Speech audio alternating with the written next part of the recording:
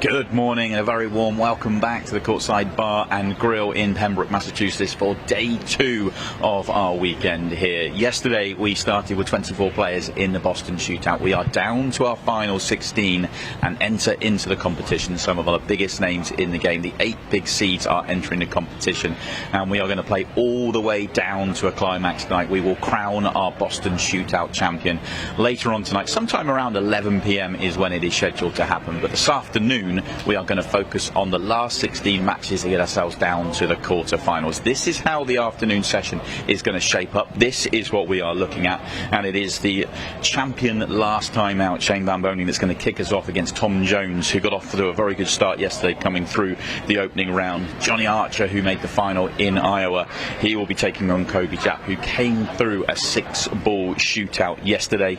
Mike Dechaine will make his Ultimate Pool USA debut, and he's taking on a familiar foe in Kevin Guimond, who came through as his own shootout yesterday.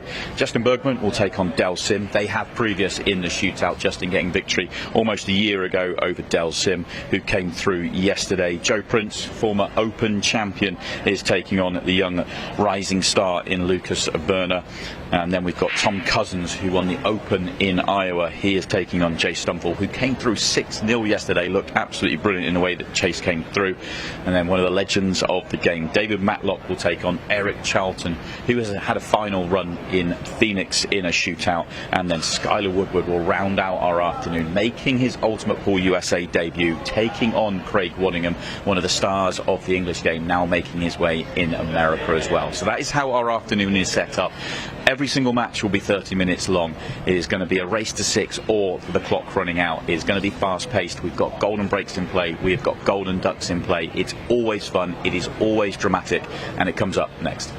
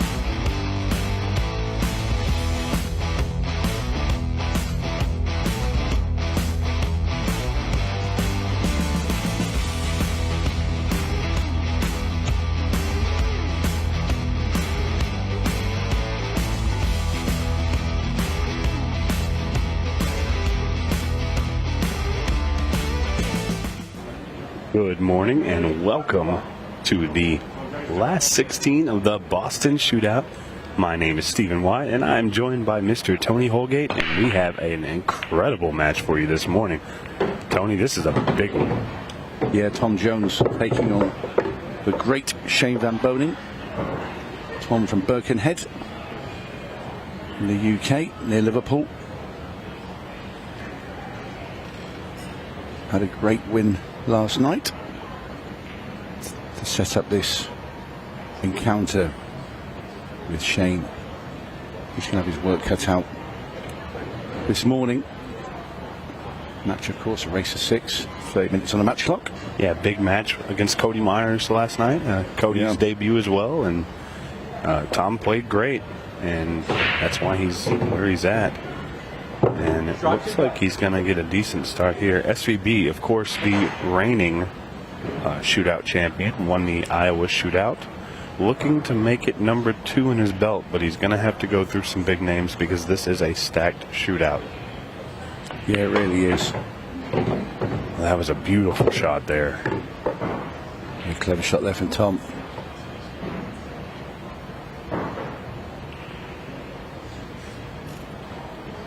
little chat with him last night after he beat Coby Myers, and he's really, really up for this and excited to play Shane. Yeah, I think no matter who you are, you'd be excited to play Shane, but I think Tom's looking at this as a chance to gain some American fans. Absolutely. A lot of people don't know this young man. He plays over in England for Ultimate Pool UK, and pretty good player. Pretty good player. Oh, how on earth has he done that? I thought he'd knocked the 8 in the side pocket for a minute, and that would have obviously lost the rack, but that's incredible. Just, well, magic tricks. Was he just trying to move the 2-ball? Yeah, he did. Well, the 8 didn't go in clean, but he's going to get punished for that. SVB sporting a fresh cut for the Boston shootout.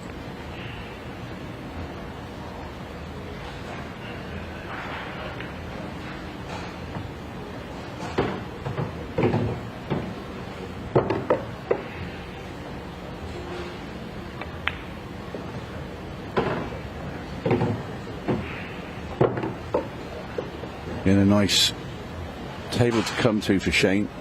Everything in the open, just to get the feel of the table. Obviously didn't have to play last night. He was seeded through, and rightly so, of course. And this is going to be the first rack to Shane Van Boening. In goes the 8. SVB doing what SVB does. That's cleaning up after his opponent makes a mistake. He's going to have the break in this next one. We've got so many great matches coming up for this shootout, the last 16. The next match is a cracker as well. Yeah, look at this. Johnny Archer and fan favorite Coby Jaap. We're going to see the debut of Mike Dechaine playing Kevin Guimond, who came through in a 6-ball shootout last night. Justin Bergman, Dechaine. That's a great game. The one there's 2 that I'm super excited for, and it's this next one, Joe Prince and Lukas-Verner. Lukas making his debut last night, played incredible, and he's going to have a tough one against Joe. Tom Cousins, Chase Stumfoll, David Matlock, and Eric Charlton, and probably my second favorite, Craig Waddingham, and the debut of Skyler Woodward. Yeah, stunning lineup for the rest of today. 8-ball moving, not quite on track for the pocket. And of course, we will find out who our champion will be tonight.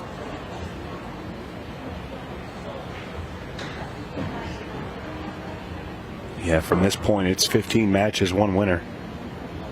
All single elimination, all shootout rules. 30-minute match clock, race to 6.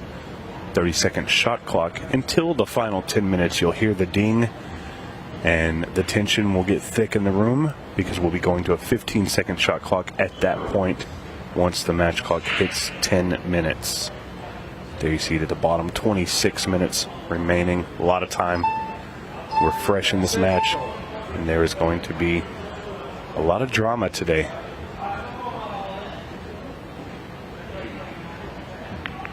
There always is in the shootout.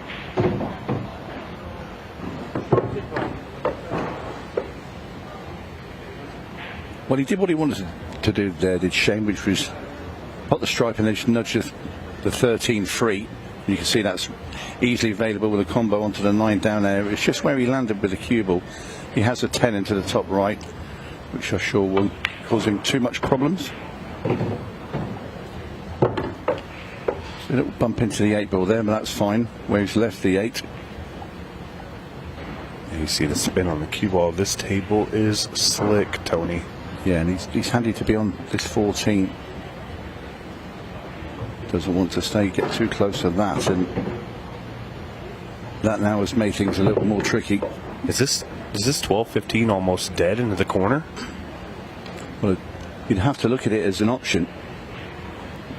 It might be going to the side. I'm not sure here. Just get to the 15 to put it straight in the side pocket, I think. I can get to 12. Yeah. When you look at that from the overhead, you didn't think the 12 would pass the 15, but That's not a great finish, but he still can get to the 13, run it down onto the 9. Yeah, speed control is going to be big here.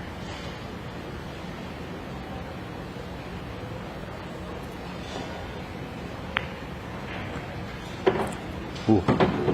He's gonna come out okay. He'll have a shot on the 15. The question is, can you get back down the table to shoot the 13 up? There's a lot of traffic. He's gonna go to the corner. Yeah, easy to get position on the 13. If you went up into the side pocket, you're coming down at the wrong angle. So that was the only shot there for Shane. And after a couple of little sticky moments in this rack, Van Boening is going to get over the line, and he makes it 2 racks in there as Tom Jones pats his leg in appreciation. And it is the man from the USA 2 up against Tom Jones from England. We saw 3 6-ball shootouts last night. All of them were absolutely packed with excitement and drama. Will we see some more today? I think the answer is yes, Tony. But I gotta say, we have 5 events coming up this weekend. This is just the first of 5. Of course, our Open is going to start in about roughly 45 minutes, I believe.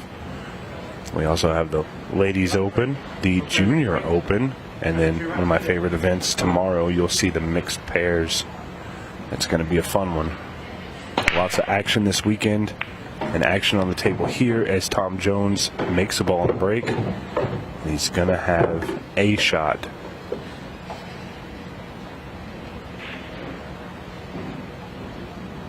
Well, my immediate reaction there is solid. Just looking at the splits, whether he can make his first pot, which he can. That 2-ball will go down to the bottom right-hand corner.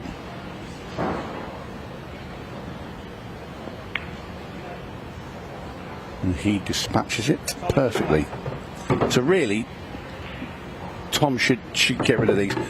I'd be tending to think about taking that 3-ball now, because you're on it. That's the most awkward ball he has to get on in this rack, and he's on it with just a straight cut down the rail.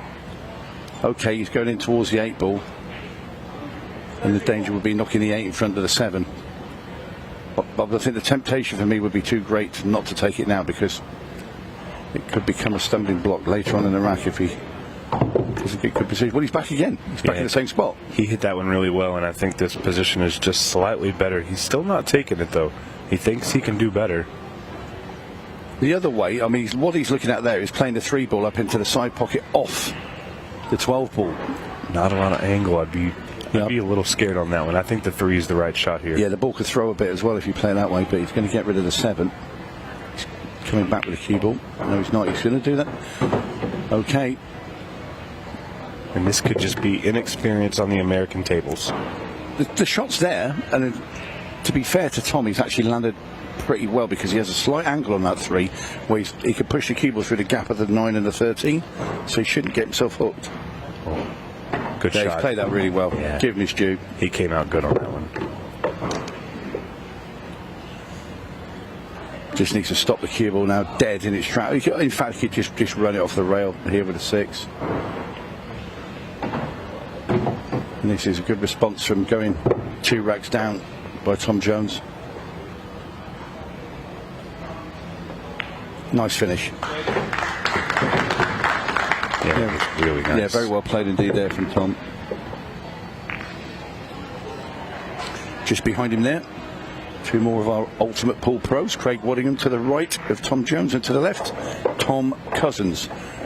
Both those players will be in action as well today. Tom, he got seeded through. Craig did get through last night via a 6-ball shootout, beating Damien Pompanic in a really good match where Craig was sailing away with it. He was 4-1 up, and Damien did so well to come back, producing rack running, superb finishing, but just that 6-ball just caught him out. He lost a cue ball just slightly here or there, and Craig did have a very good split with his, and managed to stop the white dead on a few shots in a row and did it in 22 seconds.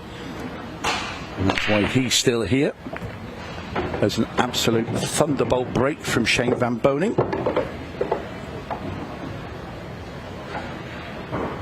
And an initial look at the table that 𝘎𝙤's presented with, I'll be looking at solids, I think.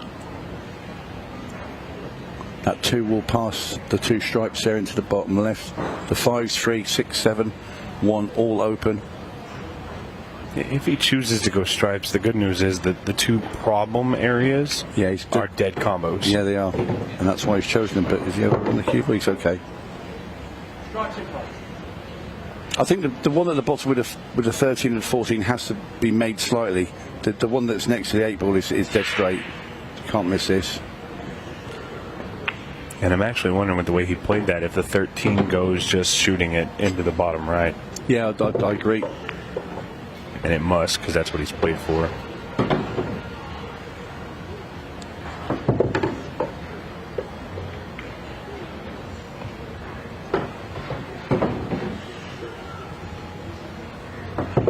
Has a tiny angle here, and he could just pump the cue ball there here now with a bit of right hand spin on this and just get the cue ball off that cushion a bit. That's a really nice shot. For me, I'd have preferred to be on the 11 rather than the 10, and he's also hampered. You see the angle of this, that's not the greatest land. I'm sure that 𝘎𝙤 will still conjure up a way to get onto this 11. Yeah, this is tricky, but the pot's pretty simple into the side pocket. It's coming off the cue ball, it's going to come off that right hand side rail, off the top rail. He just wants to fall in the gap between the 1 and the 7. He's got the 8 in the bottom corner. Use the 7 as a stopper. Yeah, that's a clever shot. I tell you, it's so hard to play inside English on this rail because it just doesn't take, and that's what happened there. But nonetheless, a great break and run by SVP. I'll tell you now, if that had been the other way around, Tom Jones would have played off the 2 rails, because that's what you would do on an English table. Whereas, because 𝘎𝙤 obviously knows every reaction that cue ball's going to make on this table, plays that shot, which is not natural for, say, like a player like Tom Jones, Cousins, Waddingham. No matter, it is 3 racks to 1 to 𝘎𝙤 van Boening.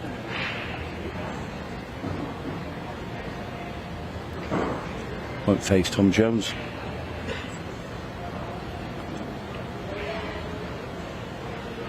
And just Tom's demeanor at the table reminds me a little bit of Jordan Shepherd. He seems like he's always antsy to get to the table, ready to play. You know what, he's a fast player, Tom. Doesn't hang about.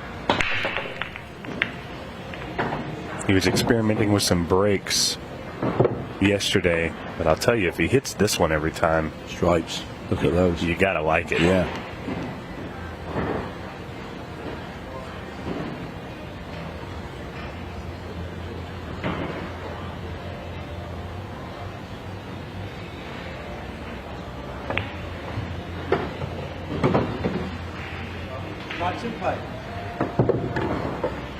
And that was the one ball that was important for Tom to get on, which was a 9.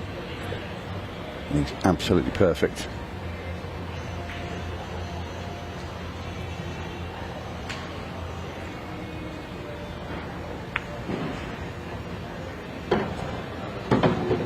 This definitely suits his style because he doesn't have to do much with the cue ball, right? It's all just kind of make the ball and roll a little bit. To be fair to Tom, if we play back in England, if you want somebody to make cue ball dance a bit with loads of spin, Tom's your man. You can certainly get some action on the cue ball.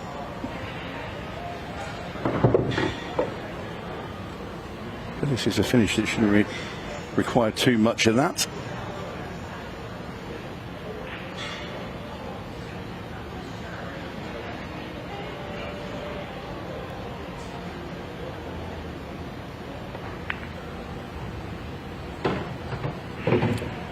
Just came out okay. He's okay. I thought for a minute it was going to glue to the 8 ball, but he's okay. He has a shot into the side pocket. 15 into the bottom right, where he's just looking where he wants his angle. But a 15 to get back for the 8.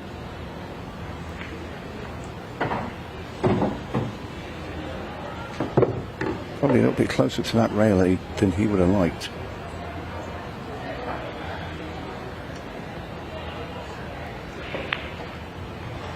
Now then, wasn't expecting that bump on the 5, and now this has been made to go up a few notches on the difficulty scale.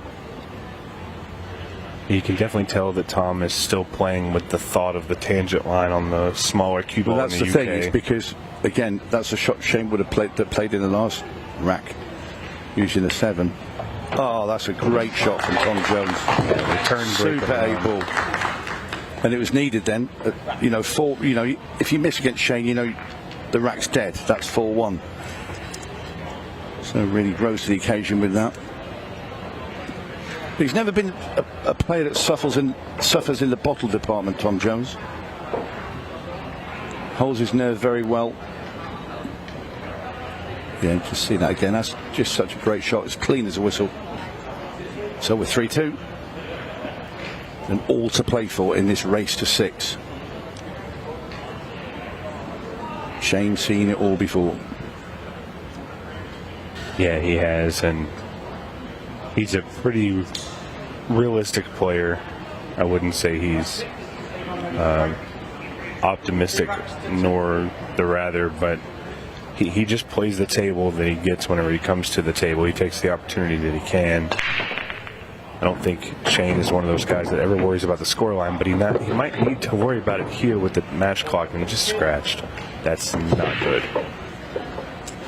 Yeah, if you look at this bracket, it's loads of power once again from Shane Van Boening, but he's been a bit unlucky there. The one ball's come and give the cue ball a great big kick, and off the top rail and back down into the bottom right hand corner with the white. So ball in hand for Tom Jones up in the kitchen. Big question here is those 2 balls at the bottom of the table, the 3 and the 14.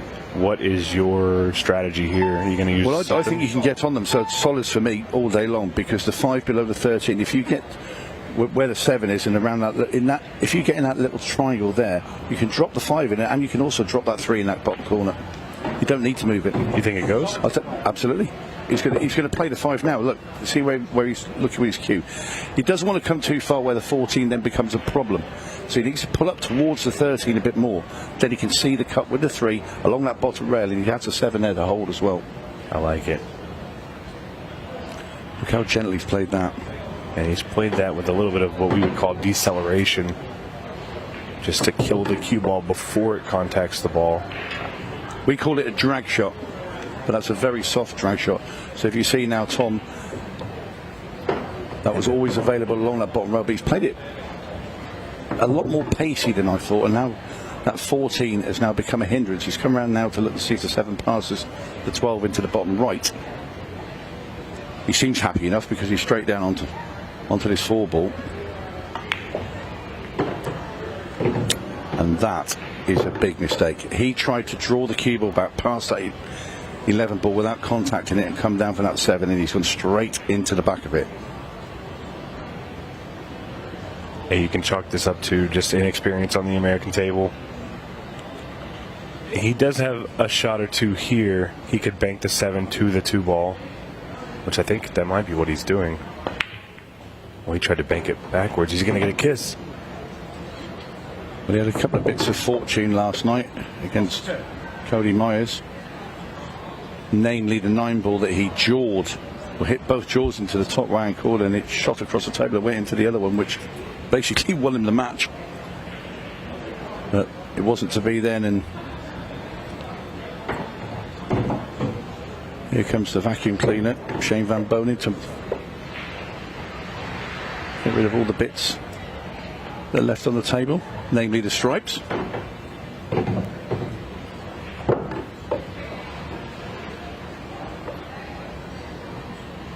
Shane will be quite pleased with this. It just keeps him having that 2 rack cushion.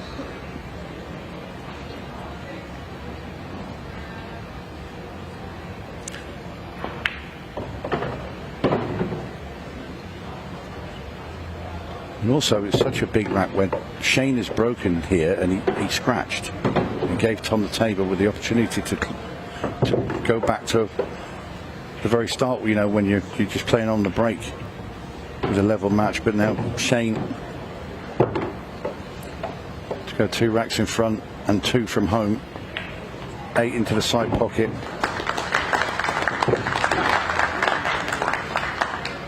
Big rack there. Scoreline change is definitely going to put Tom in a tough spot. The only good thing here is for Tom is it's his break. Needs to make a couple of balls, run the rack. The clock's not going to be an issue because the way this match is going, you can play all the racks in this match and still have about 3 or 4 minutes left on the match clock as well. So we're not going to see anything unless there's a minor miracle of some sort of ridiculous safety battle that unfolds, which I cannot see with these two. So Tom Jones, rack 7. Jones to break off, needs a ball desperately, needs to run the rack desperately. Gave that a bit extra. And how many times you see a player give it a bit extra with their break off and it goes dry? Yeah, it's almost like when you put too much power in on this table. This Brunswick plays incredible because the felt being so slick, that CPBA felt, the balls don't move quite as much.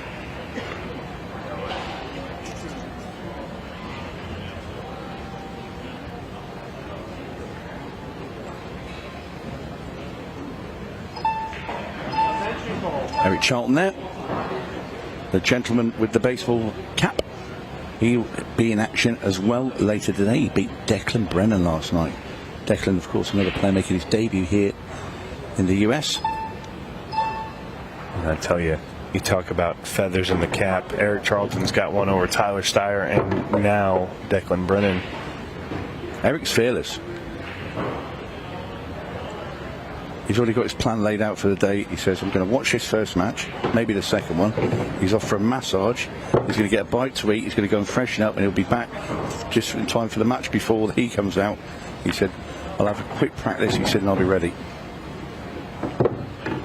Yeah, Eric's. And he's playing David Matlock tonight as well, by the way. He better be ready. That'll be another feather in his cap if he can get by David.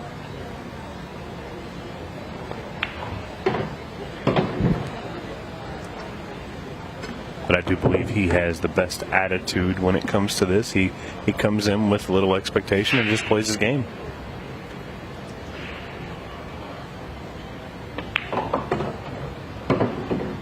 Lovely use of the spin there you saw from Shane. Just such a gentle draw into the side rail.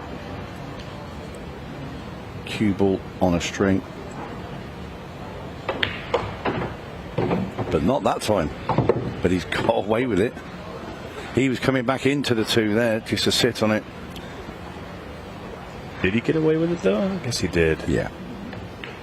He certainly did. Very nice shot. Shane Van Boening on the hill against Tom Jones.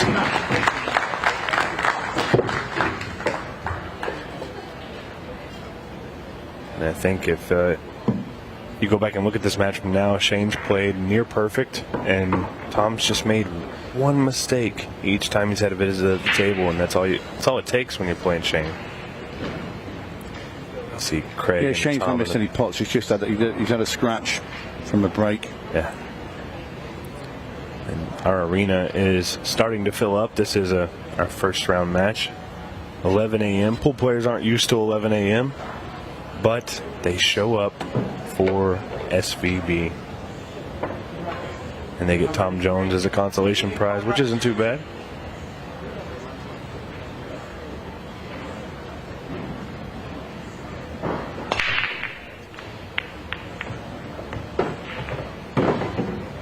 Shane's able to generate so much power in the break and still make balls.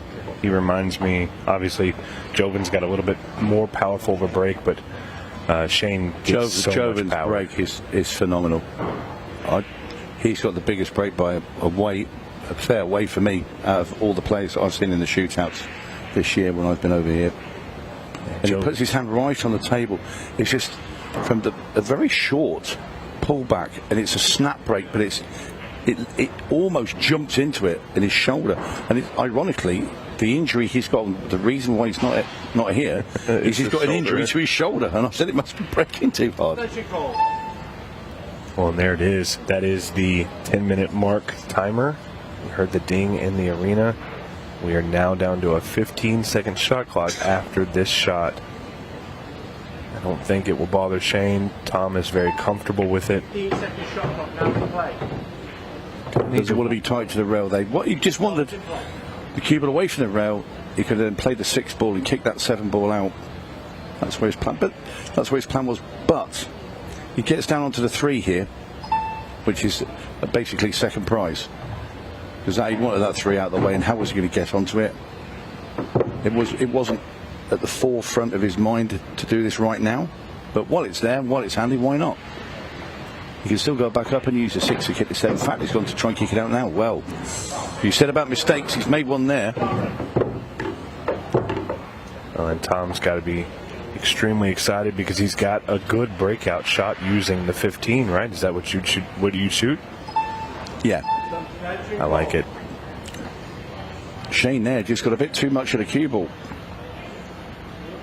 Tom just needs to be mindful of the spin here. There we go. Good breakout. He wants to come past the 2, and he has. You can see the 9 now, right over the pocket.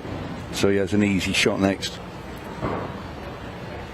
Come off the cushion first, I think I would with this, to make sure we don't follow it in. Very good speed right there. It's a bit straight for my liking. I'd have liked a bit more. He just had another sort of half a ball's width there. Just punch that down that rail.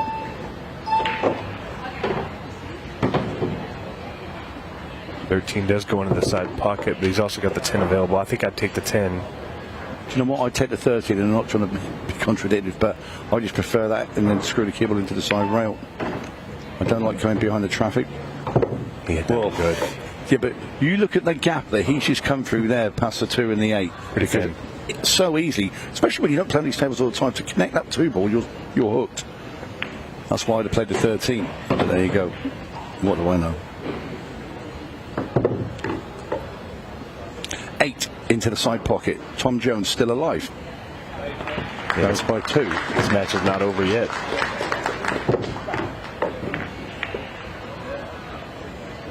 So Jones gets the break now as well. He needs 2 racks, and we got about 7 minutes left. Look at that gap he's come through there. Seriously, there's a heck of a lot can go wrong with that shot. Pretty stellar. Oh, it's risky. I mean, really risky, but it was a great shot. And Shane, a little perplexed by the scratch there. It was always there, but you didn't expect him to do it. He didn't have to. He didn't have to break it out then. He could have just knocked that 3 ball in, taken the cue ball further up the table, used a 6 ball that he was trying to get on in the first place. He was going to use that 6 to break the 7 out. And initially, and he got too close to the rail, and that's why he came downstairs. But that's gone now. Tom's made a ball. Oh no, he's made the 8 ball and he's scratched. It's a golden duck. Oh, it is as well. The 8 score. Oh my word! It's a golden duck to win the match. SVB takes down Tom Jones to his own accord. Wow, that was insane. We will get a word from Shane Van Boening right after this.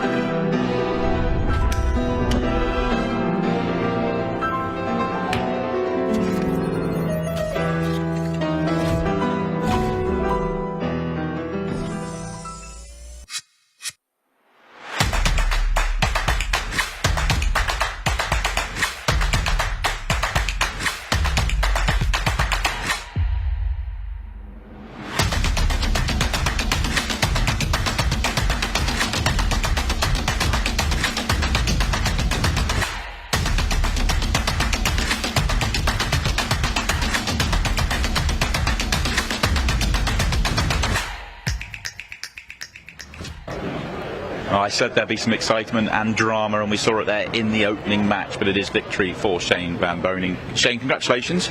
Nice to have you back. You must have enjoyed it last time. You come back, and great to see you again, and off to a nice start. Yeah, I'm glad to be back and playing 8-ball, like my favorite game, so glad to be back here. We're great to have you back as well. The time match, the strange ending with the golden duck, it's all a little bit different. Yeah, it's different than the other format that I played, so I didn't expect to win, especially he made the 8-ball in the break and scratch, so that's a win-win for me. I guess Tom's probably a player that you've not seen too much of, but a pro from the English game comes over and creates a little bit of excitement. Is it nice to play different players and to see a lot more players playing the game?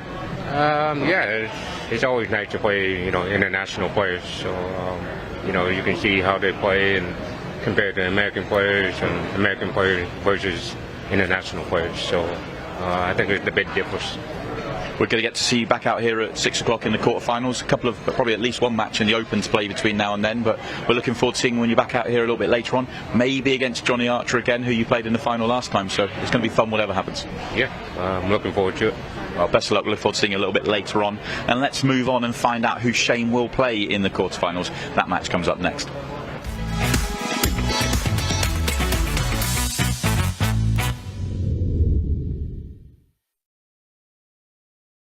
Hi, I'm Scott Ryan, Ultimate Pool USA CEO, and I'm here to tell you that Ultimate Pool USA is capturing the hearts and minds of so many pool players across the United States. To the players, league operators and supporters, you are the reason we do this. We thank you. As we approach the end of our first season, I'm delighted to announce that our monster prize pool, including that groundbreaking $100,000 first prize, is ready to pay out at our nationals. You heard us right. No gimmicks, no gifts to the value of, just $100,000 in cash for the best team playing Ultimate Pool USA at our nationals. For the players, I'm going to hand you over to Ultimate Pool USA President Jordan Chavouche, who's going to reveal where our nationals is being held this year. Hi everyone, we're delighted to announce that the 2025 Ultimate Pool League National is going to be held right here in Cherokee, North Carolina at the stunning Harrah's Resort and Casino from Monday 10th through to Saturday the 15th of November. And guys, we've got you covered. Don't worry about too little playing space. We've got over 40,000 square feet. Don't worry about staying up too late. Our tournament team have got you at the heart of everything they do. Plus, when you're not playing, you can use the incredible facilities this resort has to offer, such as the spa, the bowling alley, and the many amazing restaurants. The whole team are really excited to welcome you here, so I look forward to seeing you in November, and good luck. This will be the biggest party in pool. Teams and players fighting it out to be the best of Ultimate Pool USA. But that's not all. We will have many special attractions, including our shootout, an open event, and many surprise guests from pools past and present. Get ready for all of the high-octane, fast-paced action you've come to expect from Ultimate Pool USA. For the players, league operators and supporters, this November, Ultimate Pool USA changes the game. We'll see you in Cherokee.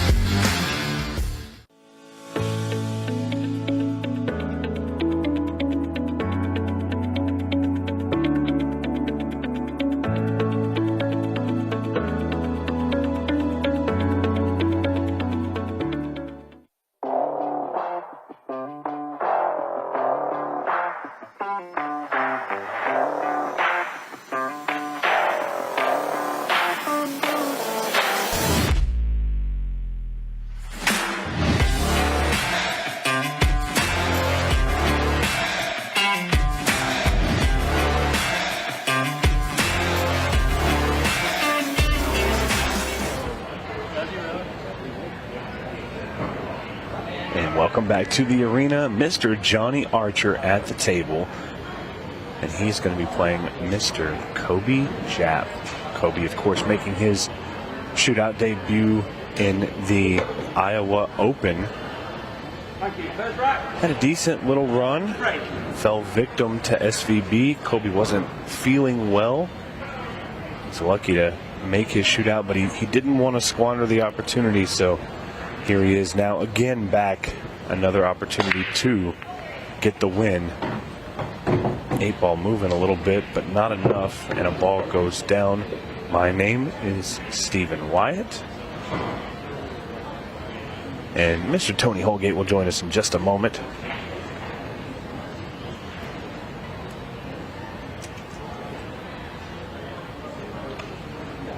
Well, I say his name, and he appears. It is Mr. Tony Holgate. Good afternoon.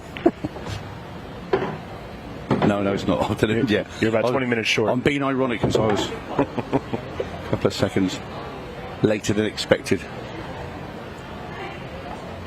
Had a problem with my feet. They were going in the wrong direction. To be fair, this venue is pretty massive. It's not a short walk to get anywhere. No. Here at the Courtside Bar and Grill, Pembroke.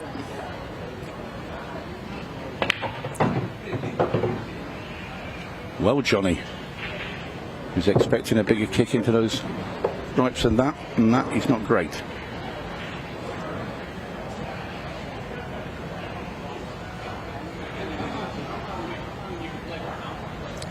Trying to get the 15 through that gap, past the 13 into the top left here.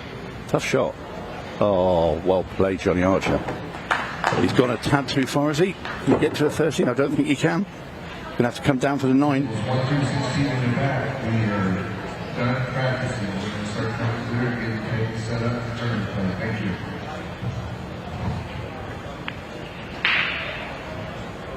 Now we can see the 13. Playing ball rolling for the Scorpion.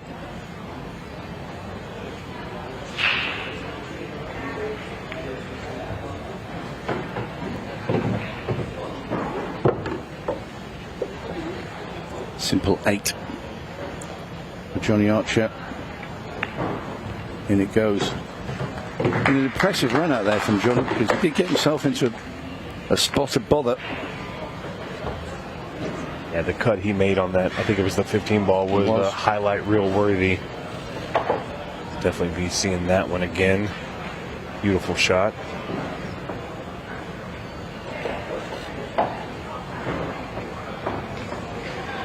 Coby Jaap came through last night against young Shane Petrick.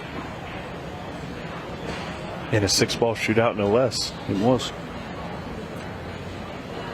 Yeah, he looked to be sailing away with that match, and then Shane put up a fight back, dragging it to 6-ball shootout, but then came up short. It's very hard in the 6 balls to try and keep that white from spinning and rolling round and losing vital seconds. Yeah, and I'll say the Arizona Open that happened at the beginning of this year gave us quite a few gems. Eric Charlton, Coby Jaap, both making their debuts there. This is not good. That, and Coby won't mind me saying, is not his greatest break that he's ever played. To go and scratch straight in the side pocket cleanly is not a good break. Yeah, that's pretty rough. He's going to need to get that under control.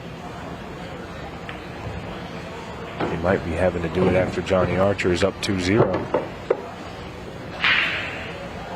Johnny overrun a bit then.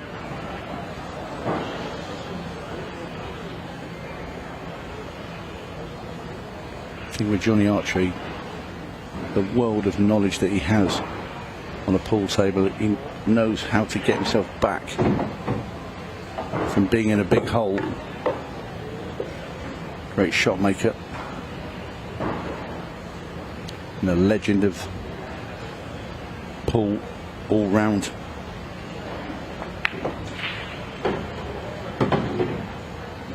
Once again, not in prime position. There you see him sort of slap the table, shake it ahead.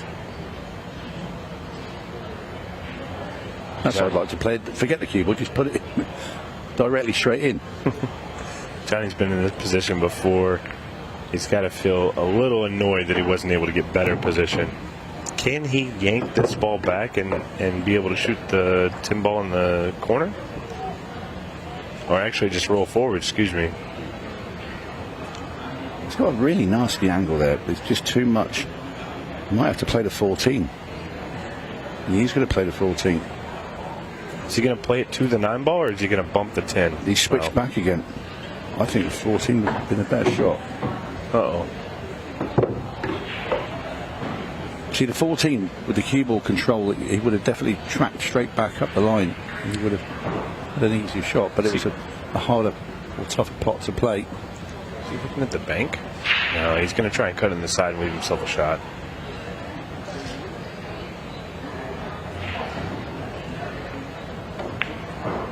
Yeah, very tough shot to play from that angle. Johnny Archer, in the end, runs out of shots to play. These are so tough into the side pockets from those angles. So Coby Jaap, hand on the table for the first time in open play. Yeah, Christmas in June after the break, or after the scratch on the break. He's got to feel lucky to be back at the table and with less traffic.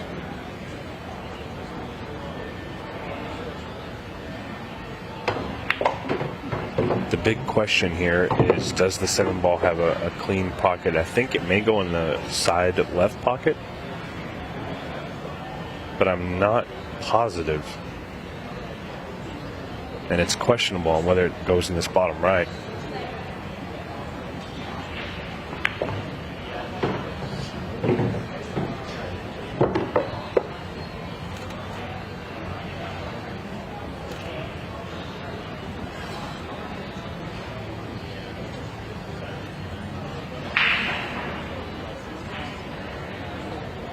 Our good friend Sean Santoro in the background came out to check out the Boston Open. He's playing in the Open.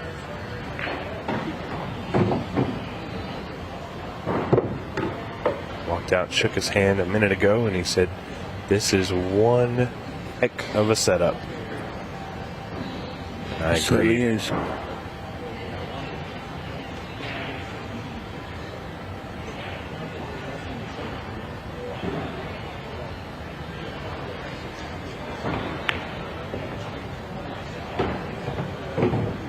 Now he's in perfect position, Coby Jaap.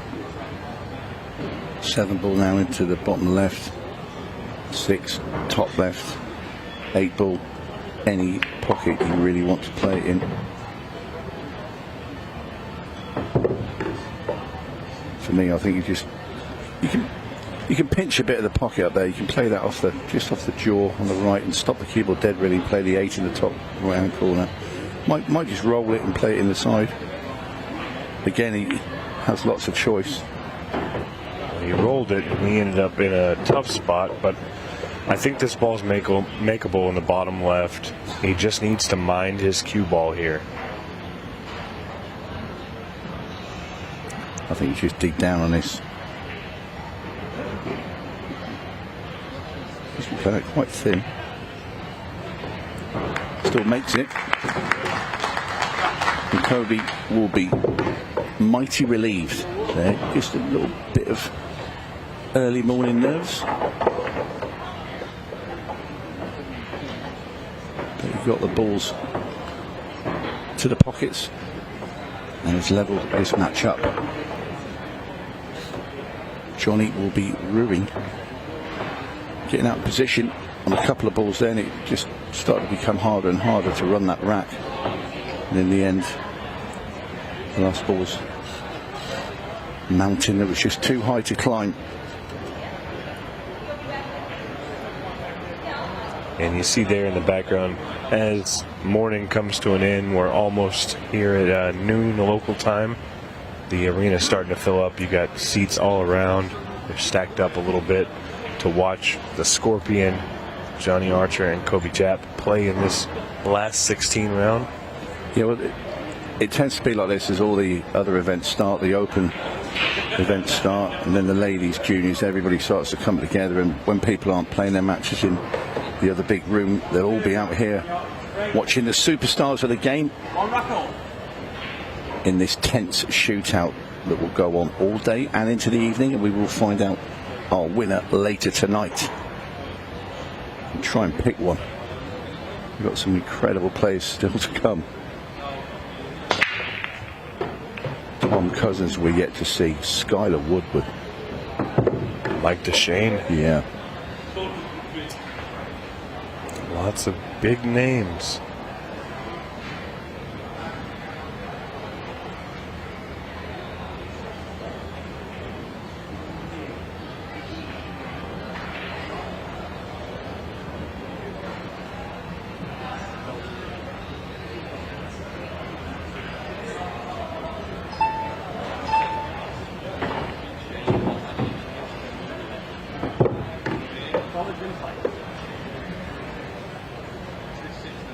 If you didn't catch the Iowa shootout, it was this man, Mr. Johnny Archer, who only fell to eventual winner Shane Van Boening. Yep. And it was a tight match. Johnny had a 3-0 lead in that race to 6 and was not able to close it out. Well, here's the good news for Johnny. If he beats Coby, he's going to have a chance at redemption a little bit later today. Got a really sticky one ball there at the bottom of the table.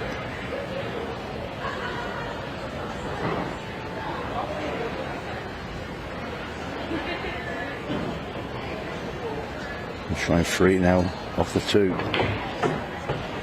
And that was always the danger when you kick into those 2 stripes, that you don't move them both. And as you can see, the 14 has stayed where it virtually was. And the one ball is still nowhere near being available. Not quite sure what he's doing here. He's going to chance the safety. Yeah, he is, because he knows that 14 and that 9 ball are in tough spots. He didn't do himself any favors with where the 7 ended up, though.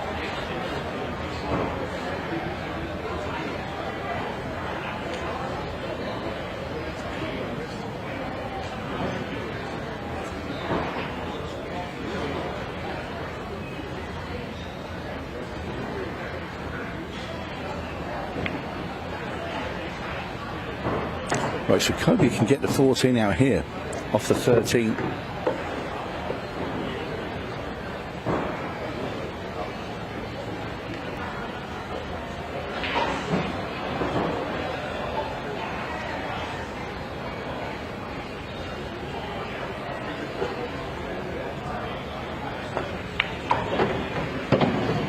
That's nice. That right there was a really good breakout.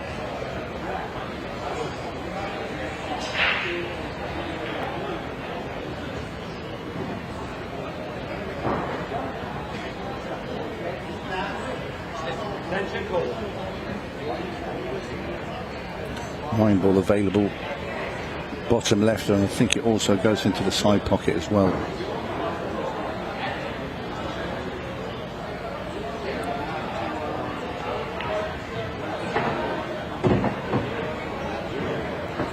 Shoot the 15 now. Shoot the 15, cue ball into the side rail, and if he can contact the 3 and the 7, just 3 slightly before the 7, it will push the cue ball towards the middle of the table, and he will open everything up here.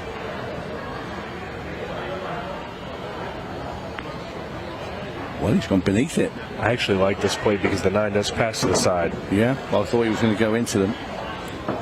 The problem now is he can make the 9 in the side, but what kind of shot is he going to have on the 10 ball? Just stop the cue ball dead. If he's straight enough on this, you stop the cue ball where the 9 is, or just below it. And he can cut the 10 into the bottom left. Gives him an angle to get up as well. Dangerous. Yeah, risky shot, but he made it look good. I prefer to have the other angle because you could cut the 10 into the bottom left and come off that top side rail and off the top rail and have the 8 into the side. This is a bit straighter, so slightly the wrong angle. So come behind the 3 and the 7.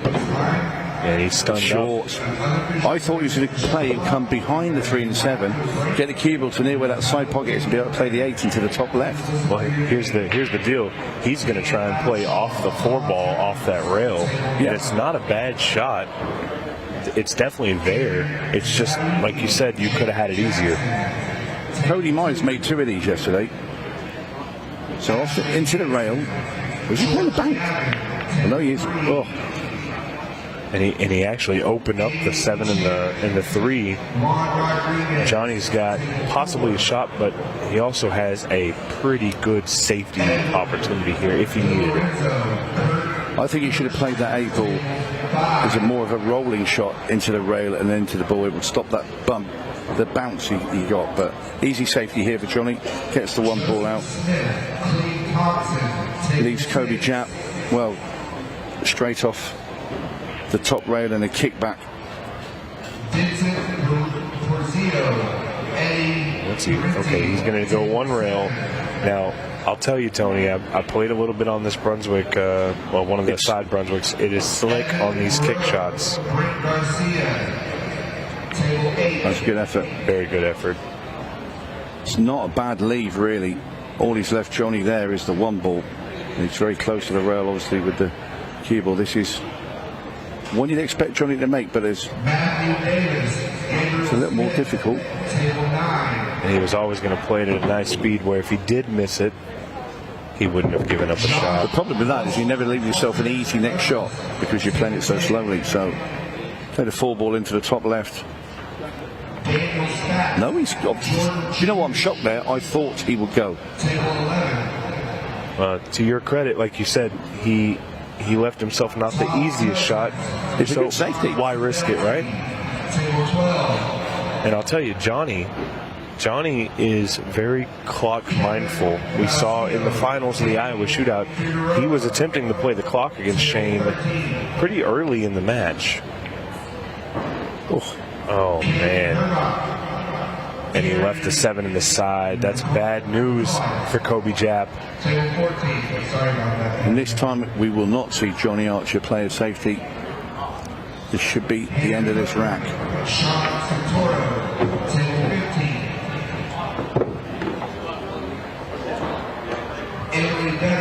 David Matlock, table 16.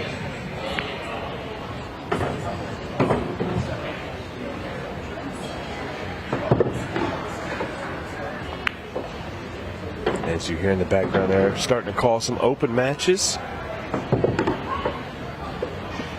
Because it is that time. And Johnny Archer says it's my time as well. He's up 2-1 against Mr. Coby Jaap, the man from Minnesota. We always knew that the shootout was going to provide a little bit of drama, a little bit of excitement, maybe some fireworks. And I think we're building to one of those moments here. This has been a pretty good match so far. So many good matches to come. Both players with the 1,000-yard stare. Yeah.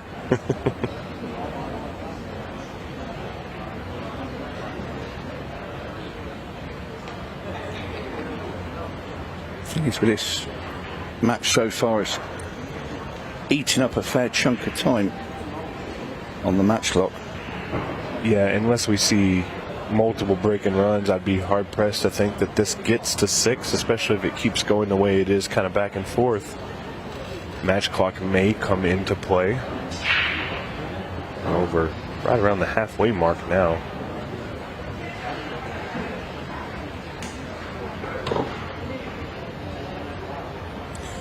Richard Rhodes, our referee, hands Coby Jaap the cue ball.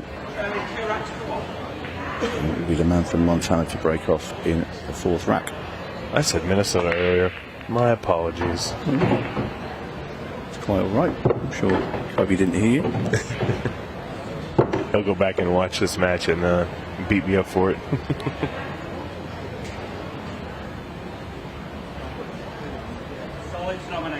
Might be originally from Minnesota, but he does reside in Montana. Just as I try and save you there, Stephen. Appreciate it. Teamwork makes the dream work. I look after you, buddy. Nice shot there from Coby.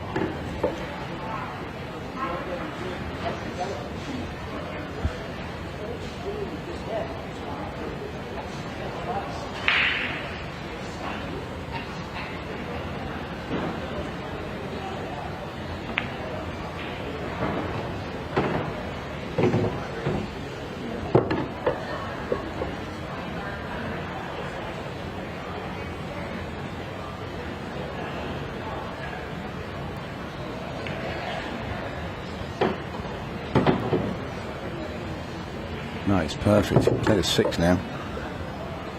That solves a big problem there for Coby. A lot easier to get from 7 to 4 than it would have been if had to go from 7 to 6 rather than get rid of the 6 straight away.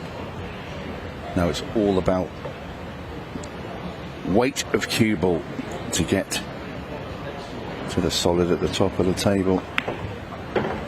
That looks pretty good indeed. Great shot from Coby.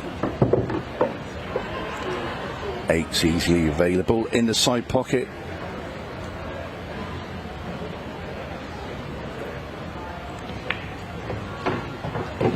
This has been a nice run out.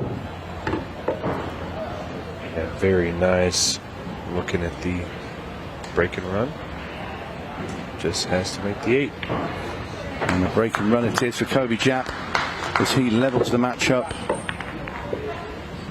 2 racks apiece in this race to 6.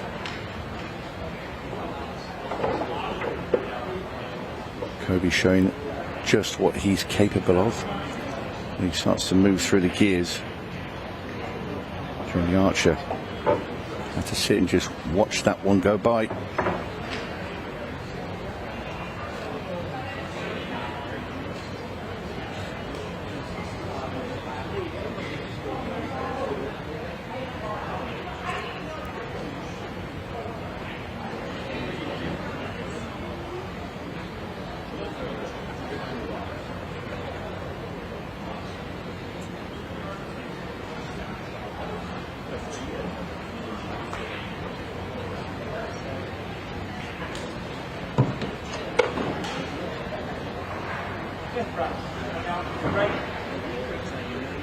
Two racks off. 13 minutes 3 seconds left on the match clock. When we get into the last 10 minutes, you will hear a bell and it will drop down to 15 seconds of shot.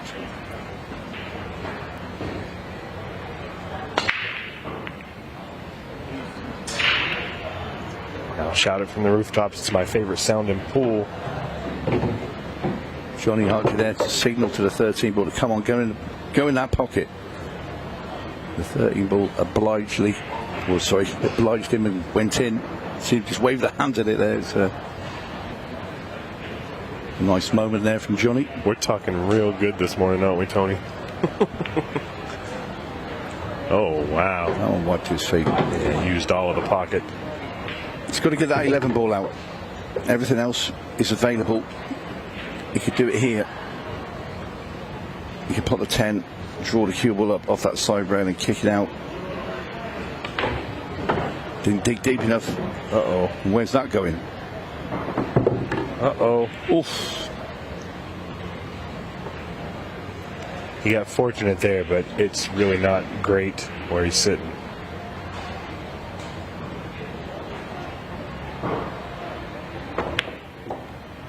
Oh, that's a huge shot from Johnny Archer. Pots the 14 and then kicks out that bad 11. Bit of hamper cueing here. Tree topped. Makes the 11 and he's come back for the 12 as well.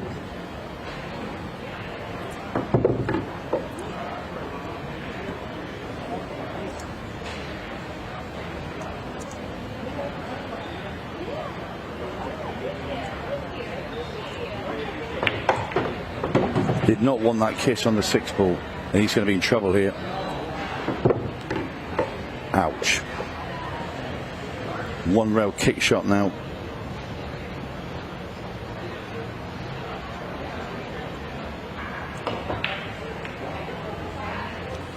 And Coby Jaap is going to get to come to the table.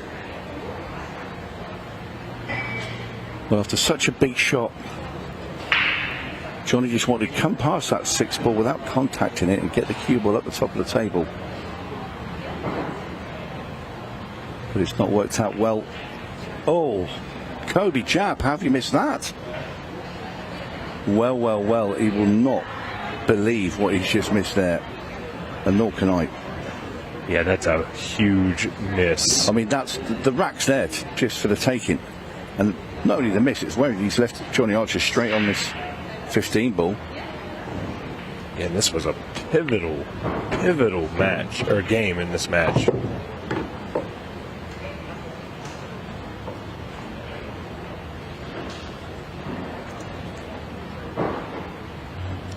And then you see where he's intended to play the 8, bottom right.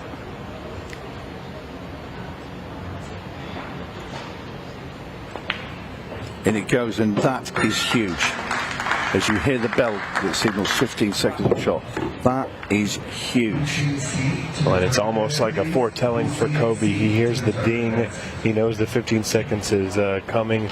He knows that he just missed a shot that he's not going to miss hardly ever. So it's just kind of, when it rains, it pours. 15 seconds a shot now. This is going to get really interesting very quickly. And it is going to be Coby's break.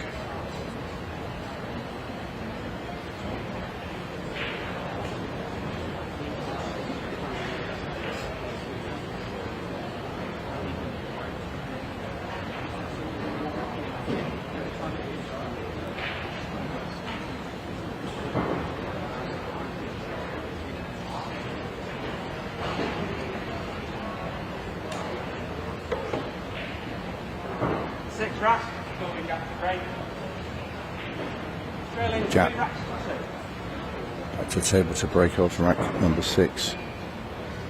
He's still feeling it after that missed 7 ball in the side pocket. It cost him so very dearly.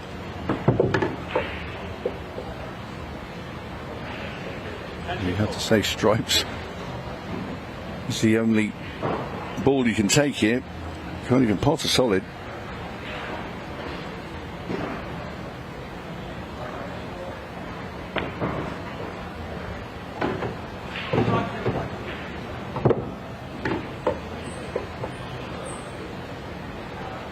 Yeah, this is a messy rack.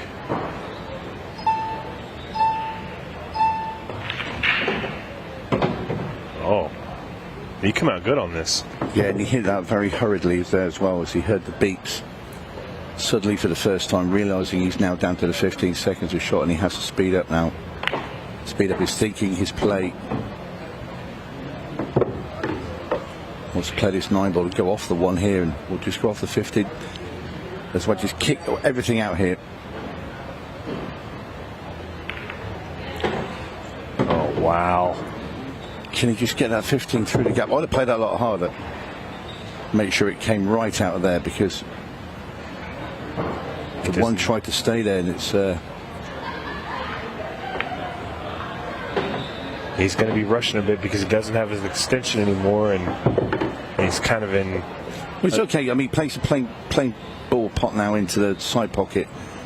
Cue ball straight off the top rail, and he'll be able to see the 13. It's just about make sure he gets onto the 8. I don't think this 8 ball goes in the bottom right. Well, if it doesn't, he's in a bit of bother. But be careful, because it can be deceiving. He's playing very quickly. I think it must do. Well, he played for it, so it must go. It's tight. But you can see there's a nice gap between, yeah, it flies in there. Absolutely flies in. Oh, what an insane break and run by Coby Jaap. It was not easy by any means, and he dug through and made it work for him. And now here we are, 3-3, 7 minutes and 50 seconds left in the match.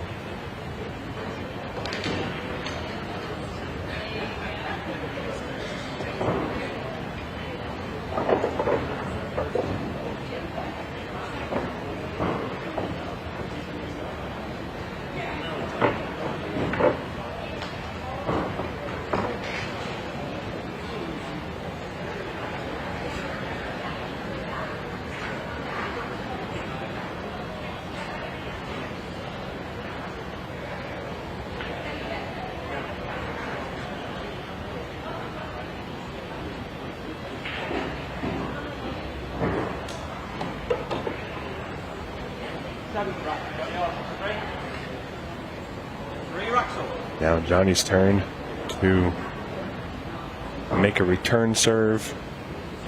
Break and run would put him in a real good spot. Needs to make a ball, though. That's the important one.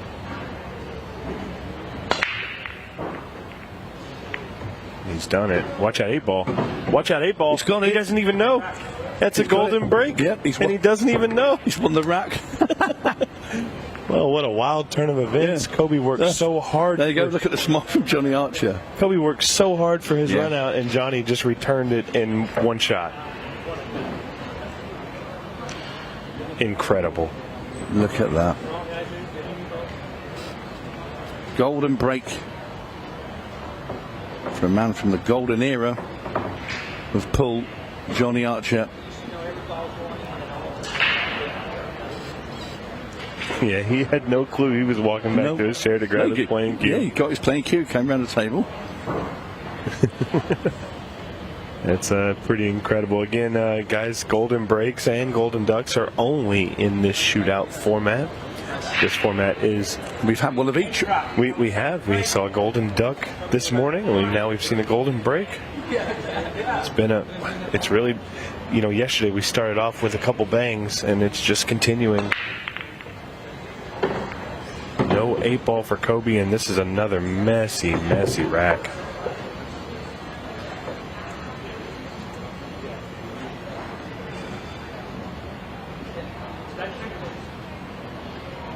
Yeah, not a particularly big explosion from the balls there from Coby's break.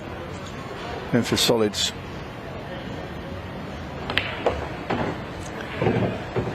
There's lots to be done here, but they are all available. You can see the 7 that's next to the 8-ball. That goes in the top left-hand corner. The 4-ball goes bottom left. The other 3 balls are open, so there is a chance. It's just going to be very intricate with his cue ball control here as Coby, and he's left himself some awkward cueing. Very soft shot here, so he wants to stay on that 7.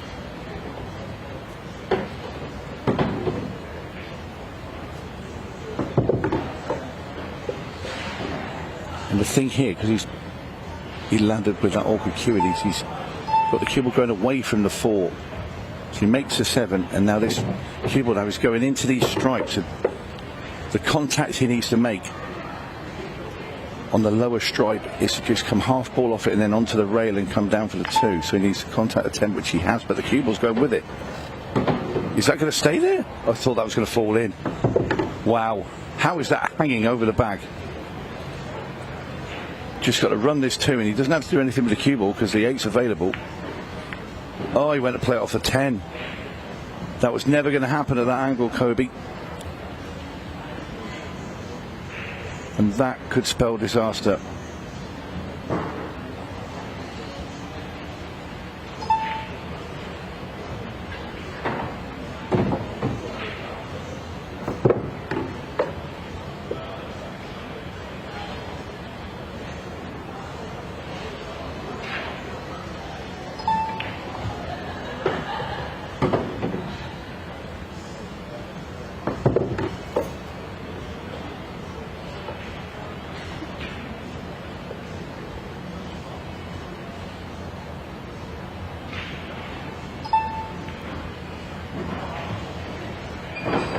Prime position now for Johnny Archer to go onto the hill.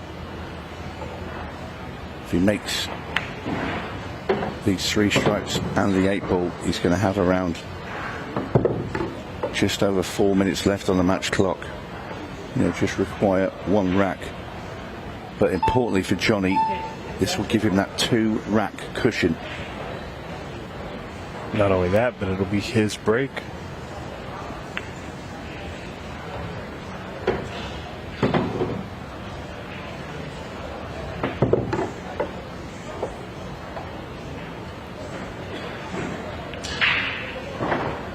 Oh no, what just happened? He tried to be right, so he tried to play that with a load of what's called check side. So he tried to play it off the side rail, off the top rail, and just come back himself straight, and he's basically caught it too thick. Coby Jaap, well, it's been a strange old match. the inside English just is not taking when you hit the rail. Wow. Coby Jaap. You see, caught the ball too thick. You need to play it a heck of a lot thinner. So obviously, he struck the side rail further down. If you see it now, there. And that spin eventually then took it into the pocket from the jaw. Well, Johnny. So he'll talk to himself there as well.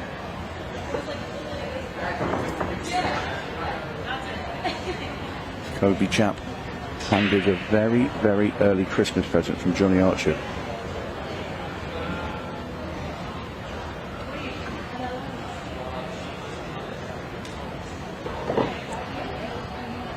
I think Johnny sort of half stood there in disbelief. Johnny will be hoping for a second golden break more than ever now.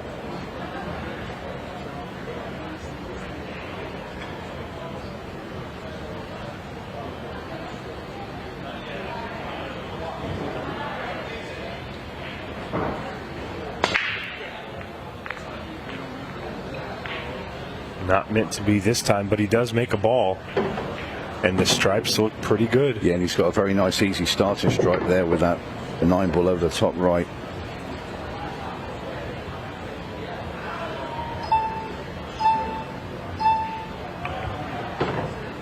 Really only one position to contend with, and that's just getting a decent shot on the 12. It's not too terrible. Nope.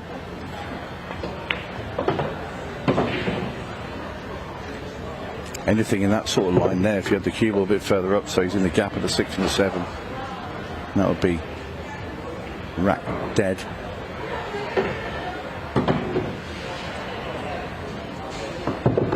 Tell you what, you can actually come up, play the 14 now, and then play that next, and come down and play the 13, because it's easy to get position onto the 12.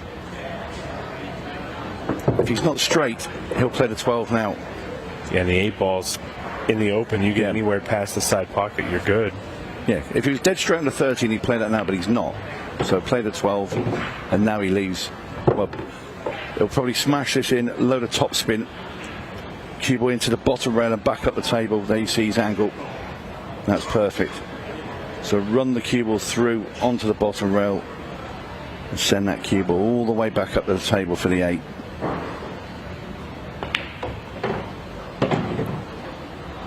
Yeah, that's perfect. Johnny Archer really with a good return here. And it's going to be on the hill for Mr. Johnny Archer. And Coby Jaap will be breaking with just 2 minutes and 34 seconds left. This is when you need a golden break.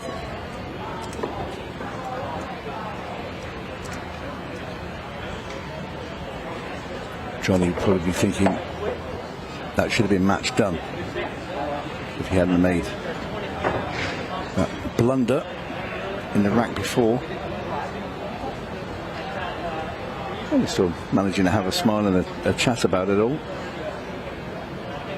I think just a tribute to Coby, how personable he is. I mean, he's just a lovely guy. He's a super nice guy, and he'll talk to you about just about anything, and he just loves being in this arena. So it's a lot of fun for him, and that's how he sees it, which is not a bad way to look at it, really. No, he's a very well prepared and determined young player as well, to be fair to him. But he is a great guy. He's going to make that 3 ball. And I'll tell you what, has a chance. Let me ask you this, Tony.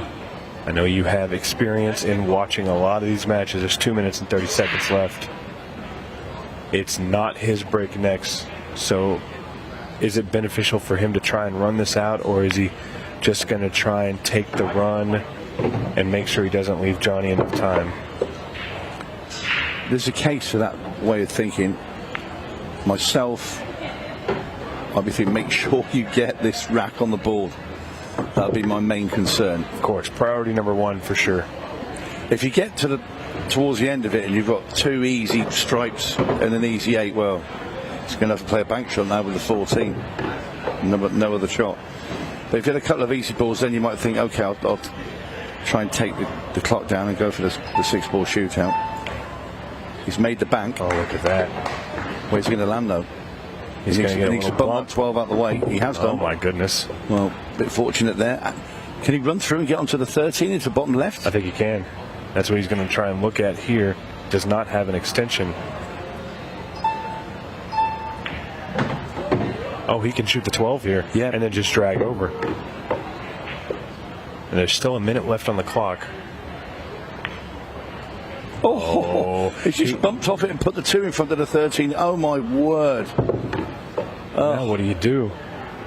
You almost got a 3-rail this ball. I think he goes too wide, the 3-rail into the side pocket.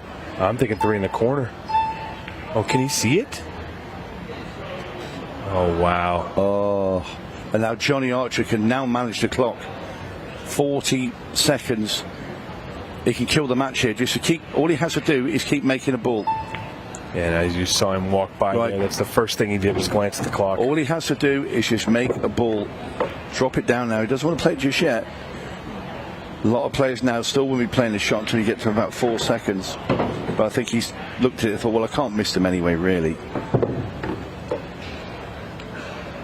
You don't want to take a silly miss and give Coby a chance to... He's not going to have the time to actually get to the 8. So there's no point trying to run the match out now, but he's going to run the clock enough. And that is it. Johnny Archer has beaten Coby Jaap in a quite intriguing match. Here's the man from Georgia. There he had a golden break. Coby Jaap had a chance, just flicked off that 2 ball right at the end. But it is the Scorpion that will go through. When we come back, Simon Webb is going to have a nice chat with Johnny Archer.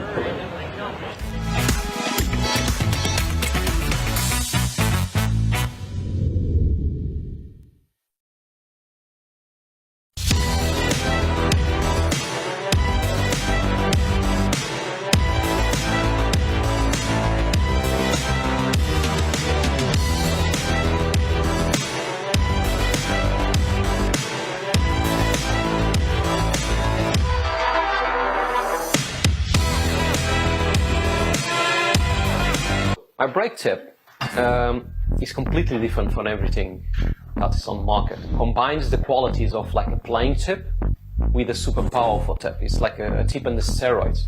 You can open with less power and still have spin and split the pack perfectly, but you can go for the power breaking and you still have control. You just need to know how to do it. A lot of players that they told me that because they use so less power on breaking, they can focus on accuracy, and the rack always splits the way they want. And because they are not using the power, they keep that accuracy and its reliability. I believe that when you're going to buy something, you need to believe on it and buy it perfectly. And on my side, what I believe is, if I'm going to offer you something, it needs to be better than I was expecting before buying itself. The increases, it's fantastic, it's super good. And they are consistent, they still have power or more power than the normal tips, and they last. And that's what I want. It really feeds me on. When people say thanks and they like the product and they are happy, I feel joy to myself. It's not really just proud, it's just joy. I feel happy. Well, that was fun, wasn't it? Right the way down to the wire, but it is victory for Johnny Archer. Congratulations. It really felt, it's good to have you back, first of all. It felt like there was drama all the way through that one. You had to deal with a full kind of match clock experience.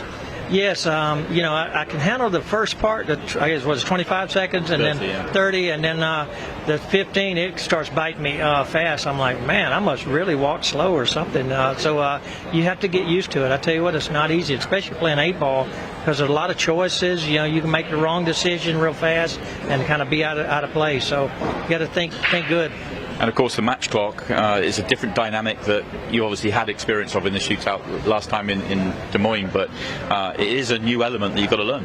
It is, and if you don't play it all the time, even though last time it seemed like I handled it pretty good, but the games went a little faster last time. The balls were more open. Today, you know, both Coby and I was having some tough little outs, and the balls kind of get tied up, so that makes that match clock come into play, and that shot clock, yeah. It certainly does, and the victory means that we get a rematch of the Iowa shootout, because you get to play SVB in the next one. Thoughts on that game? just hope it is a different outcome than last time. Wish you the best of luck. We look forward to seeing that a little bit later on. So that is our first quarter-final set in stone. Let's move on and see what happens in the next 2 matches from the last 16.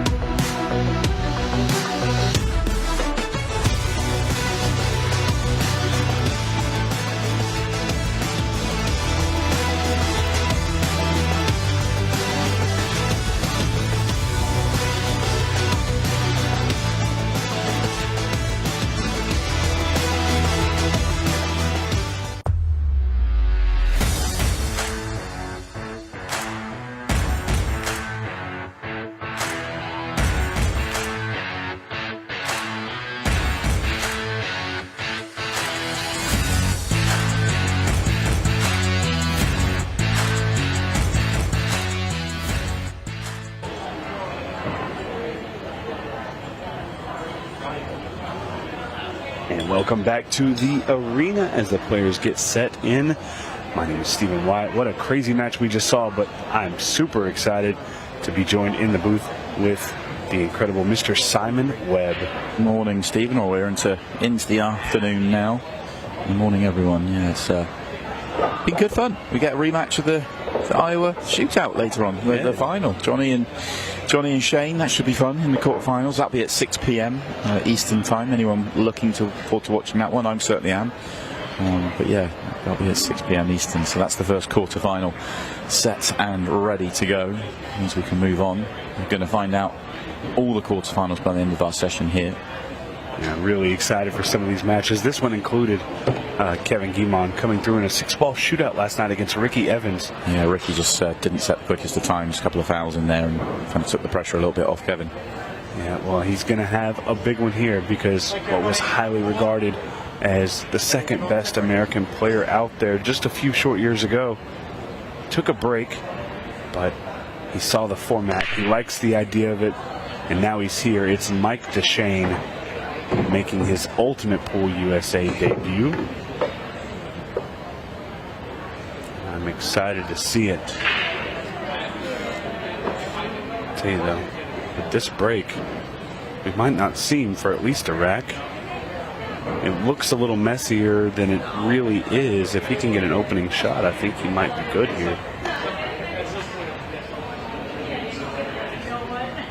I think the fact that Kevin came through a tough match yesterday, has experience in the arena, has experience with the match clock. I think that's where you look for the advantage there for Kevin, and if he could get off to a strong start here in the opening rack and just put Mike on the back foot, put him under pressure early. Yeah, Kevin is a learning tree player. When he plays, he learns. Win, lose, or draw, he's going to learn something, whether it's about his game, about the format, about playing under the pressure of the lights in the arena. He's going to learn, and that's going to play a big part in this match, especially with how the match last night ended. With everything that he's achieved in the game, it is a lot to learn as well. That's the key thing here. It's a whole different dynamic playing Ultimate Pool USA with the shootout and the match clock and the shot clock and everything else.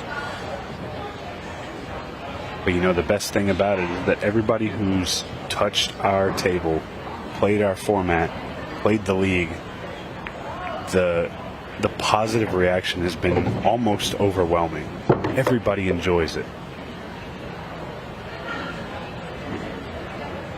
I just had a quick second to talk to Mike, and he told me, he said, I haven't really played a whole lot in a while, but I gotta say, if there's one thing that you guys have nailed, it's the excitement. It definitely creates drama. There's no doubt. Definitely creates excitement.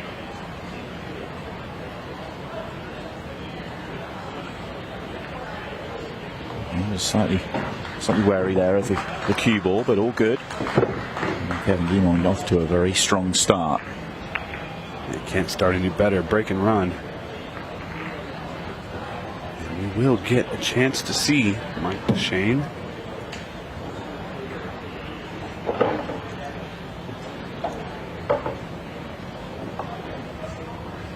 One of the differences that we don't talk about a whole lot, especially for a player that's coming into the format new, our rack is slightly different. We use a very specific pattern. Best way to counteract pattern racking is to use the same pattern every single time. Also, if you notice here on our overhead camera, the 8 is on the spot. So it's slightly higher than a standard American 8-ball rack. So you get a little bit different reaction. Mike knows that the 8-ball is alive on the break, so he's going to use the cut break and try and send the 8-ball flying. And the 8-ball has been doing some flying today. We've had a golden break and a golden duck in our first 2 matches.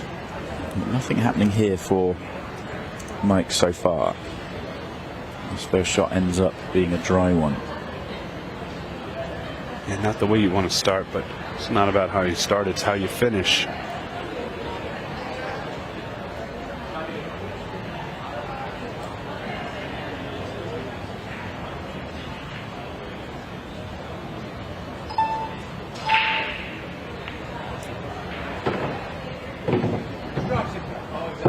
Referee to table 10, please. Referee to table 10. Harrison Leading, please come to the tournament desk, please. Harrison Leading to the tournament desk. Yesterday we saw Kevin just get himself a little bit lost at back ends of finishes and not quite putting the run-outs together early in the match. He got stronger as the match went on. Looking to try and start with 2 straight run-outs and start as he finished.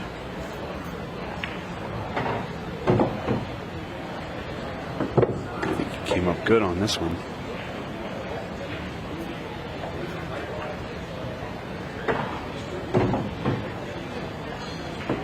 It's a little awkward, this one. With coming down just a few more rolls. He's going to bump the 13 here, so he's got to play it with a small pace, right? You don't want to but if he comes down the table and gets himself straight in, he's absolutely fine. Yeah.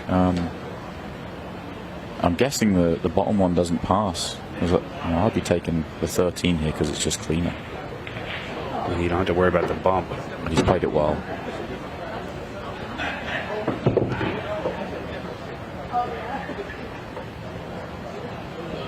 Still has to play a decent shot here. Easy to let this one go wrong.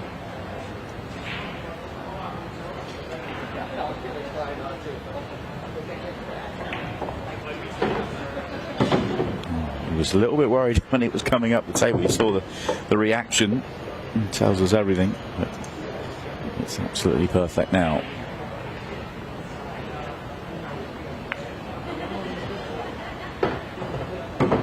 Played this really well. He's looking at a break and run and then reverse. Great start. 2 straight run-outs. Off to a strong start. Race to 6, 30-minute matches. And this is the state of play. Look at that first quarter-final. Shane Van Boening will take on Johnny Archer. The winner of the match we're focusing on now will take on the winner of Justin Bergman and 𝙍𝙬𝙤𝙯. They have played before, and it was a victory for Justin. And on the other side of the draw, we'll see all these last 16 matches in this session. Joe Prince will take on Lukas Werner. Tom Cousins will take on Jay Stumfoll, who was in great form yesterday. The legend that is Dave Matlock will take on Eric Charlton, a former finalist in the shootout. And then a man making his debut, probably going to be as much attention on Skyler Woodward as anybody in the field right now, as he's making his debut. Will take on Craig Waddingham, who has been to an Open final and semi-final, but yet to do much in a shootout here in the States. That bracket is very exciting. I think two big matches that I'm looking forward to is obviously Skyler and Craig, but also Lukas and Joe. I think their styles are very similar, and I think it'll be an absolute it's going to be really close, I think. Yeah, Lukas looked good yesterday. Looked like he took to. Obviously, there was a rules infraction, but other than that, he played really, really well. Extension call. Well, Kevin's got an opportunity to go 3 straight here. And at first glance, it looks absolutely wide open. Yeah, if I can get this break layout every time, I might actually be a decent player. Yeah.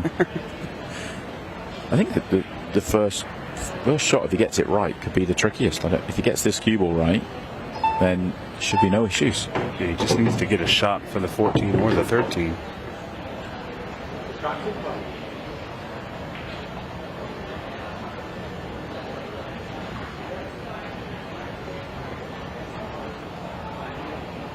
There you go. Kevin, very familiar with the format and knows that we are playing all ball fouls. He gives a little tuck of the shirt as he leans over the 11. Doesn't want to give up a silly foul, especially on a table that looks like this.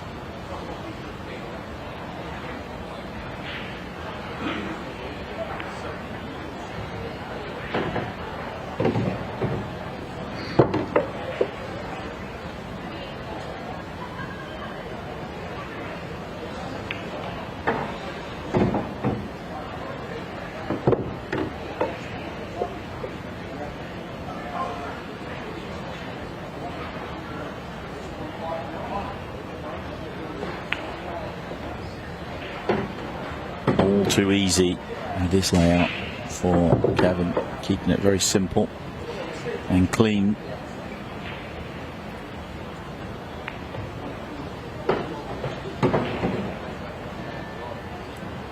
He's just got far enough.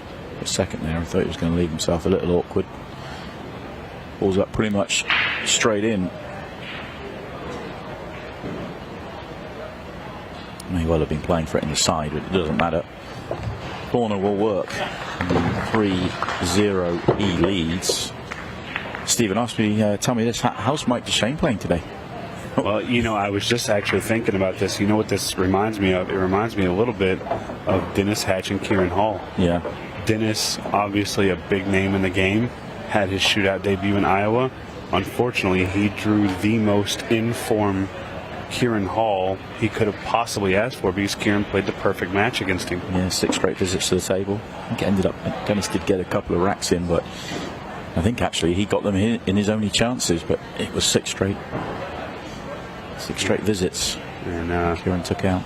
That's kind of what we're looking at here. Break and run for Kevin. Mike breaks dry. Kevin runs out, and then a follow-up break and run. So Mike really looking to make a ball here. Desperate for a ball. Needs to get into the match. Needs to force himself on. He's got a ball. He didn't scratch. Yeah. But is he going to be left an opening shot? It doesn't look like it. Can he shoot this 14 in the top left corner and break out the 10? It's a tough shot for your first shot, and that's if it even goes. Because I think if he makes this shot, he would have a pretty decent run at the stripes. Yeah, I'm not sure it goes. Might not. He might just have to put the cue ball straight back where it is now. Extension call.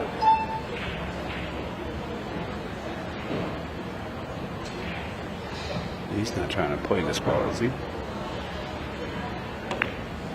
Well, he is. He did. And there's no intention of pulling back. What an excellent opening shot that is.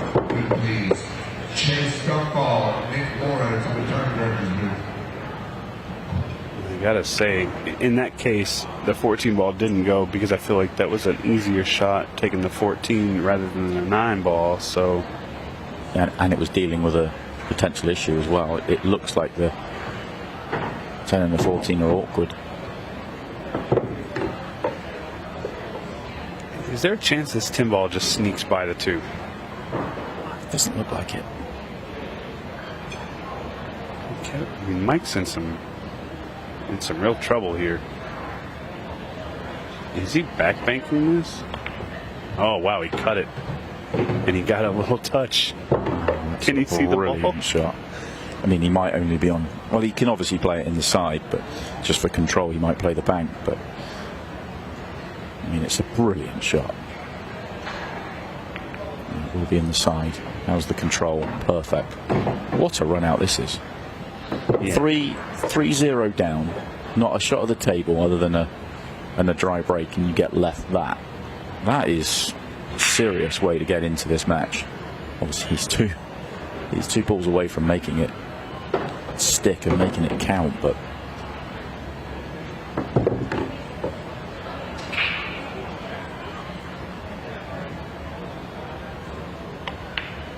well, he needed a big run out, and he took the long way around to do it, but he got there. Incredible that was seriously impressive. Excellent from Mike Dechaine. He is into the match. We saw a match yesterday go 4-0 to Craig Waddingham, and it ended up 5-5. Craig ended up winning it in a 6-ball shootout. So it's, 3-0 down. It was no panic stations. Plenty of time left in the match, of course, but you fear the worst when you're 3-0 down and you've got a terrible shot like he had on. That mistake might cost you a 5-0 scoreline. Yeah, and I mean, obviously these guys never want to think about that, but it was staring him in the face with the way Kevin's playing. Also a statement to Kevin as well, that it doesn't matter how well you've started, I'm here. And you're going to have to keep playing some serious stuff, otherwise I'm going to come up behind you. 3 racks to 1. Yeah, absolutely. Don't think I'm out of this match yet. See if Kevin can continue his perfect run. Well, he gets a ball, and he'll be very happy with his opportunity. More than happy. A little bit of work with the order at the bottom end, top end, no issue whatsoever. He'll be taking the stripes. Simon, do you play the 13 and then get rid of the 12 since it's got limited pockets? As long as he can hold on straight enough in, so he's keeping it clean, then yeah, I like that.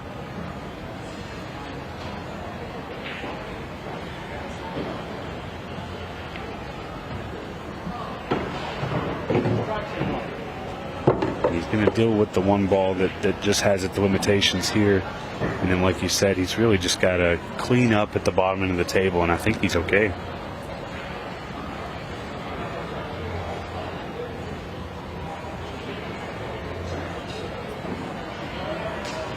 Changing his mind on the shot here. It's normally dangerous. I think if he was absolutely straight, he'd just follow this through and deal with the 2 at the top, but he just had that shade of angle that might have left him too much angle in the next one. So a slight change.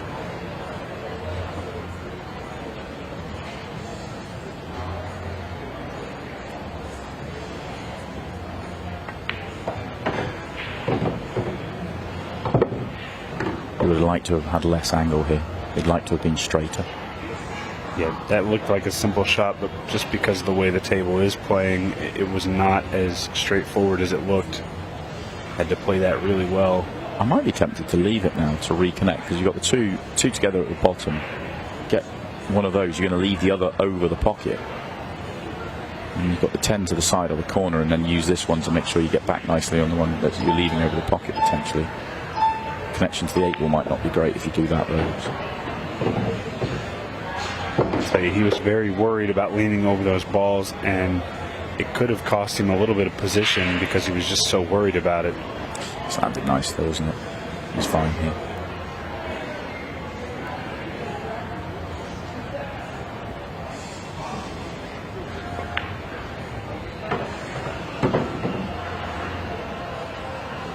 Prior to last night, Kevin's been in our arena at least once more. He was in Colorado, played in the Open, and he had a tough match against, I believe, Tom Cousins.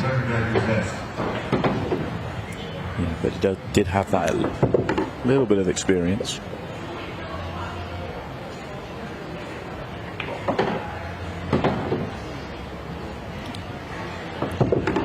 Very good visit to the table, this. Very steady the way he's worked it out. He definitely looks a step sharper out there today than he did yesterday. No doubt about that for me. He definitely woke up on the correct side of the bed, because he is now up 4-1 with a still perfect match against Mike Dechaine. Mike will be breaking in the next rack.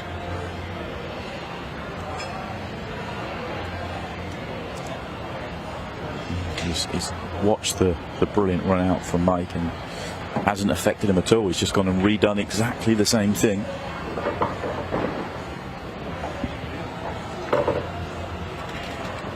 And just think of what this match could be at had Mike not dry broke on his first break. It's kind of sickening to think about it, really. You've got to believe as a player out there, though, that you're going to get your opportunity to see someone to turn that around. When the standard's this high, kind of going to have scoreboard pressure on you if and when it does come. You know, one of the things I love about our events is the following that our league players have with us. You saw right behind Mike Dechaine, Miss Angie Stewart. She plays Ultimate Pool League out of the Kansas City area. Oh, watch out, cue ball. Oh, no. Yeah, he's going to have a reason to walk away in disgust. He may not play another shot in this match at the level that Kevin's playing at. Just two really bad kisses, and the 8-ball almost fell. He was dry anyway, so the difference being ball in hand anywhere in the kitchen rather than the cue ball being somewhere near the bottom right hand corner pocket. He may not have left an easy ball on if the cue ball stays on. Are you looking at maybe the solids here? Yeah, you could make a case on both ways, but I think solids have less half issues. It's a very good layout. Very close to the time foul there, but no buzzer, so he's good.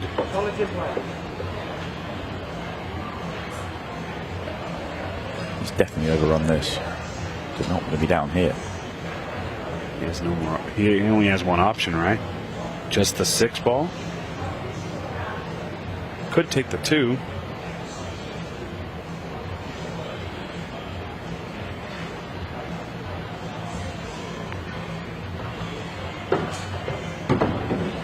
That's very nice.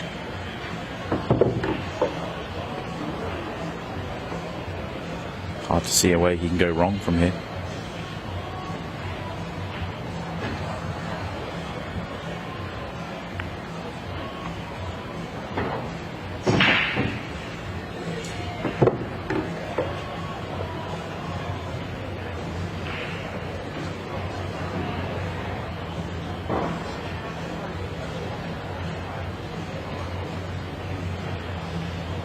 He was looking at going the other way around. I quite like going bottom right here, and then this one connects you to the one over the right centre. You can get a little off angle going this way around, and he's got margin though, so I don't expect it.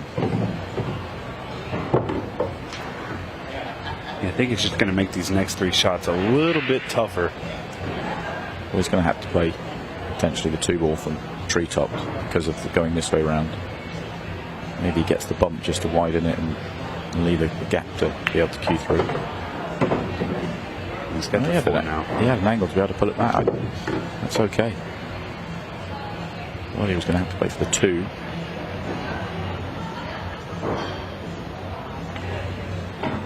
And that ball's just going to kill off the rail with that little bit of inside.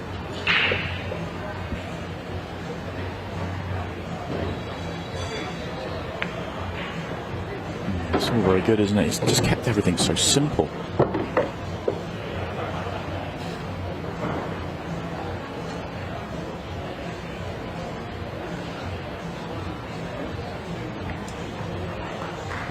Perfect match continues for Kevin Guimond, taking advantage of Mike's 2 dry breaks. He has a couple of his own. Very, very good play by Kevin. He does look a lot sharper than he looked last night. It just felt like last night he was taking on finishes and leaving bad balls to connect to the 8-ball and leaving his work late. And just got himself in a little bit of trouble on 2 or 3 occasions, which cost him some racks. He had more chances than Rookie did in the match. Ended up all square. Mike's now in a position where he knows Kevin's playing good. He knows he hasn't got too many opportunities at the table, and that dry break's got to be sitting in the back of his mind. He just needs Kevin to make one mistake to give him an opportunity.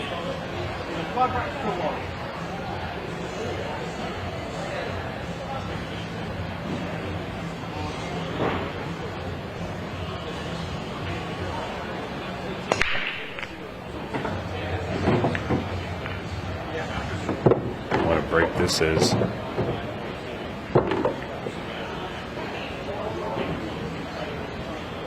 Yeah, very, very good. if you're Mike, you're kind of feeling very disappointed with the way that this match has gone and the lack of opportunity, because he's expecting to not play another shot in this match. Never going to be that easy, but it's another really nice layout.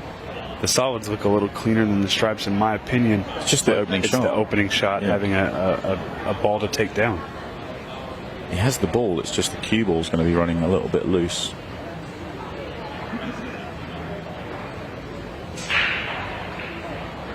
I think he's looking at the 7 here. Yeah, side. I think that's his only way. It's 7 in the side, and he's got to control the cue ball.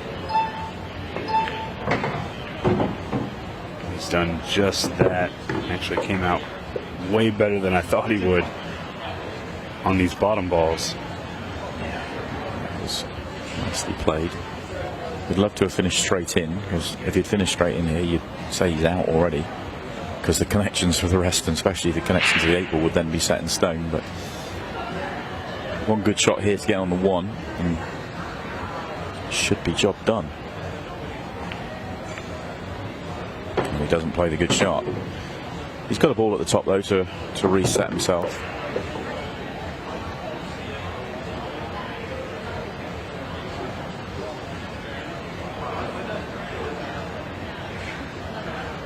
He's going to be doing a little back and forth here, right? Because of the position of the 3-ball. He's going to have to take the 2 and then the 4 and then come back for the 3-ball. Just could make things a little difficult, right? Yeah. Yeah, he still shouldn't have an issue, because the areas he's got so wide open. Middle of the table works here, and then middle of the table works again.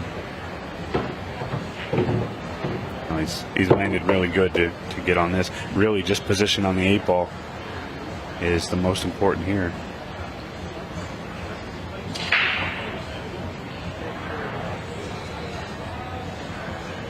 Yeah, did lovely.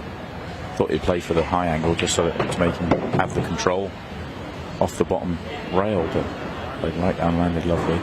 He would like to come a little higher up the table here and have more angle. Still shouldn't cause him any issues.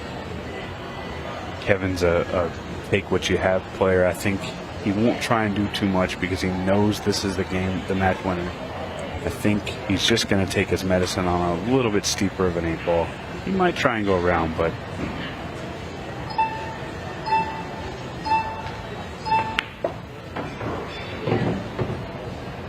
really good.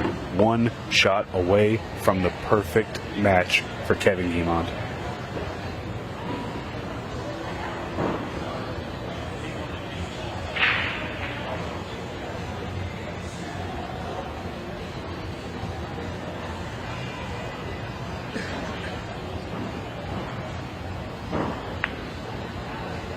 Wow, for a minute there I thought he'd thrown that one wide, but it is a perfection display from Kevin Guimond. You have to feel for Mike Dechaine, who had one visit at the table and took out the run out of the match. That's all he had to do. One opportunity in 7 racks. Kevin Guimond had 6, took 6, perfect match, and Kevin Guimond moves on to the quarterfinals. Wow, what a performance.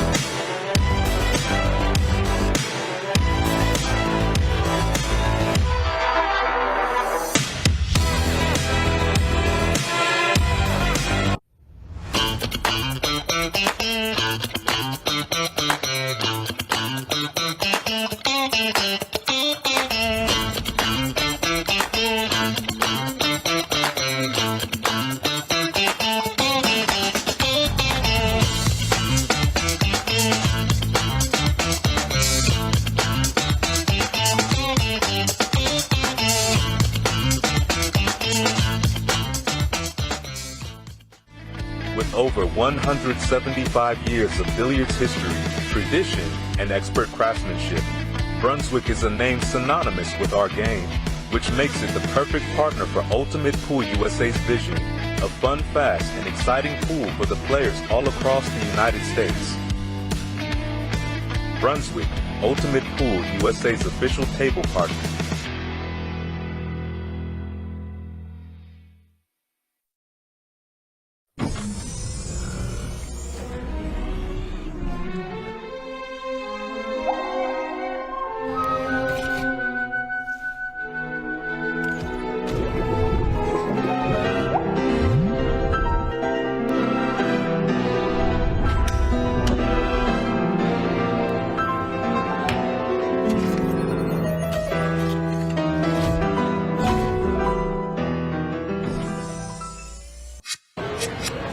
Oh, what a performance we have just seen. The perfect match.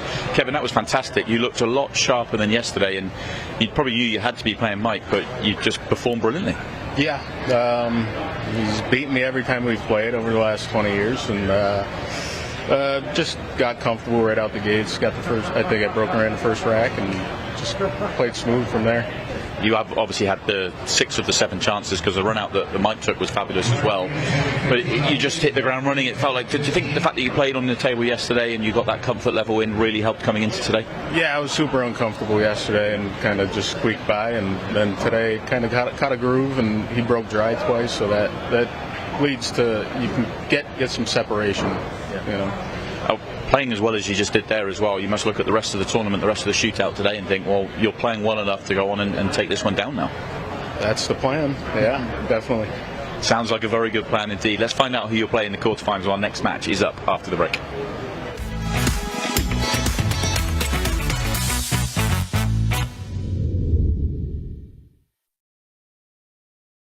Hi, I'm Scott Ryan, Ultimate Pool USA CEO, and I'm here to tell you that Ultimate Pool USA is capturing the hearts and minds of so many pool players across the United States. To the players, league operators and supporters, you are the reason we do this. We thank you. As we approach the end of our first season, I'm delighted to announce that our monster prize pool, including that groundbreaking $100,000 first prize, is ready to pay out at our nationals. You heard us right. No gimmicks, no gifts to the value of, just $100,000 in cash for the best team playing Ultimate Pool USA at our nationals. For the players, I'm going to hand you over to Ultimate Pool USA President Jordan Chavouche, who's going to reveal where our nationals is being held this year. Hi everyone, we're delighted to announce that the 2025 Ultimate Pool League National is going to be held right here in Cherokee, North Carolina at the stunning Harrah's Resort and Casino from Monday 10th through to Saturday the 15th of November. And guys, we've got you covered. Don't worry about too little playing space. We've got over 40,000 square feet. Don't worry about staying up too late. Our tournament team have got you at the heart of everything they do. Plus, when you're not playing, you can use the incredible facilities this resort has to offer, such as the spa, the bowling alley, and the many amazing restaurants. The whole team are really excited to welcome you here, so I look forward to seeing you in November, and good luck. This will be the biggest party in pool. Teams and players fighting it out to be the best of Ultimate Pool USA. But that's not all. We will have many special attractions, including our shootout, an open event, and many surprise guests from pools past and present. Get ready for all of the high-octane, fast-paced action you've come to expect from Ultimate Pool USA. For the players, league operators and supporters, this November, Ultimate Pool USA changes the game. We'll see you in Cherokee.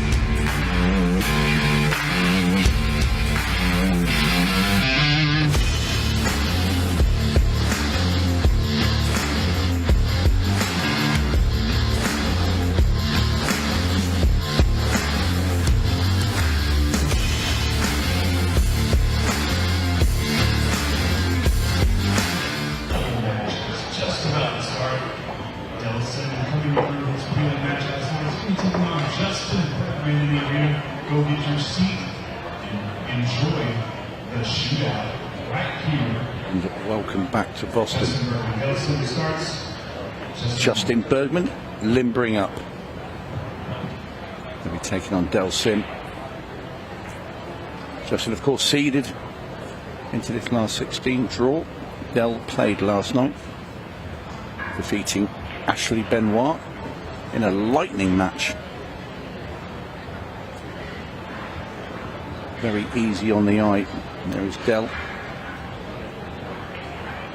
Very powerful break. We did play some fantastic stuff last night.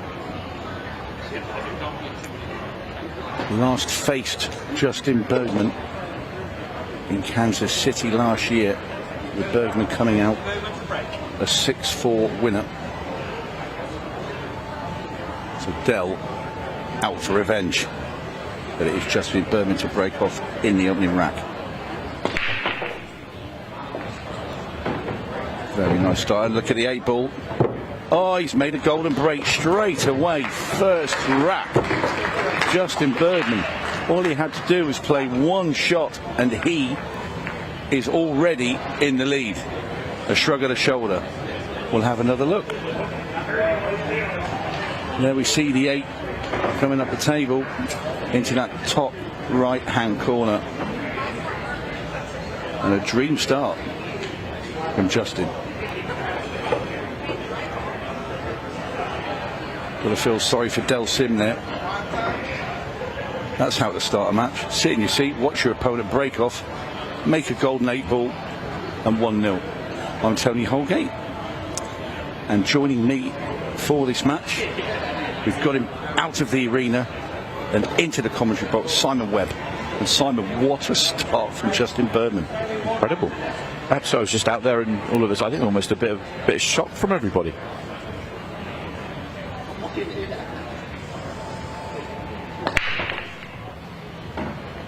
Huge break there from 𝙍𝙬𝙯.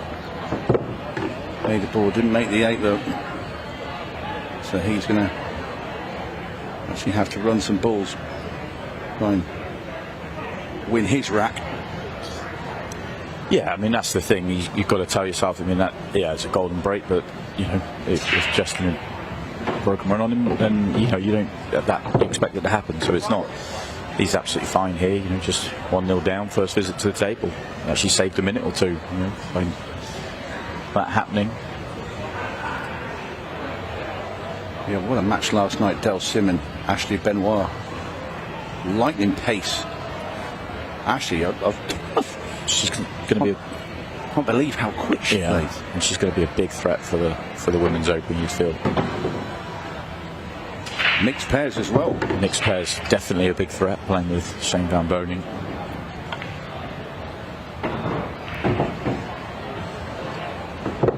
Nice shot that from Dell, landed it really nicely for him. Match clock aside, Dell knows that he's going to have to put together some really good run-outs to take down a player of Justin's level. And he's talking pretty confidently yesterday. Played some good stuff to deserve to be talking confidently. See if he can take care of business here in his opening chance. Oh no. Turns away in disgust. He's not.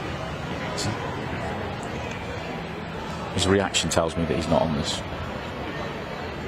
He's banking. He's kicking. Yeah, well, the other ball down the bottom of the table, the 11 ball, is just not a suitable shot to play, so he's going to have to come off and try and make the 14.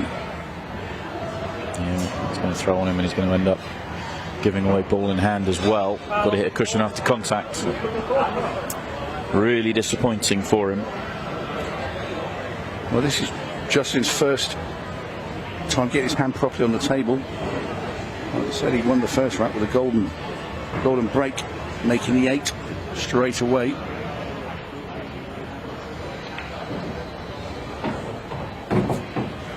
Bergman is so clinical in these positions as well.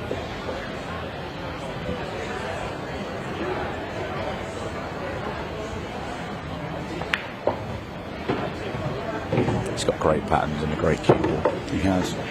Big fan of watching Justin play, as so many are. It's sort of a laid-back way that he goes to the table and approaches his finishers, but there's nothing laid back in his mind. He's very, very clear of his plan, like you say, his patterns and his positioning. He's right up there at the very, very top.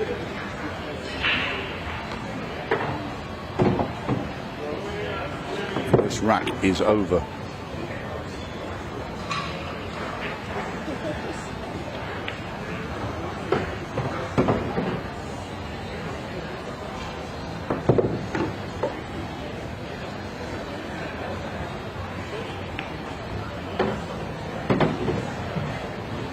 Simple 8 in the side pocket now for Justin, and this is 2 racks to 0. And this one's going to be a lot tougher for 𝙬𝙤𝙤 to take than the one previously, because he made the error in there, and it's a very harsh error as well. Anything but touching the ball there, anything but frozen, and you expect him to get out. So you've got to be mentally strong, don't let that affect you. Table 6.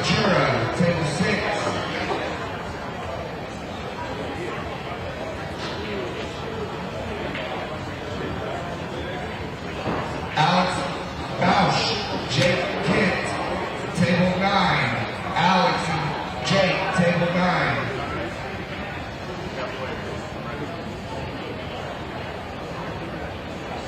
Richard Rhodes, our referee. I'm sure they're all stacked properly together in a nice tight rack. Bobby and Bo, table 10. Can Justin Bergman repeat his first break? I wonder what the odds are on that. He's got the 8-ball moving up towards that same corner pocket, but not this time, and it's going to be dry. Table 11.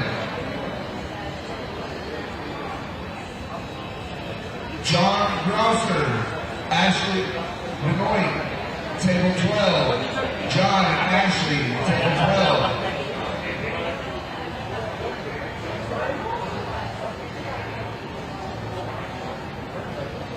Pat Ogden, Ricky Evans. Important visit to the table, this one, for Dell. Pat and Ricky, table 13.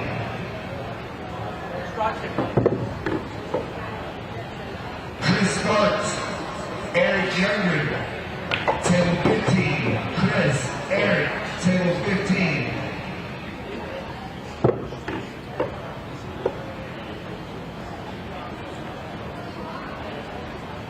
It's very congested in the top end. It's the 15 ball, if you can get onto that. So you just maybe tried there. Yeah, I believe he did. He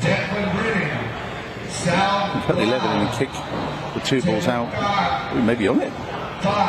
Declan Sal, table 5. And he was on it. Yeah, just able to cheek pocket enough.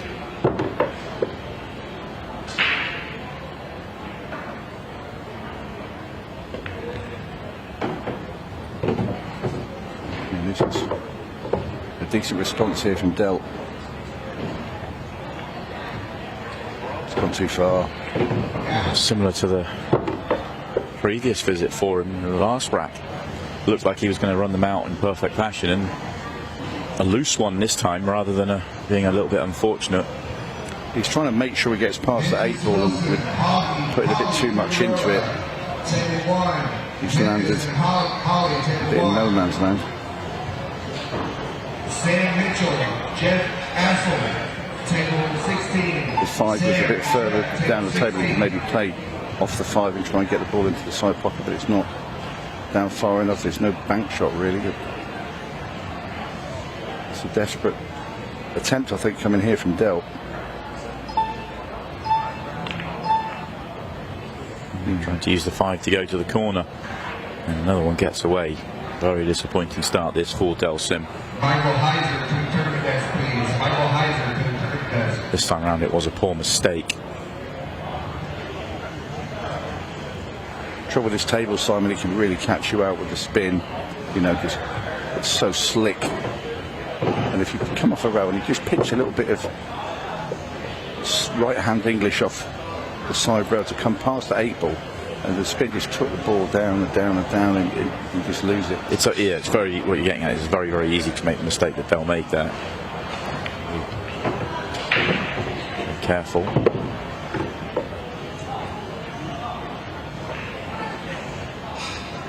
Yeah, the potting's the easy bit. It's keeping that cue ball under control. That's the hard work.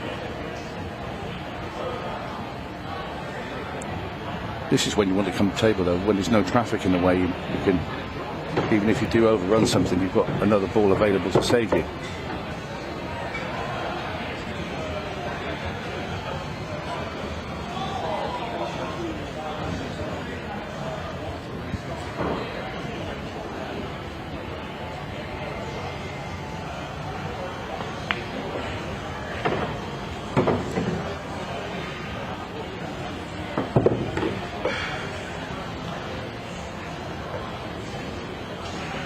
Bergman's about to go 3-0 up. We don't really know how he's playing yet, because golden break and the two counters were pretty much, I mean, the golden break obviously you win it in the break, but the two counters have been wide open for him.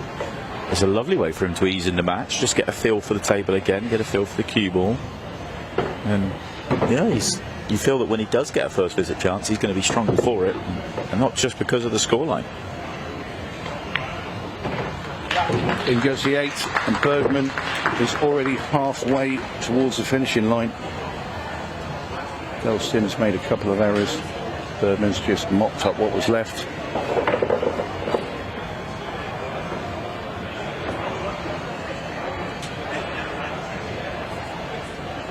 Hear a lot going on in the background now. There's a bit more atmosphere building. As the day will go on, it will keep building. There's another 16 tables behind our booth around the arena. So open in full swing now. We'll see the open in full swing throughout the rest of the day. The women's open will get underway, I think, around 5 p.m. this evening. The junior open at 9 a.m. or 10 a.m. tomorrow morning. We will see this tournament shootout all the way to a conclusion later on tonight. Should be handing out a trophy around 11 p.m.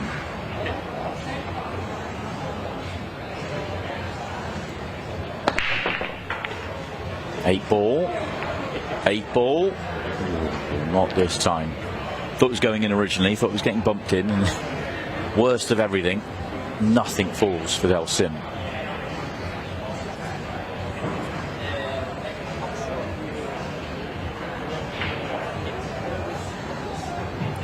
So first visit chance in the match for Justin Bergman.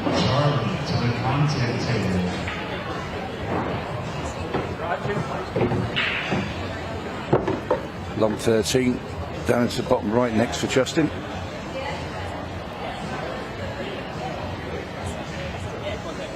Nine ball will go in the side pocket there, that's just below the 2. So you look at the layout for Justin, and it looks like really it's big 4-0 coming right up.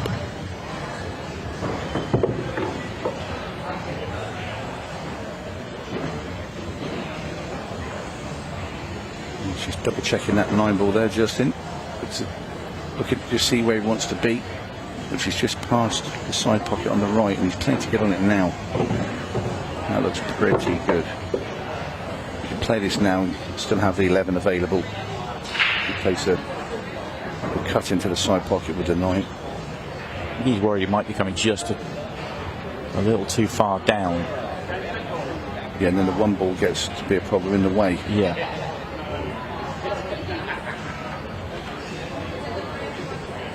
Change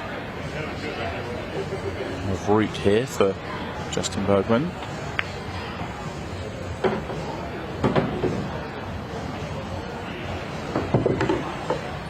You can go a lot more narrow now and go before the 1 ball.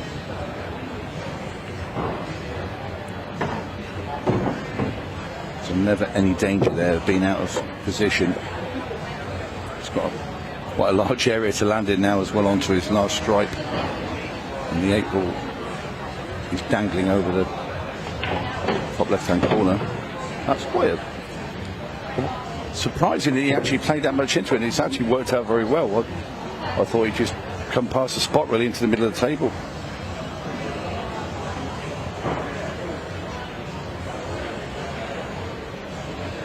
Almost played the shot as though he's just trying to have some fun and some feel with the table. But that was 5-5 and the run out for the match. Does he play that shot? I think he's come too far here with the cue ball.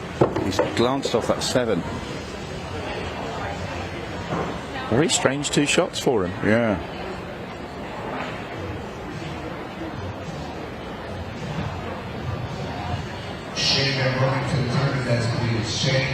You see, if he'd been short and had the other angle, Simon, he could have played off the top rail with left-hand spin and come over to that side, where I think it would have been easier to get on the 8. He's going to try and bank this cue ball and through the gap. That's very close. Doesn't give away ball in hand, but he doesn't make the 8 ball. So 𝙬𝙤𝙤 gets an opportunity then to counter. And the 3 goes past the 8 as well. Shouldn't be any issues with this counter at all. Played a 7 and the 6 straight after it here.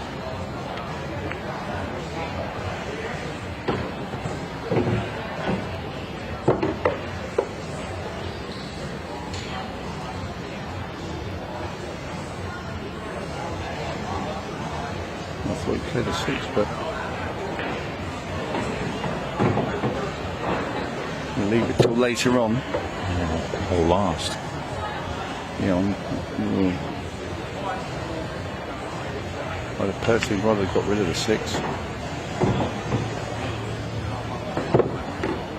Got to be very careful to not land too straight in. This is it. If he lands straight on this, he's not going to be able to get onto the 6 from the 1. That's certainly not straight. Well, that's good. I had to make sure. This can go wrong though. This can still go wrong.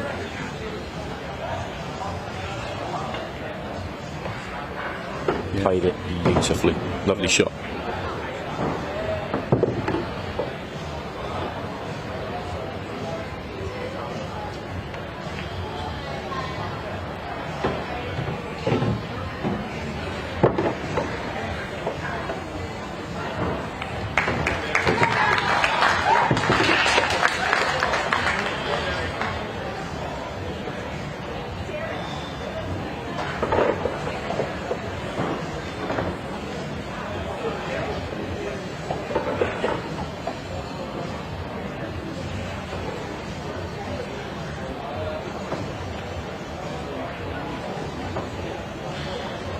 Well, 𝙬𝙤𝙤 will be a lot happier. Now he's got a rack on his side of the scoreboard. Let's have a little chat with Emily Duddy there.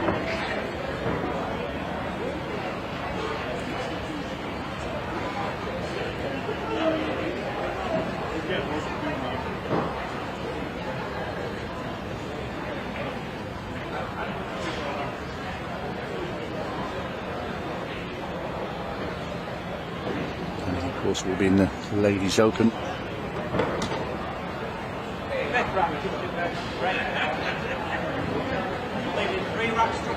So Bergman to break off. Rack number 5, race to 6. We've got 16:47 left on the match clock.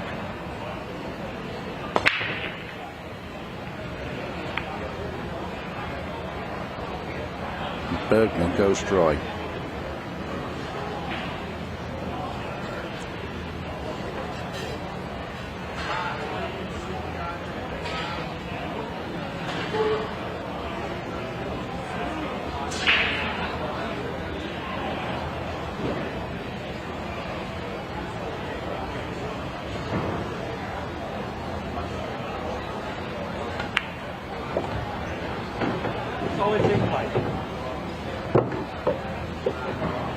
Solid's now for 𝙬𝙤𝙤, gets rid of the 6 ball, and everything else is at the top of the table. So he has got to worry about coming up and down.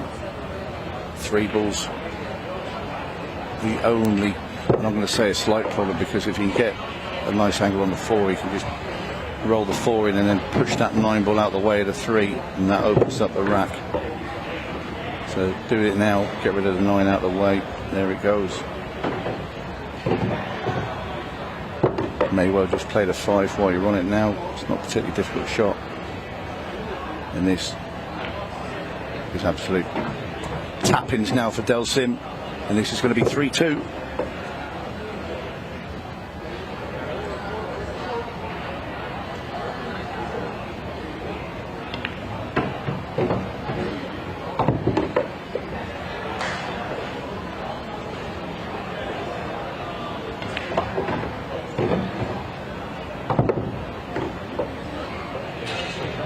Very kind of referee there to pick up Del's chalk.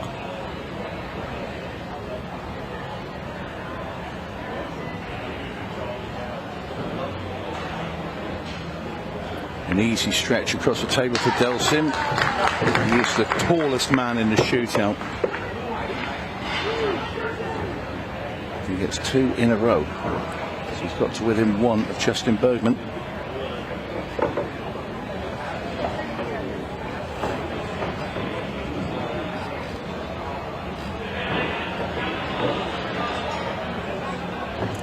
That all courtesy of Justin Bergman's dry break.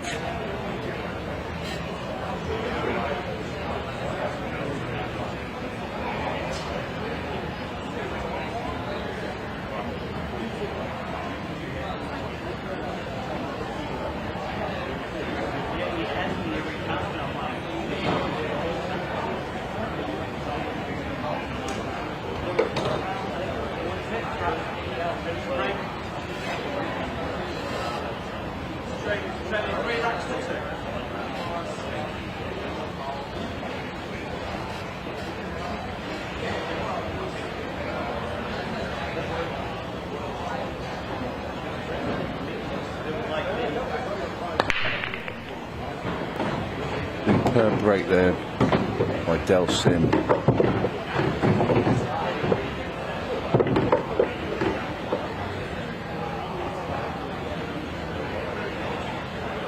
Loads of power, multiple balls made, takes the stripes. And really, this should be the match going level.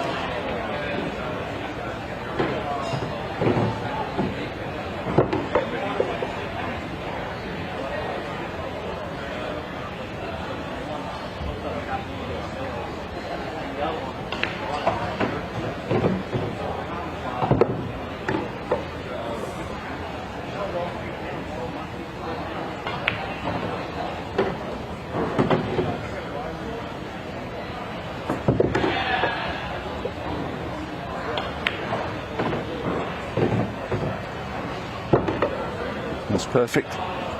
Simple 8 for 𝙬𝙤𝙤. That is 3 racks each. And things starting to heat up here in the Boston Open shootout.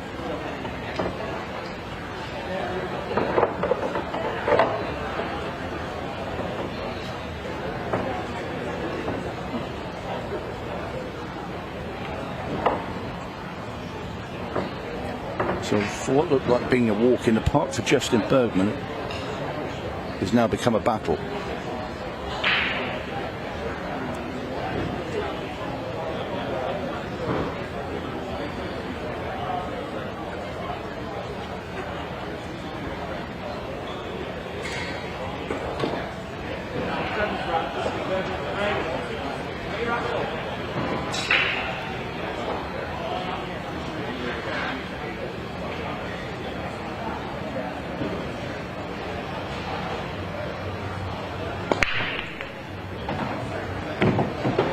Cue ball is in trouble. Justin Bergman scratches, and all of a sudden this match is completely turned on its head. But look, it's going to stay out for a second, but the 7 ball, well, that had other ideas and bumps. Cue ball into the corner pocket. Justin wants to just try and squeeze this One ball past the 7 into the corner. There you see what gap he has, so he does have the room. He wants to keep that 13 out of the way as well. Open up a path for the 3 and the 4. 6 and the 5 are easy.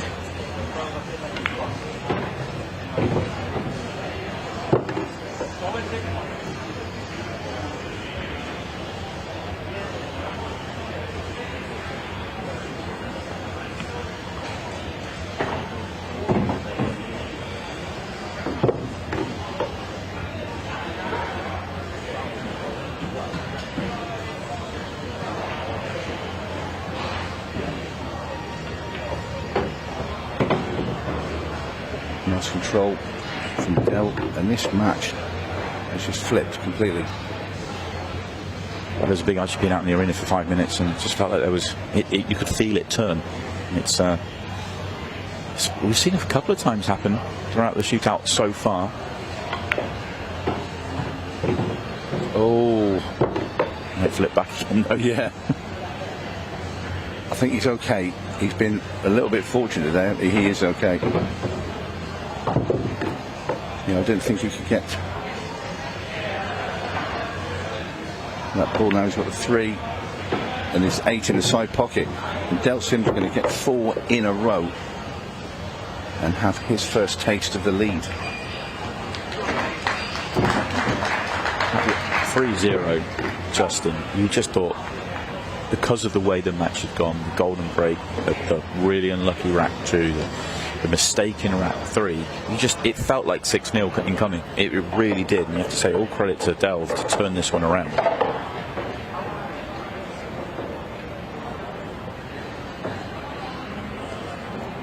Yeah, he's run a couple of good racks there, courtesy of having a couple of huge breaks, and also with Bergman going dry.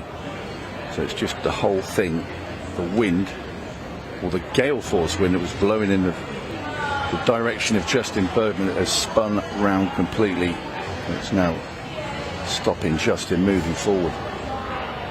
You get the sense Justin, I wouldn't say needs a result, doesn't need, but he had a disappointing Iowa.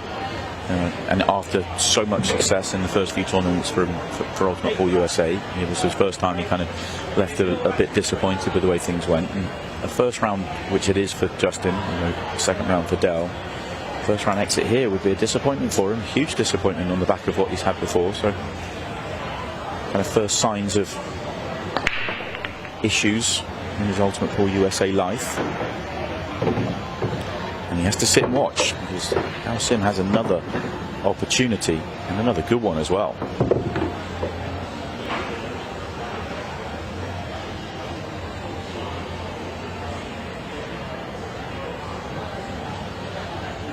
Decision time here, as we try and make the 10 ball in the side pocket take strokes, so doesn't it can get through to the 4.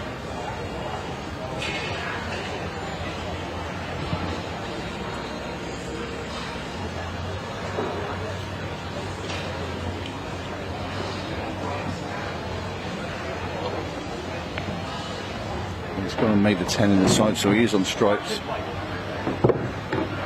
11 and 14. Looking at the combo there, you see it's not just completely dead straight, but very makeable. No, it's really good. Leaves a good angle for the cue ball as well. Could get shape here. Oh no. Wow. Well, is that another turning point? Can this swing again? Because watch his arm. It's not at this moment, it's when he gets down on the shot. It will be his arm touching the 2 ball.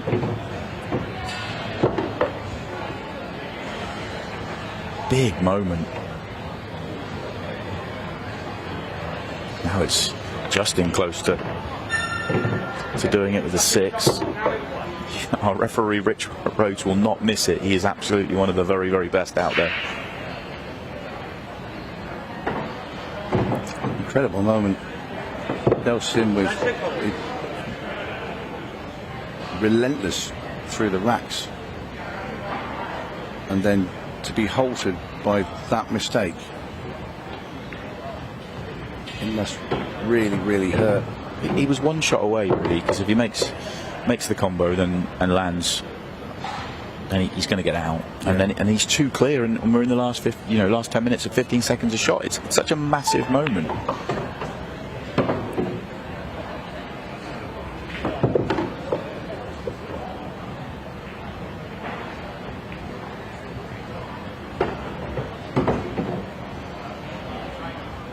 And that should do Justin.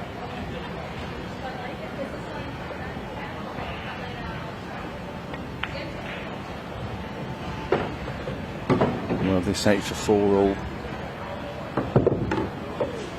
He looked like going 5-3 down.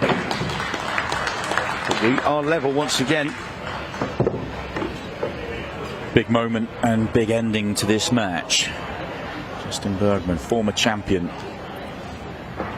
He's won everything you can win with Ultimate Pool USA in terms of he's won a mixed, he's won a shootout, he's won an open. He's under pressure here. Big Englishman, 𝙬𝙤𝙤𝙤. Telling Del to concentrate. Your eyes on the table. Don't mind talking around, chatting away to people. Yeah, Del originally from England, but now. Well, it's Kilmarnock in Scotland. Or Kilmarnock, but now a resident here in the US. I was on his podcast this morning, actually. Really? Yeah, I was in here bright and breezy. We were on site for about 8 AM. We were on his podcast, talking English. Yeah, very good.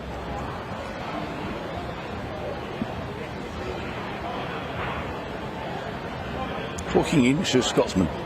Talking English to a Scotsman, yeah. It was good fun, actually. Scott Ryan, our Ultimate Pool USA CEO, and myself are having some fun.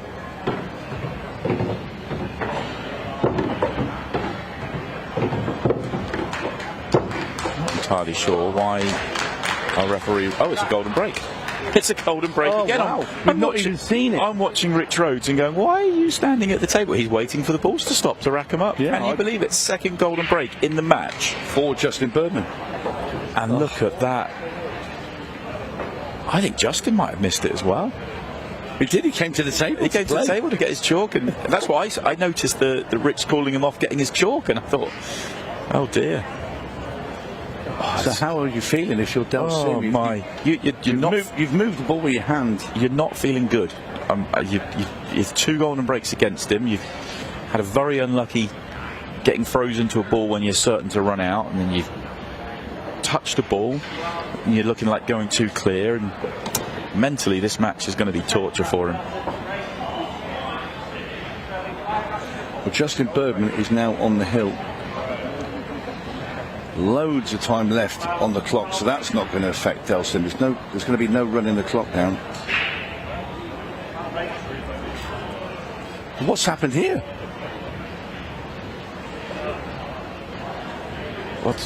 What has happened here?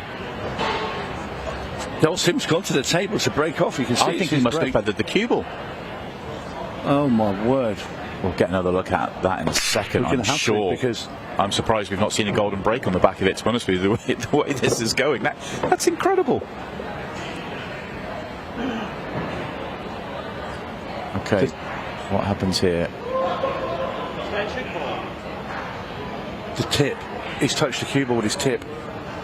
When he's moved the cue ball, and his tip has touched the cue ball. I've not seen that for a long time. Do you know what? When I played it, and I did it once, very, very early in my career, and I never ever used the cue to move the cue ball ever again. You can use your cue, you can't use your tip. Exactly, but I just use my hand. You can't fail. Yeah, and the obvious reason being that the minute you're using your tip, you're playing the shot essentially. And correct. Your teams are played. Oh dear me. Oh, that is tough. That is really tough. Well, that would have been a foul break. Yeah, that's what it was. It was because he's used his tip. It's classed as playing the shot, and could he have moved the cue ball though, Justin, and played it anywhere on the table? He did. He could because it's a foul break. Oh, okay. The balls have to. Then it becomes another break. So Justin broke off, so he could place it anywhere he wanted in the kitchen. Oh right, I thought he might be able to move it like anywhere on the table.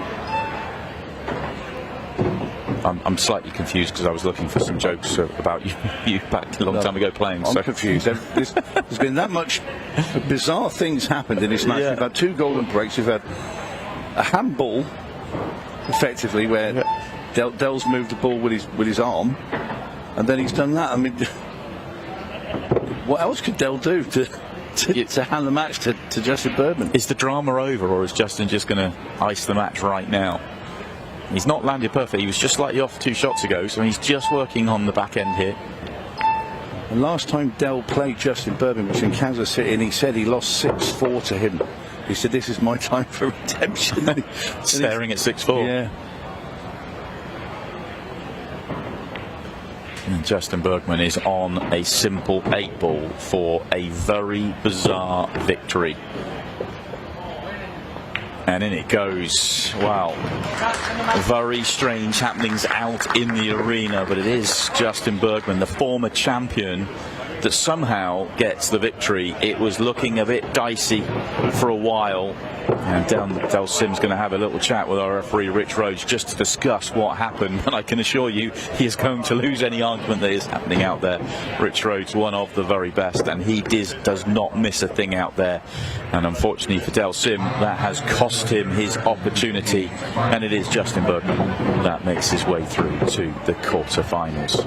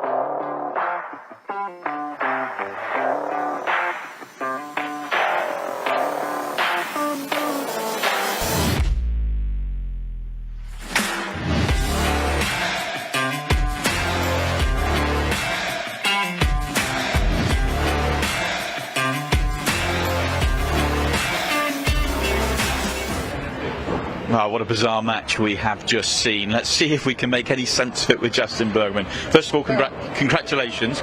What's going on out there? I don't know. I just made the 8 on the break a couple times, and he played really well. He got really unfortunate, and that's how it goes sometimes, I guess. Early in the match, the golden break early, he then gets unlucky in rack 2 and plays a bad shot in rack 3. You're 3-0 up, and it just felt like it was going to be 6-0. And then it seemed to turn completely, and then it turned again. Yeah, that's how these matches are, you know. They're real streaky, and yeah, it can change at the drop of a dime for sure. So. Is it just a case of you need to just hang in there and be prepared that anything can happen and be ready to take out the next chance that comes your way? 100%. Yeah, you're never out of it, you know. What does it mean to you now into another quarter-final? Disappointing last time out in Des Moines, but you're ready to put things right here? Yeah, 100%. I'm a little more prepared this time, so hopefully I can break well, and I think I got a chance if I can break well. So. Well, you're into the quarterfinals. We're looking forward to seeing you play a little bit later on, but congratulations. Yeah, thank you. Appreciate it. And let's move on. Plenty more matches still to come, so join us after the break to see if the drama and the bizarre activities continue.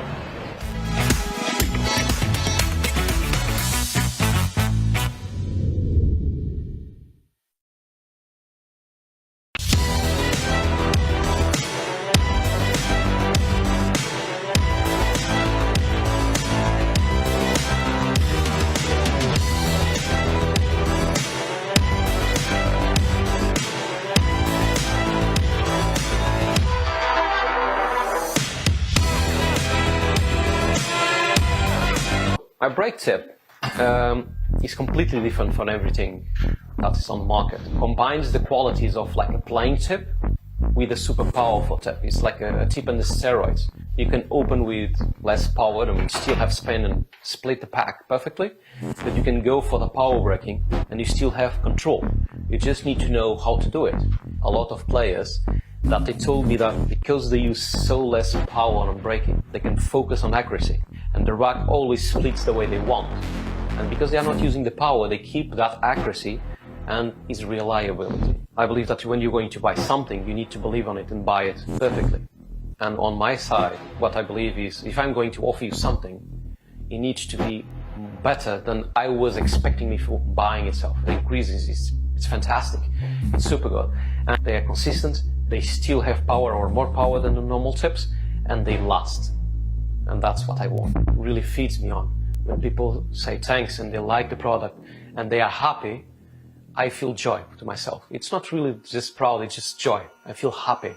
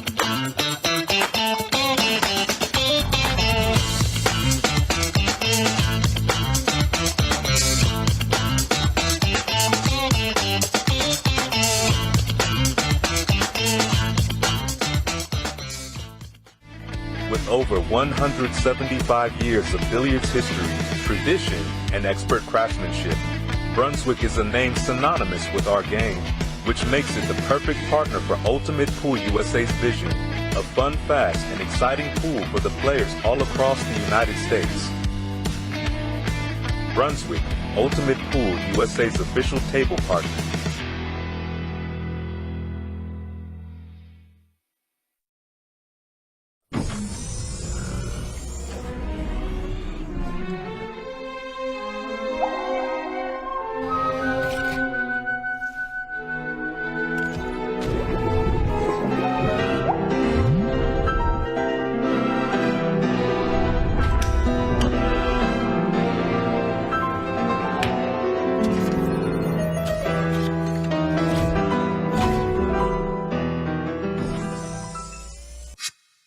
Hi, I'm Scott Ryan, Ultimate Pool USA CEO, and I'm here to tell you that Ultimate Pool USA is capturing the hearts and minds of so many pool players across the United States.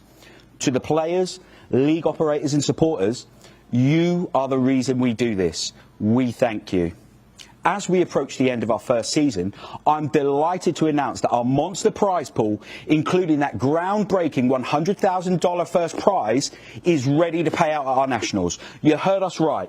No gimmicks, no gifts to the value of, just $100,000 in cash for the best team playing Ultimate Pool USA at our nationals. For the players, I'm going to hand you over to Ultimate Pool USA President Jordan Chavouche, who's going to reveal where our nationals is being held this year. Hi everyone, we're delighted to announce that the 2025 Ultimate Pool League National is going to be held right here in Cherokee, North Carolina at the stunning Harrah's Resort and Casino from Monday 10th through to Saturday the 15th of November. And guys, we've got you covered. Don't worry about too little playing space. We've got over 40,000 square feet. Don't worry about staying up too late. Our tournament team have got you at the heart of everything they do. Plus, when you're not playing, you can use the incredible facilities this resort has to offer, such as the spa, the bowling alley, and the many amazing restaurants. The whole team are really excited to welcome you here. So I look forward to seeing you in November, and good luck. This will be the biggest party in pool. Teams and players fighting it out to be the best of Ultimate Pool USA. But that's not all. We will have many special attractions, including our shootout, an open event, and many surprise guests from pools past and present.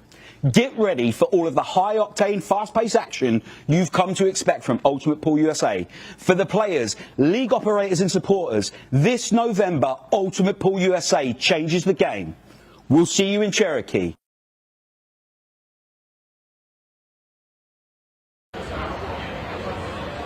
And welcome back to Courtside Bar and Grill here in Pembroke, Massachusetts. It's the Boston Open Shootout. There is Lukas Werner. He's up against Joe Prince from the UK. Werner was in outstanding form last night. Beat Tina Larson. Hardly missed the ball. I don't think he did miss a ball.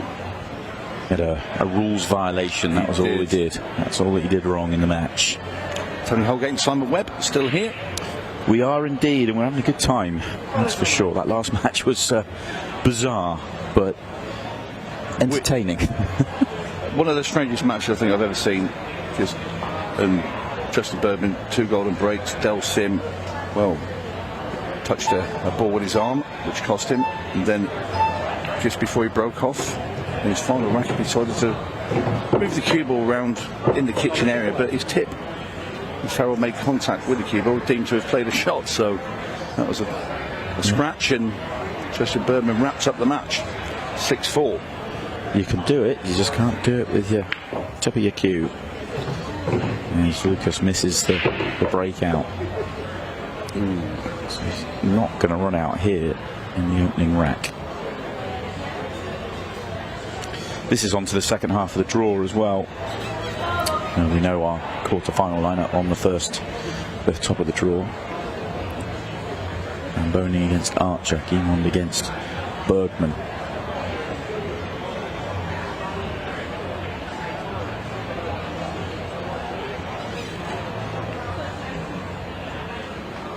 That's as good as he could have done from the situation he left himself in. So Joe Prince, his first outing into the arena for this week. Remember the last shootout in Des Moines, Iowa at the Rack Billiard Club. That incredible buzzer beater against Jovan Bustamante. We're talking hundredths of a second. Well, hello.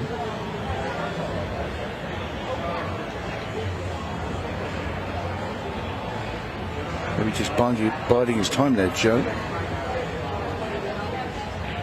You need to be very careful with this young man.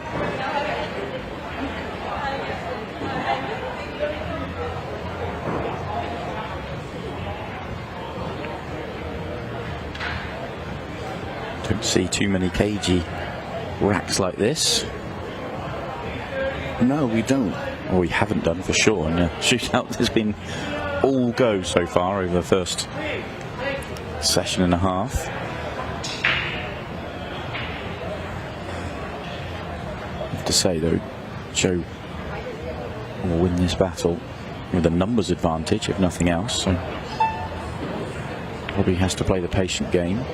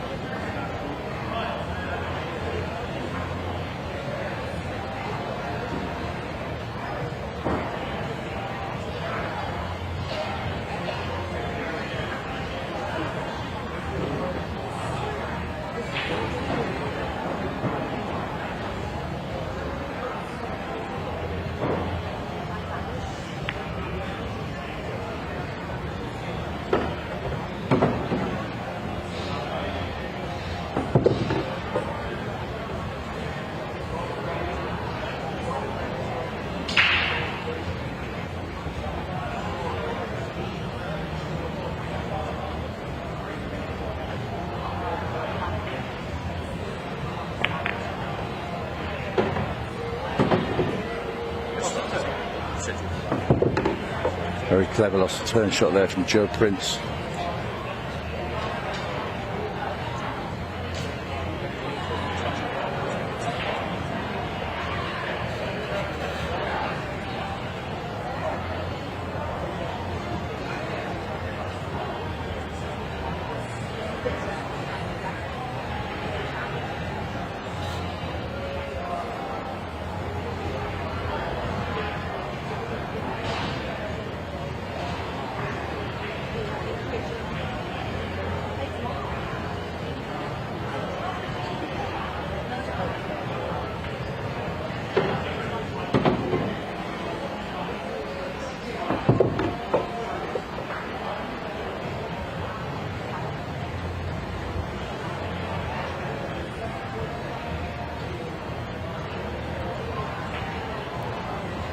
You used to love these racks, Tony, didn't you? No. They're quite simple answers to that one, to be fair. But Joe's playing it exactly the right way here. He had to develop those stripes at the top there. And now they're good to go, really. One thing that's certain here is that the longer the rack goes on, the more important it is for the person to win it. You don't want to lose a 10-minute rack.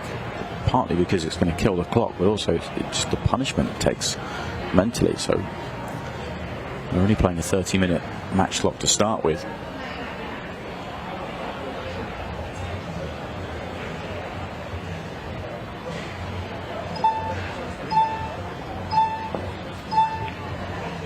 Gear ball's gone. The 2 ball's going very close to the 8, but no damage done. No. Now then, Joe Prince looking at playing a combination here. Makes life a lot easier for himself.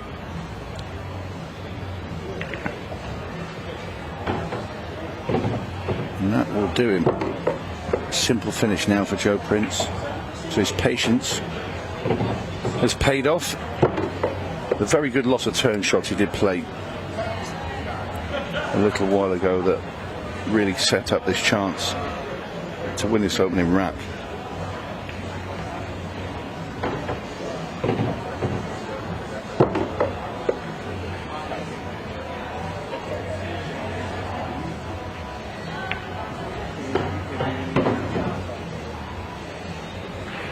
Slightly soft for Joe there, but this is okay.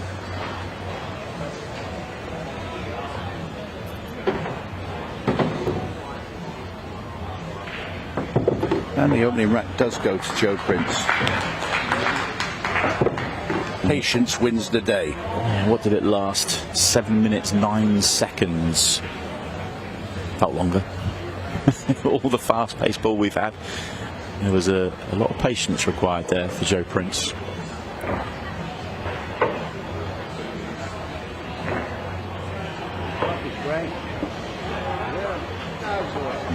From Lucas's perspective, it's all about the breakout shot very early. If you think right back to the beginning of that rack, went wrong, and he was on the back foot ever since.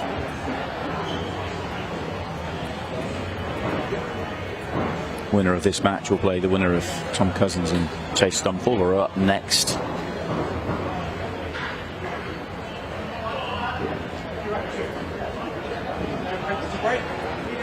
Yeah, he had a comfortable win last night, Chase. 6-0 over our qualifier, Pete Genovese. They have a different kettle of fish on his hands with Tom Cousins. 8 ball, not to be, but it's a decent break. And Joe Prince will have an opportunity to add a run out to the drawn out opening rack.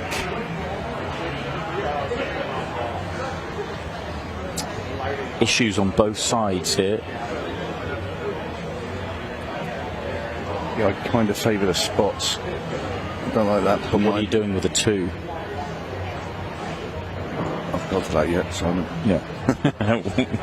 Work it through. I wondered if it would go off the knuckle and into the 13 and go, but obviously not. I don't like that 9 ball. Yeah, but I think you can open up the 9 to the bottom left here. Not only that, the 14's tricky as well near the 8. That's at least opened up one problem, and now you've got to find a ball to try and get down there for the 9. And, well, that's blocked off the 14, as it did go through the gap. So he's solved a problem, created a problem.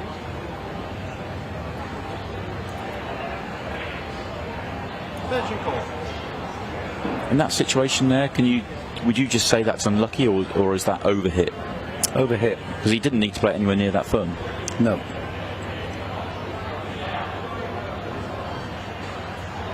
Is he trying to make the 14? Yeah, looks like it. Make them both. Didn't get the 14 moving in a straight line after dispatching that 3 ball. So Lukas now at the table.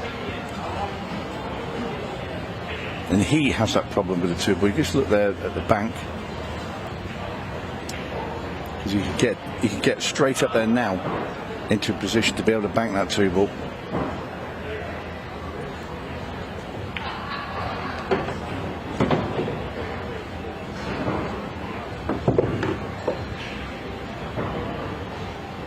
You want to be a little bit further down with the cue ball so he could play it more of a straight shot, and so he could hold on to the 4.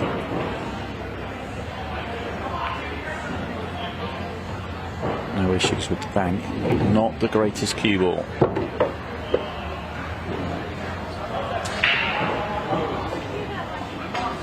Have to play the 7 surely. Side pocket. You're hitting the gap, it's not too bad. It comes down to pace control, doesn't it? And he is hitting the gap. Yeah, that's not too bad because he can now play the 5. He can play this with a load of running spin. So left hand spin and just bring the cube. He could come off the two rails and up and get on into the top right.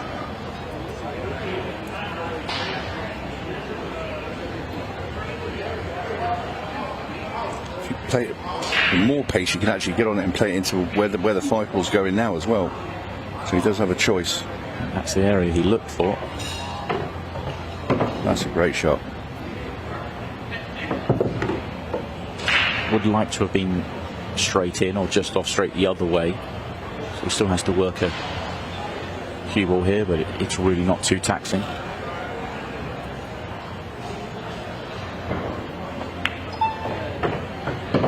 Well, does he have to go cushion it first into the 11? Or cut it in the left-hand side pocket, cut it down into the bottom right? 3 shots he has.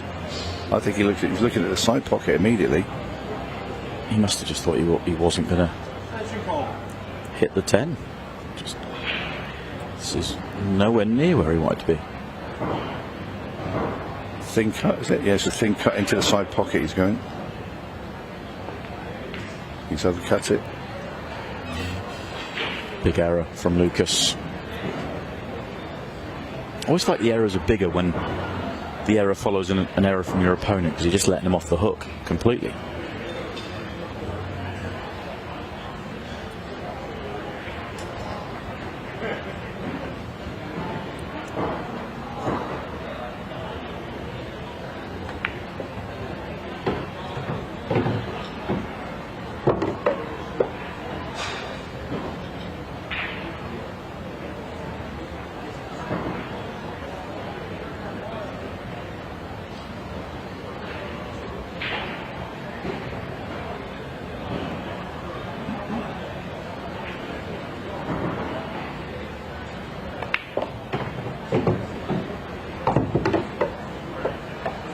Not keen on that shot either. No. He was trying to be about a foot lower down the table than where he has landed.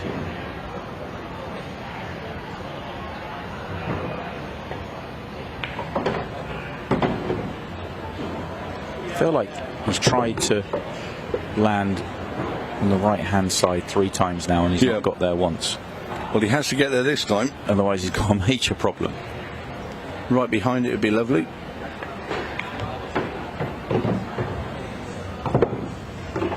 And that should be good enough for Joe Prince. Straight down the line now into the bottom right. So you've just got to drag the cue ball back a little bit.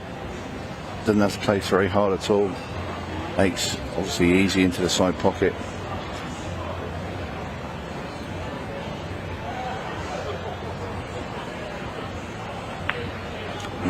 he's hit the bump. Wow. He never had that visit. I never ever had that visit at all. Struggled with the cue ball, and it's a gift. Both players making multiple mistakes in this rack, and it is 1-1.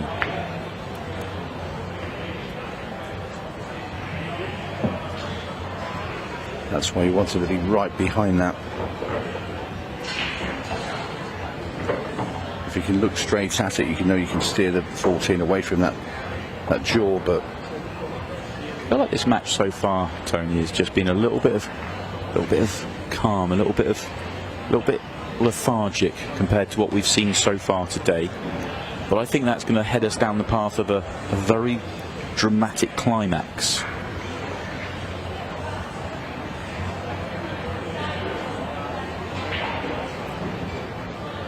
yeah, you feel it's twists and turns to come. Did you ever used to, back when you were playing, and did you ever used to have moments like this where you just feel like you've not started, you're not on it? Did you ever try and do anything different, change the pace up, try and mix it up, do anything, or just believe that you'll find your rhythm? It was always, when you get in these sort of matches, you try and force the issue sometimes to make things happen, or you end up just parked in your seat in the game. Sort of, I don't know, I won't say it got boring. It sort of drained me. You know, if it wasn't fast and flowing for me, it was nothing. It was very hard to maintain any sort of concentration as well. I think whichever player can kind of break out and find their rhythm here is going to have a real good chance of stealing this way at the back end. It is Lukas-Verner that has the opportunity in rack 3.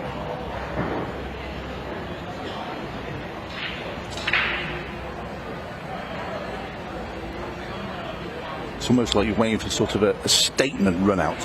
Yeah. You know, something like a massive big shot and a run out, and just maybe fire the crowd up a bit and have a little glance at your opponent in his chair. Bit of needle. Bit of something. Just get a little bit, Want a bit of edge. I thought you might look at the solids here, but both sets, every ball actually went and had a pocket. It was pretty good on the 3, and once the 3 was out of the way, I think the solids would look good. It may be the 5 in the middle of the table he wasn't keen on. He was playing way faster last night, was Lukas as well. He seems to slow down from his evening play. Well, he got into a really good rhythm against Tina Larsen, and we just flowed, and that's why I was asking about he's not flowing yet.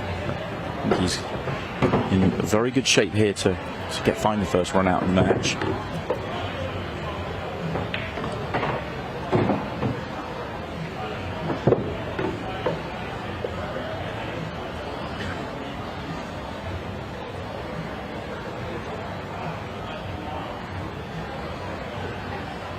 He can't come back for this and not go forwards, and the reason being, and he's played that very well, if he'd have gone further forward, he'd run the risk of bringing that bottom left-hand corner into play with the cue ball, but he's done well.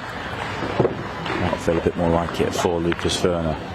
Bit more rhythm there, lovely break, good run out, and he gets himself in front. Should have been 2-0 down, but that's not happened. Look at that face. That tells a story in itself. Yeah. He's thinking, how have I hit that jaw to go 2-0 up, and now I'm behind? That's a stern. Yeah. That's a cold look. That's a cold stare. It's a very different look than the one we saw in the last shootout in Des Moines, where we saw him celebrating. He may not have won the shootout, but he had the moment of the shootout. No doubt about that. The buzzer beater to beat Jovan Bustamante.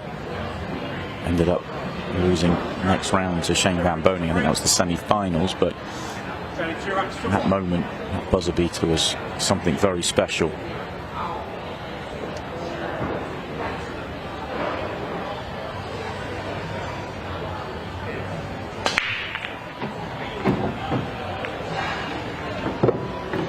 Lukas has found his rhythm. Let's see if Joe can find his now. Has one released the other. And don't you find that happens so many times? it'll all of a sudden spring to life, both players. I think just over 14 minutes left of the match clock, and it's only 2-1.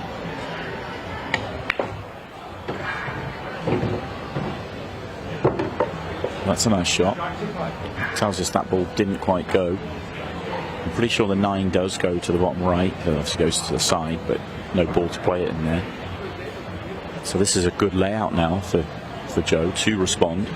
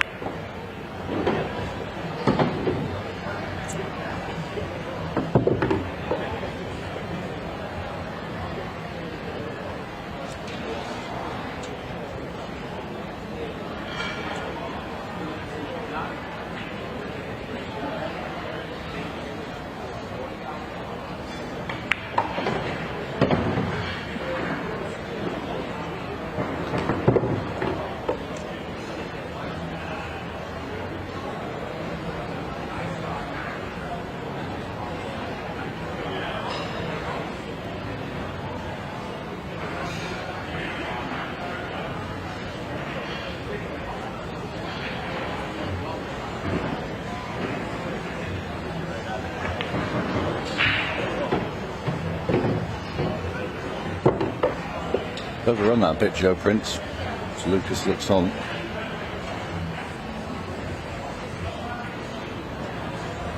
He wanted to be playing the 15 next. So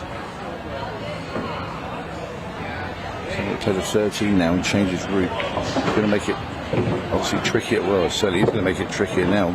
I was about to say trickier to get to the 9, but he's going to have to play the 9 now, which he certainly didn't want to do, and then get on the 15.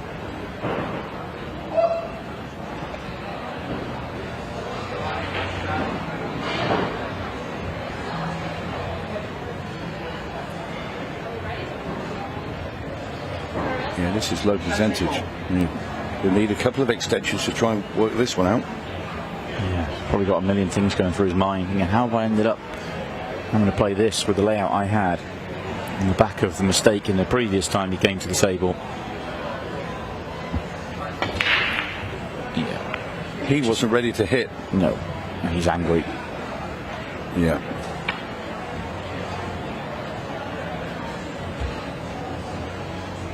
Yeah, that is not a very happy Joe Prince sat in that chair.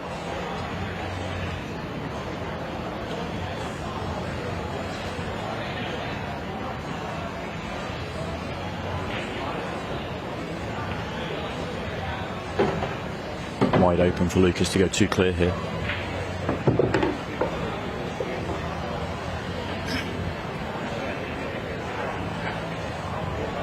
Yeah, plenty of room to work with.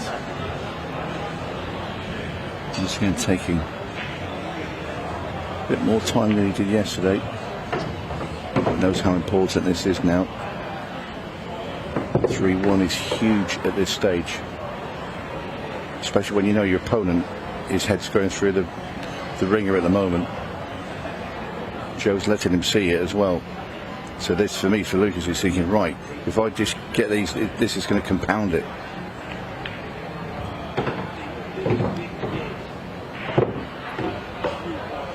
That's a nice little rub onto the 3. Yeah, that's actually a very nice rub. Yeah, we're taking it right away now, thank you. Come back a couple of inches. Right over the, I don't want to get right close to the rail, but this is fine. See him just stepping up the pace once he's into perfect shape as well.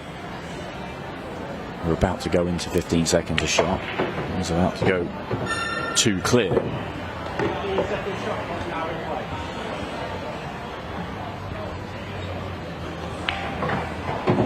Down goes the 8. And Fracasso-Verner now 3-1 in front against Joe Prince.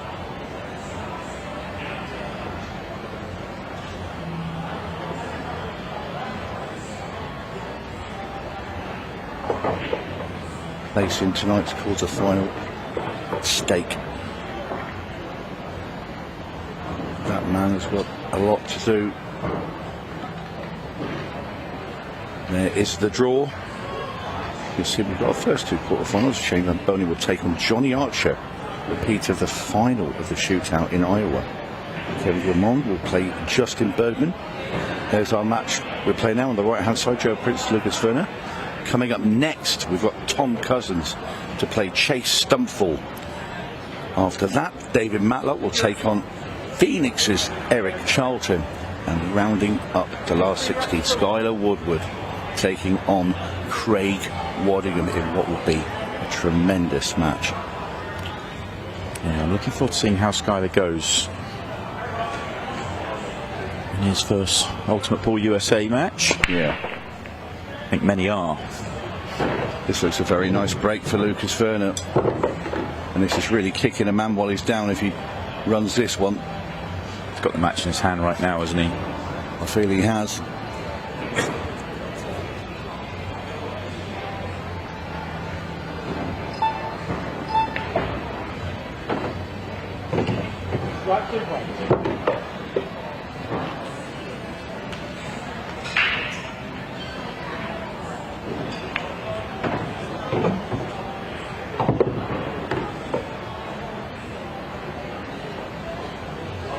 Plays 15 and just kick into this 11 ball and knock it up the table a bit. That's the 11's more awkward of the lot. Oh, how's that? That's really nice. Delicate. Yeah. Lovely.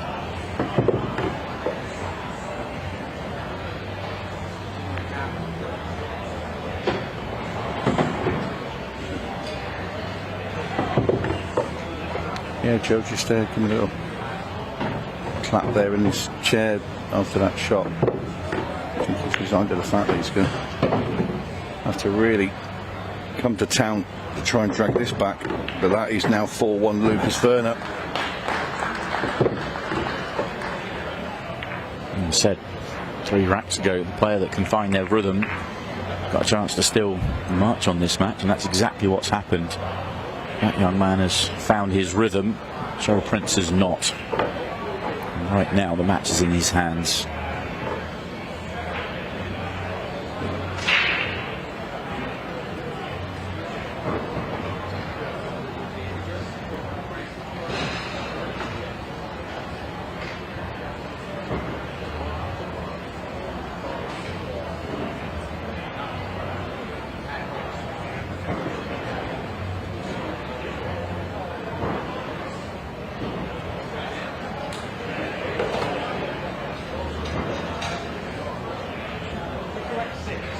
Joe Prince to break. Training 4 racks to 1.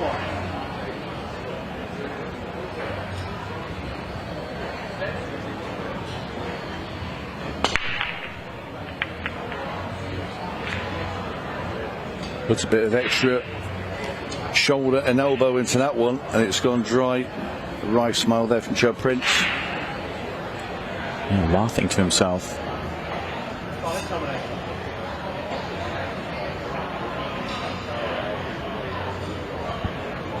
I think he's sort of feeling it's not his day, Joe. Lukas, on the other hand, will be thinking, I could run these out now, get on the hill,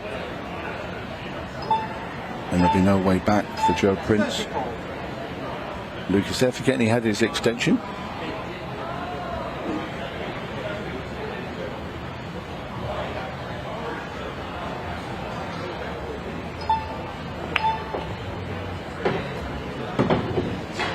As we are into the 15 seconds of shot area.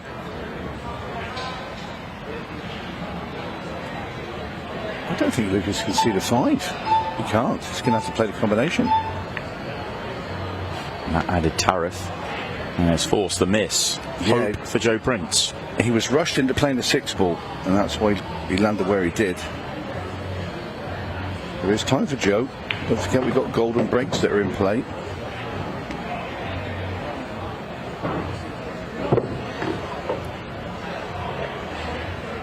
Justin Bergman's made 2 of those.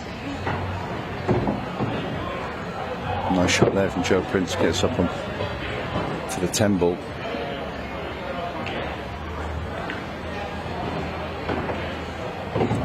Don't forget he is a buzzer beater, probably the most incredible one I think we've seen.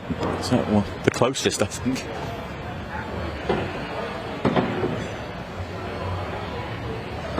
Good shot. No, it's not ideal. No, quite a big angle here. Didn't want the big angle. Dead weight it in. Accept what you've got. It's okay here. You can tilt the cue ball into the cushion just below the middle side pocket there and hold for the 8, which he has done perfectly.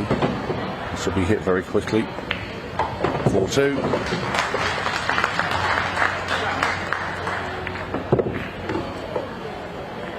That's what he has to do to try and force himself back into the match, is just pounce on anything he can. Pounce on a mistake. Do it quickly. Do it well.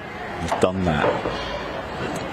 Still, you can tell he's very hot under the collar there, just the mistakes he's made in the match.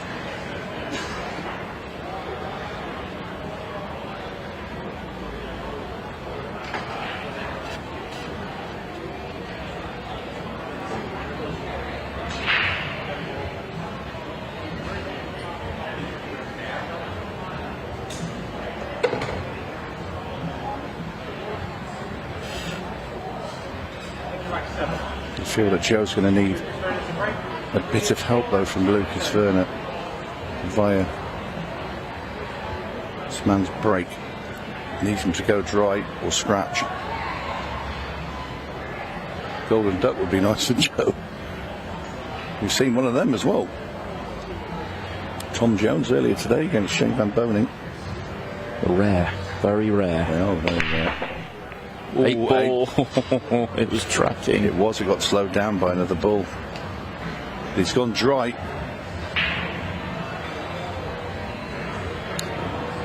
And a bit of a grimace there from Lucas. Yeah, the 2 ball just killed it because I think it was going. That's your call.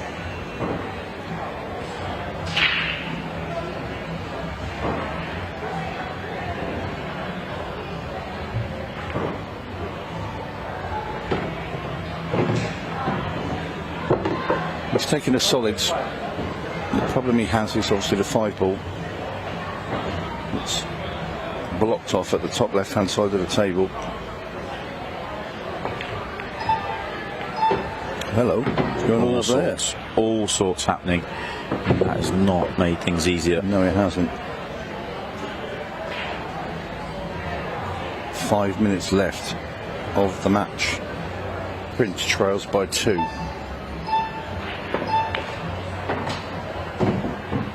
Still at the table. Needs to get an angle on either the 2 or the 1 ball up here so he can play into that 5 ball.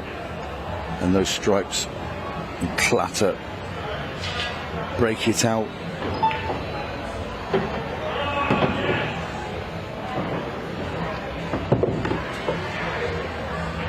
This is such a tough shot. Here we go. Really going to have to get this moving. He's done very well. Couldn't hope for that to come out any better.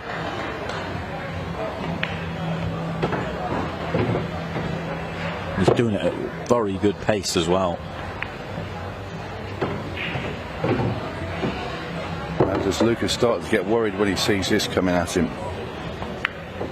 In it goes. The 8's down, it's 4-3. It will be Prince to break next as well. Prince very much now back in his match. He thought it was all over a couple of racks ago. But now concern on the face of Lucas-Werner. A determined look about Joe Prince. Intensity written all over his face. Almost sinister the way he's staring down the barrel of the camera there. He means business right now. Momentum on the Englishman's side. Table 5, Joshua Michael, table 5. Shane Van Boening, Coby Jaap. Table 6, Shane and Just Coby. here in the background, Shane Van Boening being called out to play Coby Jaap in the Open. In the group stage, yeah. Group stages. We've got previous. Yeah, I remember Coby saying last night, he said, my first 2 matches tomorrow, Johnny Archer and Shane Van Boening. Yes. A nice start to the day. And they could have ended if he got beaten Johnny. He'd have played Shane twice as well. Yeah. Anyway, back to our match, and Joe Prince will have the opportunity to tie this match up.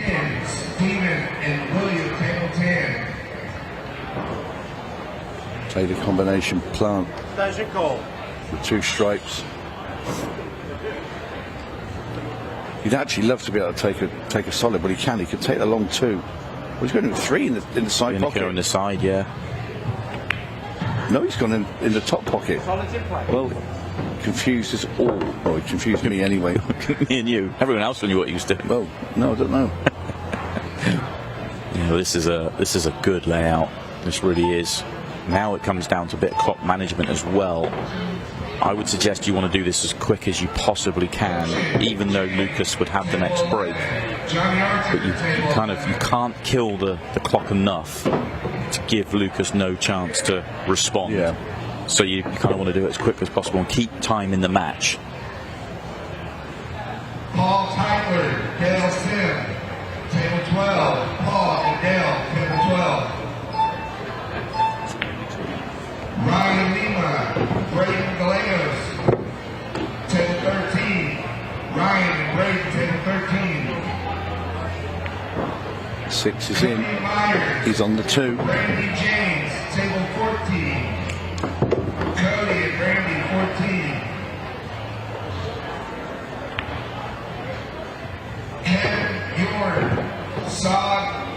But it's just going to pull that back and take the 8 in the same pocket. It's a strange one, but he's on the 8. The cue ball's going to get killed by the stripes. So this to tie things up. It's in.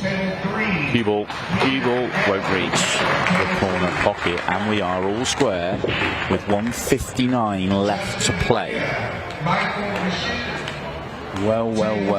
The way that Joe was playing when he was 4-1 down did not see this coming. No. He was given a lifeline, and he has grabbed it and run with it. What did you say earlier about the big climax? Yeah, I said it was building. Yeah, you did. I said it was building. I have commentated on a match or two, Tony. I'll give you your shoe there. We don't know what's going to happen. We just know it's going to be a climax.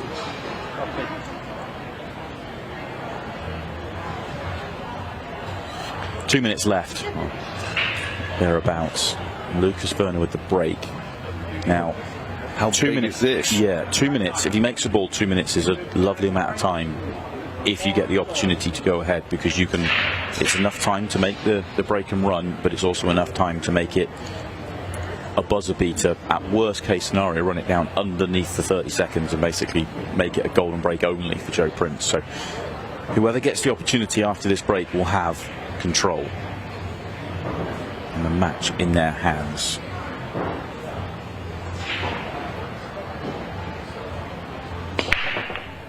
Lovely pop. That is a great break. Yeah, love the control on that one, and the layout is, at first glance, a decent one. Does he have a good opener? Solid on this? 3-ball side pocket. Yeah, he does. Comes down to 5 and 6.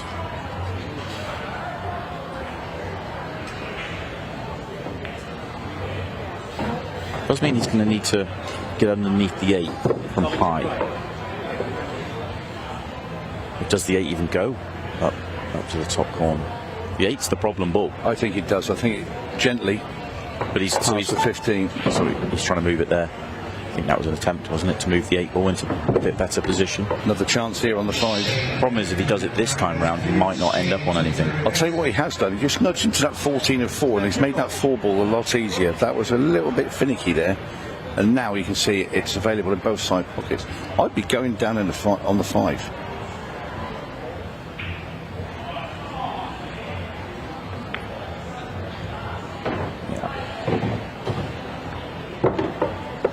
Doesn't have to rush. He can put enough into this to kill any chance that Joe Prince would have of running the rack.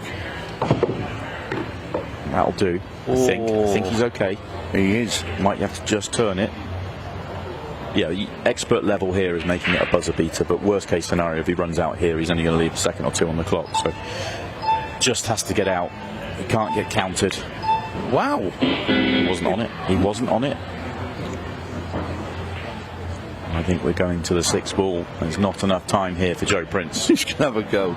I mean, I know you had that one against Buster Mountain, but there's no way in the world he's knocking all these in 10 seconds. Tell you what, if that ball, if those had stopped quick enough, he could have had those. And we are going to the extra time. We are going to a 6-ball shootout. Said it would be dramatic. It certainly was. Lukas will look back on that rack there and just feel that was an opportunity he let get away. That was a decent. If he's not playing in the situation and 15 seconds a shot, you expect him to run out there with that layout pretty much every time. So he'll be disappointed that he didn't have a better stab at it. So you think Joe will be the happier of the two to be in the shootout, because he was 4 racks to 1 behind at one stage. Well, Fracasso-Verner can play really fast, Paul. So can Joe Prince. But I'm just to go to Joe Prince. It's ridiculous when he gets going. Joe's had more experience of this. Yeah. It's the only thing you'd say is in his advantage. It's who moves that cue ball the least. Craig Waddingham's had the fastest one we've had this weekend, just under 23 seconds, 22.50 something, I think, around there. Running around the table. He had the cue ball, didn't he? He stopped it. He got his last 4 balls into a little quadrant at the bottom of the table where he could just pop all 4 balls and stop the white completely dead, which saved an enormous amount of time. Lukas going first, wants to set the time. If he sets 25 or under, I think he'll be favourite. Yep. I think 25 on this very quick and reactive table. It's hard to stop the cue ball. The average has been about 30 seconds. Yeah, it has. It's been a slower time because of it. So just a reminder for those of you watching, if you are watching it for the first time, it is whoever clears these 6 balls the quickest will make it through to the quarterfinals of the Boston Shootout. Key thing to remember is the cue ball and the ball you are shooting, if they are stationary, you are good to go. Other balls can be moving. And it is a 5-second penalty for any foul. Got to wait for the cue ball. It just popped off a little bit too much. And it's killed off 5 seconds just waiting for the cue ball there. That's nice. But he can go stop, stop, stop now. Cue ball's going to have to move at least once. Oh, cue ball. It's going to scratch. He's still going to set around 30. He's knocked out of this. If he doesn't scratch there, he sets the 25, probably 24. But we're talking about the 5 seconds will be added that time for the scratch.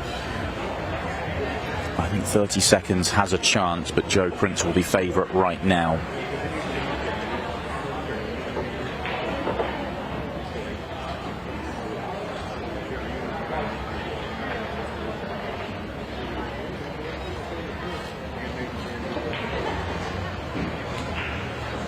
All he can do is sit there and hope. Yeah, he's not out of this. He's not. The pressure is all on Joe Prince right now. He's the one that's got to go and beat that time. But when you're going second, if you were offered 30 seconds, you would take it. Yeah, absolutely. 30 seconds to beat going second is a good place to be, but it still has to be beaten.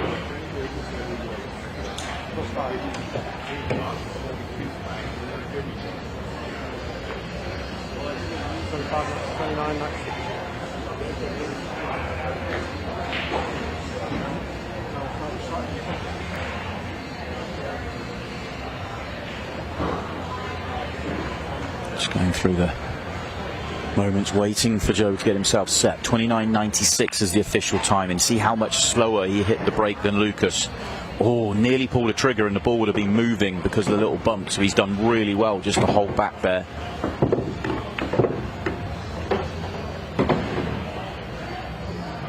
This is really good. Prince has him. Yeah, he knows he can walk round slowly because he knows if he makes it, he's through. And he does. Very calm and composed 6-ball shootout for Joe Prince, and he comes from the brink to turn it around and get the victory. and he books his place in the Boston Shootout quarter-final.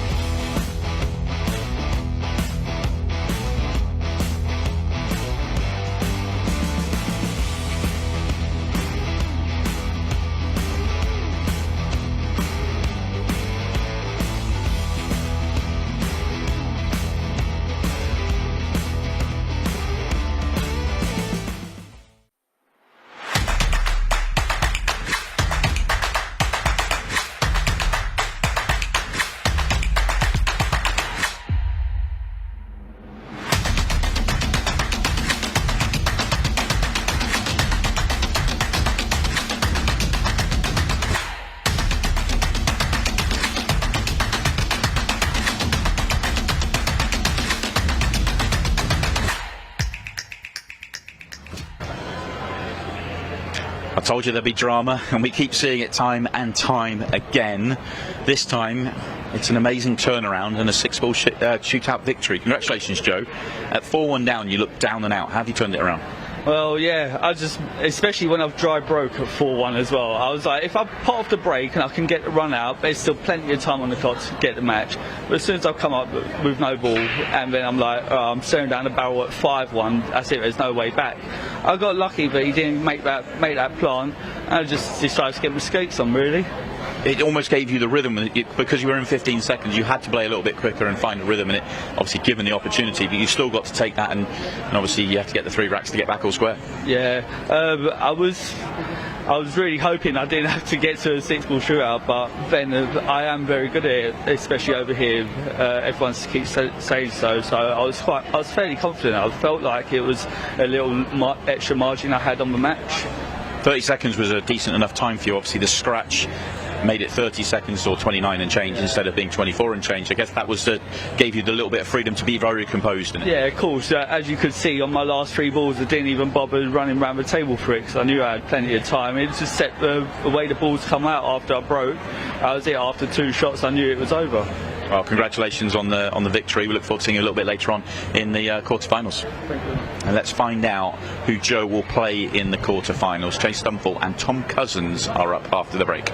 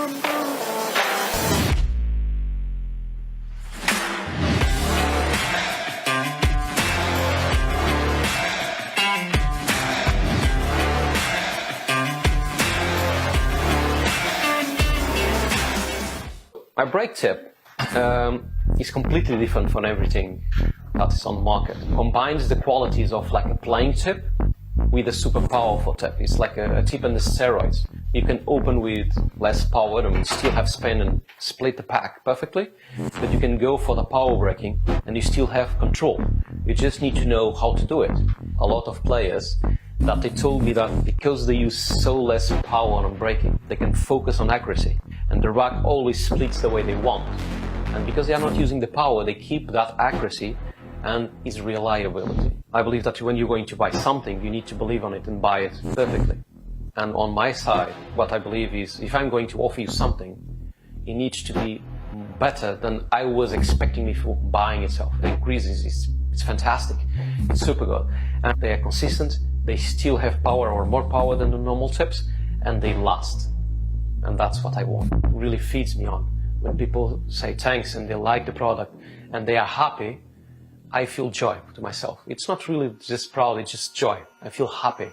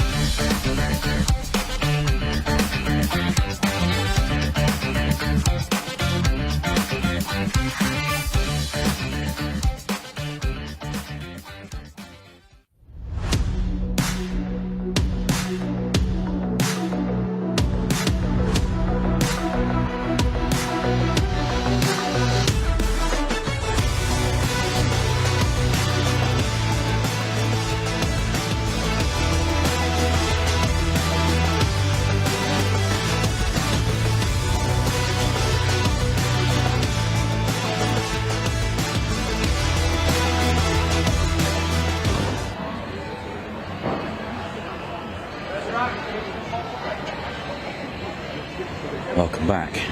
There is a former champion, the Ultimate Pool #1 professional in the English version of the game, and he is taking on Kansas City's Chase Stumfoll, who has had a best of a run to a semi-finals. That was in Phoenix a few months ago now.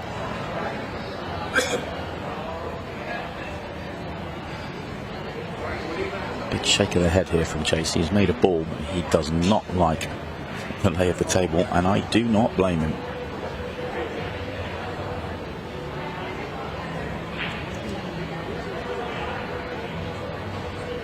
Extension.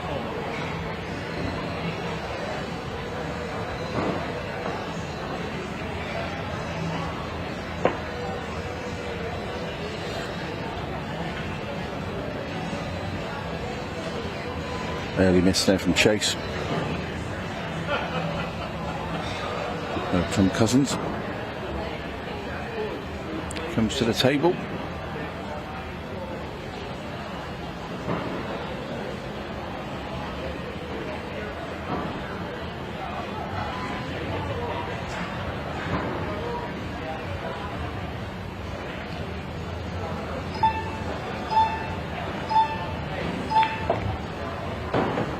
Tried to bump the 8 ball out there and he's failed.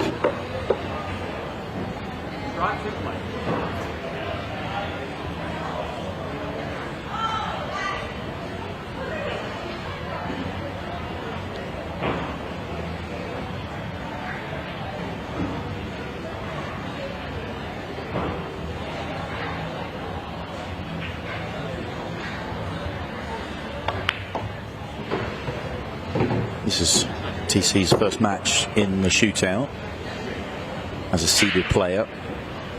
Didn't have to play in yesterday's first round, but he has played in the Open already. So he's on a nice warm-up today, winning 6 racks to 1 against John Zelensky.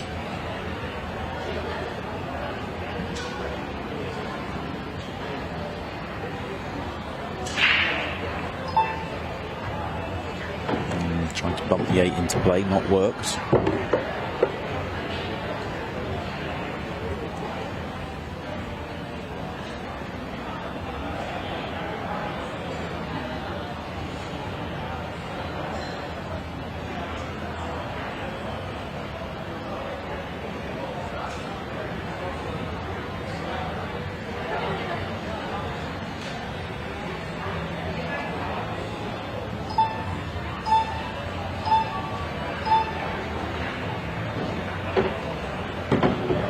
Where's he going with the 8-ball, Tony? Well, I think he's looking at playing the 15 now down here and going into the side rail and then kick into the 7 in the 8 up there, leaving himself on the 14.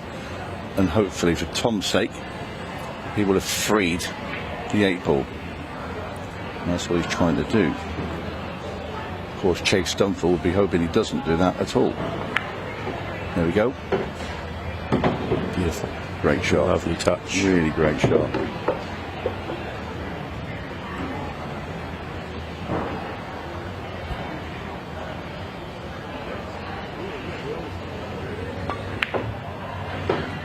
Super stuff from Cousins. Top cat. With this 8-ball to get the opening rack. In it goes. And the man from England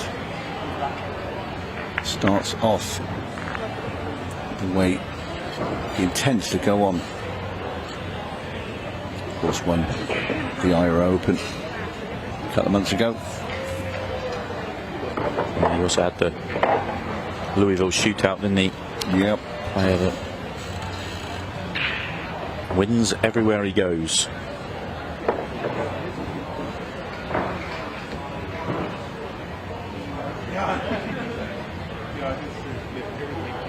Chase, a very bubbly character.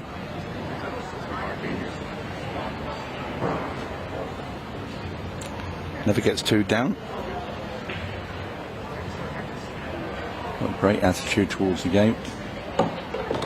Very talented player as well. He is.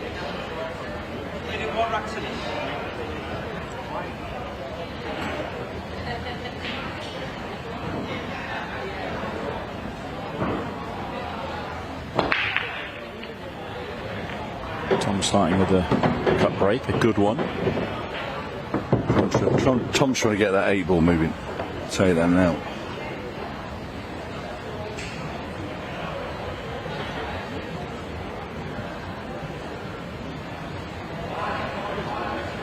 Very congested layout there. Everything seems to have just fallen in the same area of the table. So plenty of work here for Tom. Tom's very good at working out layouts. That's one of the reasons why he's so good. But he's also got the ability to look at a layout and go, I can't work it out. I don't like it. I'm going to pull back. He isn't as aggressive as some of the other top players, although still remains an aggressive player.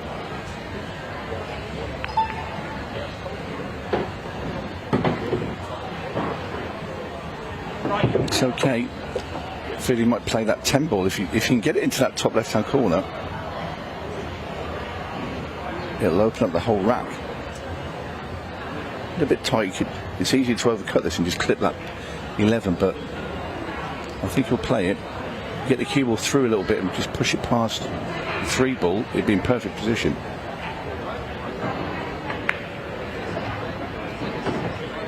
How do you like that? Well, this looked like a congested layout, Tony, that looked like it was going to be tricky. 2 shots in, it is absolutely there in front of him. Excellent couple of shots for Tom.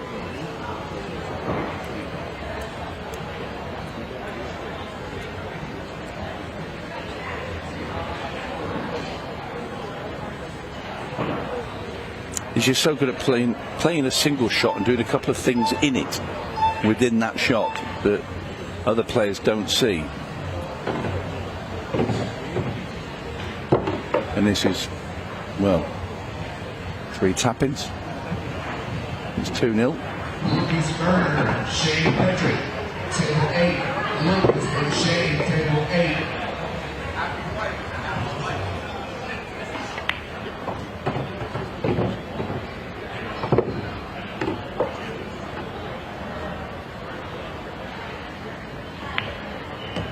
Very good start for Top Cat. Back-to-back visits. Goes 2-0 in front.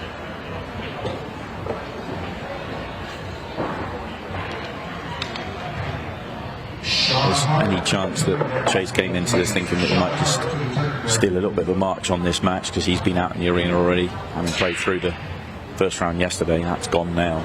Tom's up and running. Chase is going to have to dig deep here and find his game. One visit to the table that's got away from him so far.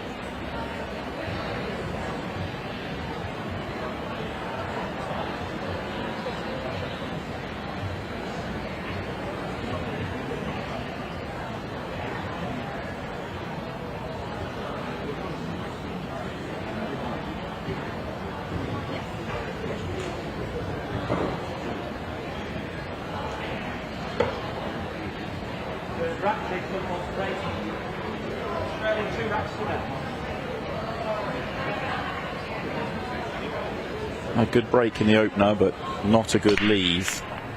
Another really good break, and it's again not a good leave. Got a feel for Chase there with that.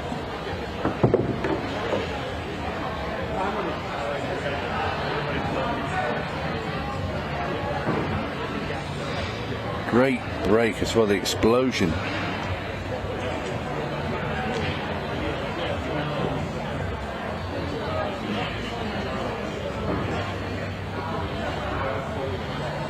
So Tom's going to play the 3 ball, cannon into the 5. Could effectively knock in 2 solids here, the same shot. Yeah. Doesn't want it to get tied up. That's why he's gone into it from underneath. Keep the 5 in play.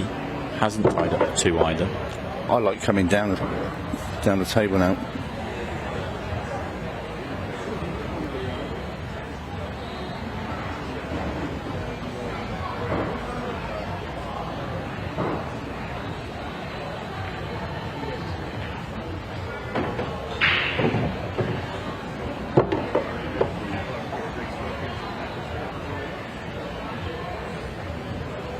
Such lovely control as Tom, you know, just with the delicate shots that he plays, but with control and spin. And underrated part of his game for sure. Beautiful touch.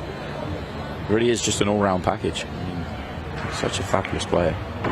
And that's why he's where he is, at the top of the tree over in the UK, and competes with the very best over here as well.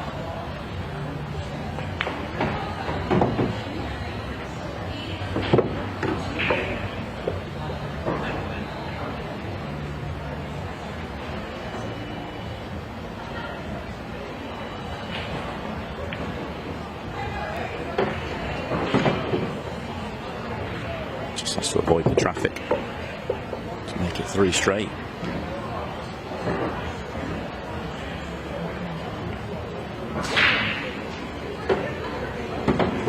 And he does just that.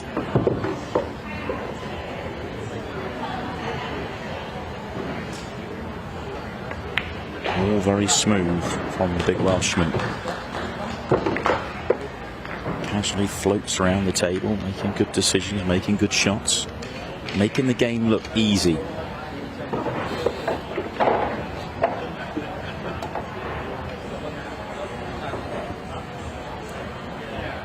Frustration for Chase.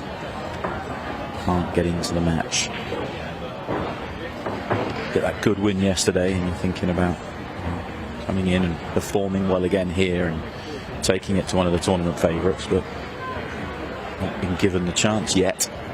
Yeah, they'd probably like to have gone straight back in last night and play. No doubt about that.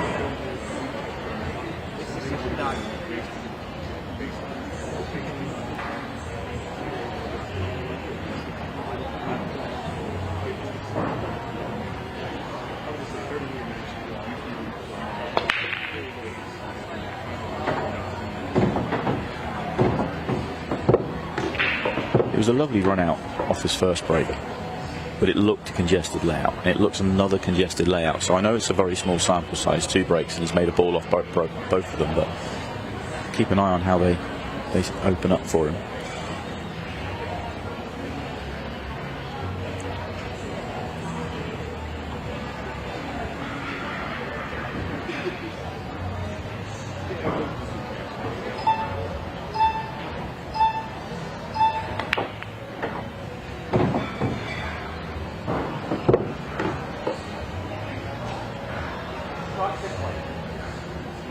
Going inside Musto, he's looking at angles further along, so he's good shape here. Must go past the 5. You can see the 15 squeezes between the 1 and the 3 as well into the other side pocket, or sorry, into the same side pocket. And you see he's got acres through there.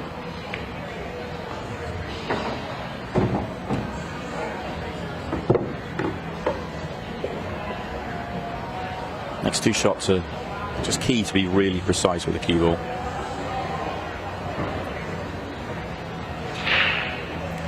Well, chase there, nothing he can do. Tough place to be. Ooh.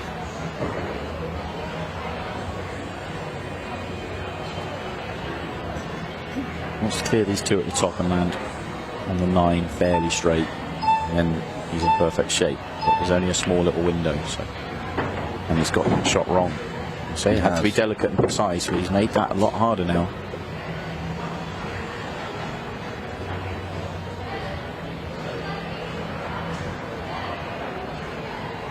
Do you think he was going to just get the 3 maybe into the side or higher?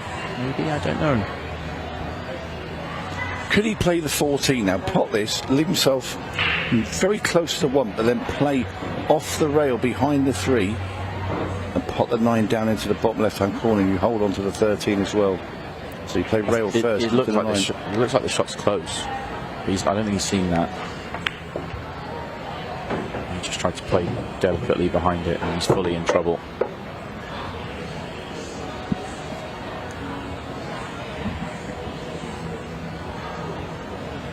I don't know if he can generate enough power off the 6 boys. So he plays a 13, but the cue ball has to hit the 6 afterwards and then sort of scream backwards into the 3 and the 9. Got that. And I think do you know what? I think he's just got enough here. Yeah, he's on this. That's ridiculous. Hope that was given for Chase has been taken away. He was immediately down on the line. He could see it. He knew that Tom was on it. That is a very, very naughty finish from Tom Cousins.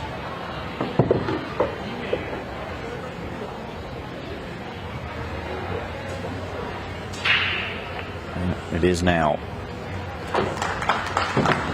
3-0 becomes 4-0. If that 6 ball wasn't there below the 13, you couldn't play that shot. You had to play it into the 6.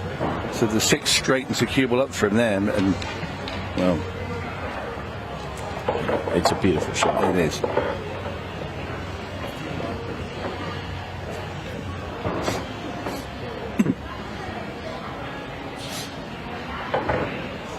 Chase lost 6-0 last time out in Des Moines, won 6-0 yesterday, and he's staring down another 6-0 right now.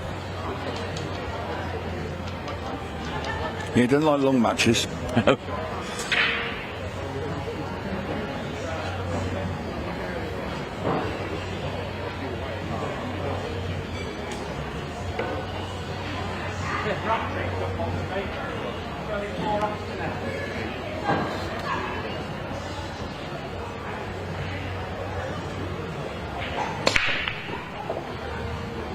Baffle break. He's going to get a good opportunity for the first time in the match. It's a really good break. That's the best break in the match. Just got to steady himself now, which is fine. That run out. How many solids did he make there? 1, 2, 3. Had a stripe down there as well. He must have made 4 solids as well. 4 solids. And a stripe. And a stripe, yeah. It's great because you get rid of all the traffic out the way of being on the table. How good a layout he left here. I mean, normally when you make 4 of one group, you're going to go with the other. But he was just perfect. Just had to work the pocket on the first shot, which he did easily, and the rest of it was just there in front of him. 35-second wrap. Thank you. He's taking his time. Yeah. Oh, very nice indeed for Chase Stumfoll for getting himself on the board. Still doesn't feel great about himself, but any comeback has to start somewhere. Absolutely, yeah. And then he's going to have to face the Cousins break. Will he continue with this big cut break that he's trying to get the 8 moving, and he hasn't really achieved that. And what he has done is left a couple of messy sort of splits, but he's been so good just with the intricacy of the way that Tom's gone around his finishes.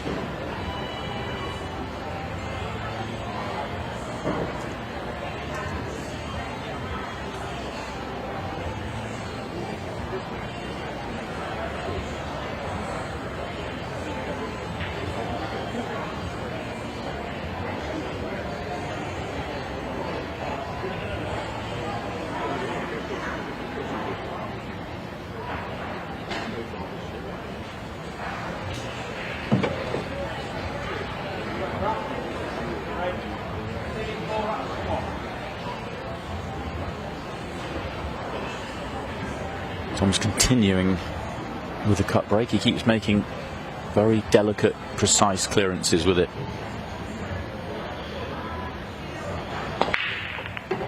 The 8 ball flying there, stopped in its tracks though. And this time he gets a little bit more of an even layout, certainly in the bottom half, rather than all to one side. They're gone.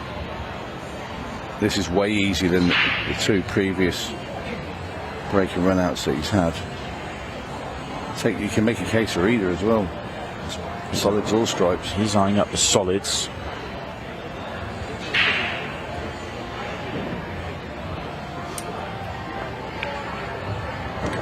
And that's lovely.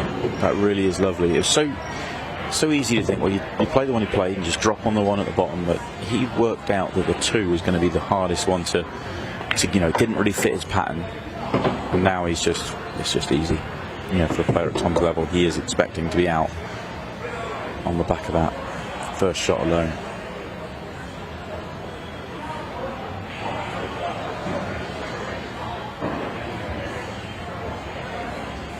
Yeah, he's relentless. He's in this mood.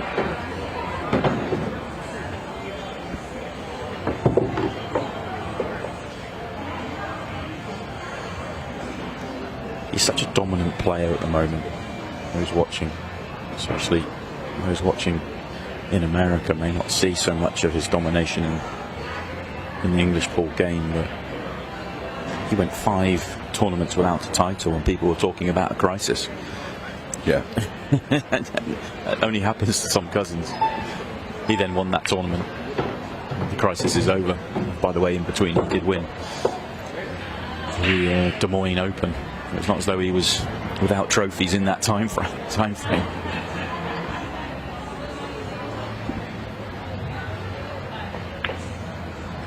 Sean Hart, Joe Prince, table 12. Sean Hart, Joe Prince, table 12.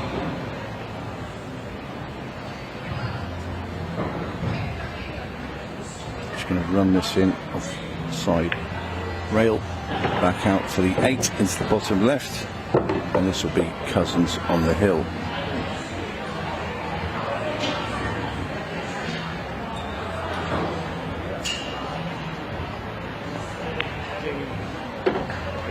On the hill he goes. Very smooth. His pace around the table, he's not a slow player, but he's very much in just a lazy kind of ambles. Yeah, amble around the table. Very rarely gets himself out of that rhythm.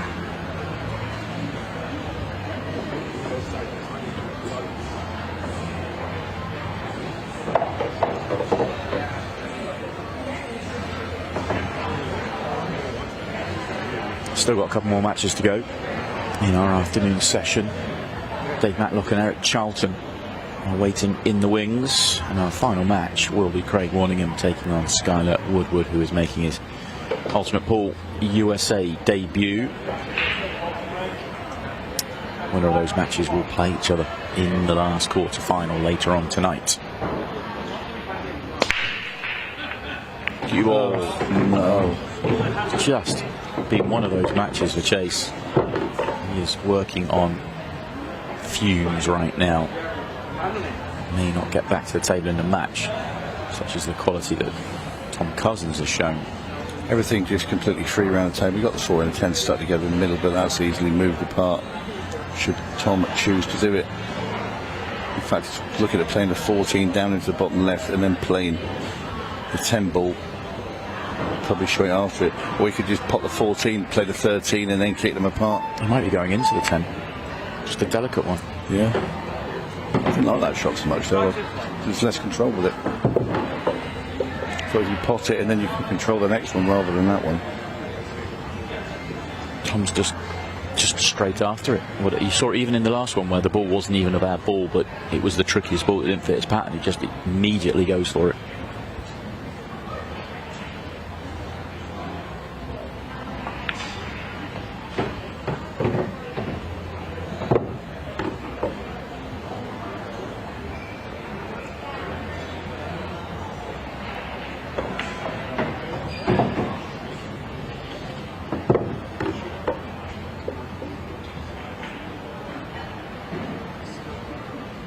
I'm just looking where he wants to be. Got the 12 and run the cue ball down for that 15 that's near the bottom right hand corner. That's going to be his last ball.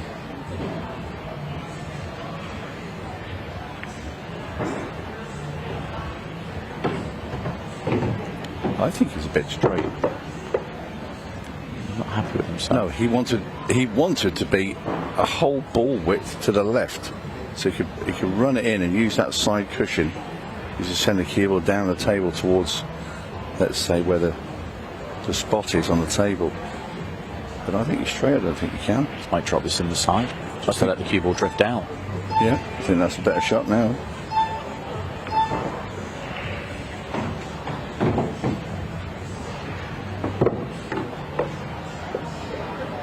So all he has to do is get position onto the 8.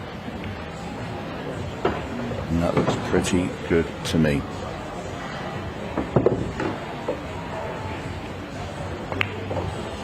Another beautiful run out from Tom Cousins, and it is all but a flawless match from the big Welshman as well. Jay Stumfoll just did not have anything to work with. Slim pickings. He'll be back. Right now, Tom Cousins is through. He's into the quarterfinals of the Boston Shootout. We'll hear from him after this short break.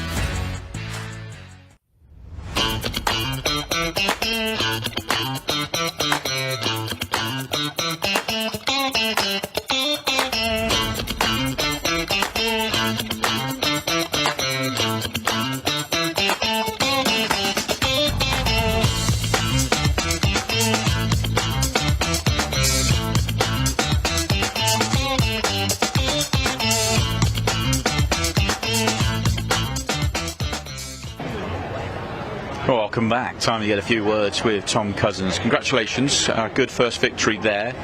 It looked very, very smooth out there. It looked like you were in control of what you were doing. Yeah, happy with the way I played, but you know, it looked smooth, but not every positional play was perfect there, Simon. But I managed to dig myself out of a little hole every now and again, and he got really unlucky on a couple of breaks and left me a decent chance. When you come over to these events, you know, obviously you spend a lot more time playing other versions of the game. Does it feel like it takes a little bit of time just to get used to it? Are you always happier once you've been able to get a couple of matches under your belt like you have today and get that sort of rhythm going in what is slightly different conditions? Yeah, of course. You know, I don't play with these cues and balls, so I could ideally do with 3 or 4 days, you know, to get probably where I could be. But as the tournament goes on, I got more and more chance. And obviously this puts you into another quarter-final, so eyeing up another good run here. Yeah, I mean, it'd be lovely to get another title, but you know, it's just hope for a good run and enjoy myself, and that's about it. Well, congratulations on a very good performance. We look forward to seeing you a little bit later on when you come back out for the quarterfinals. And we're going to find out how the bottom end of the draw is going to pan out. 2 more matches still to come in the last 16 to round out our afternoon session. Stay with us.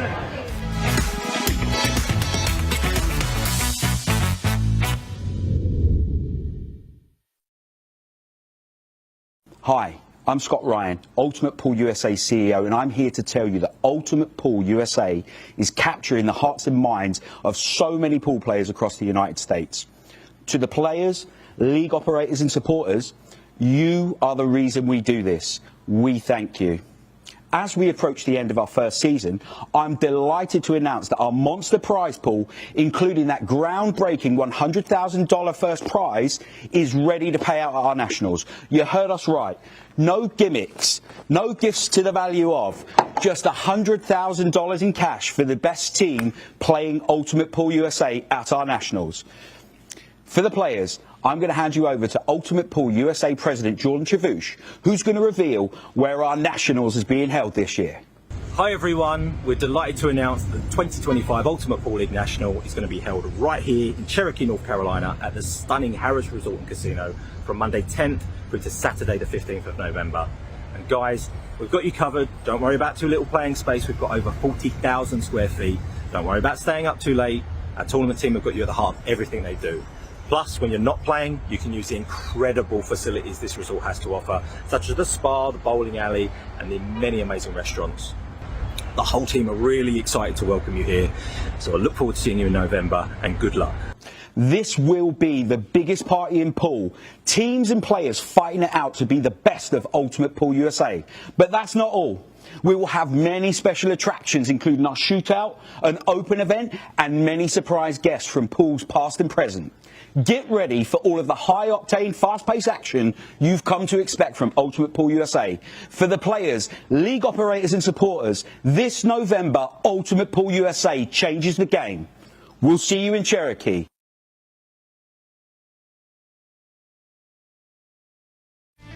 With over 175 years of billiards history, tradition, and expert craftsmanship, Brunswick is a name synonymous with our game, which makes it the perfect partner for Ultimate Pool USA's vision of fun, fast, and exciting pool for the players all across the United States.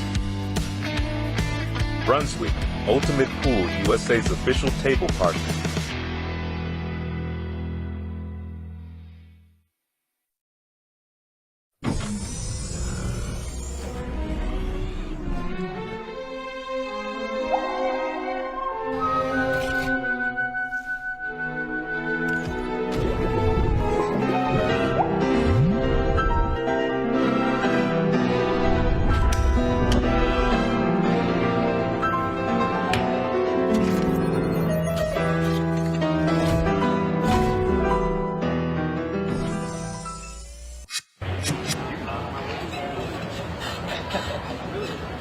Charlton getting himself ready to go here in the last 16 of the Boston Shootout. Welcome back everybody. 2 more matches, as I just said, out in the arena with Top Cat.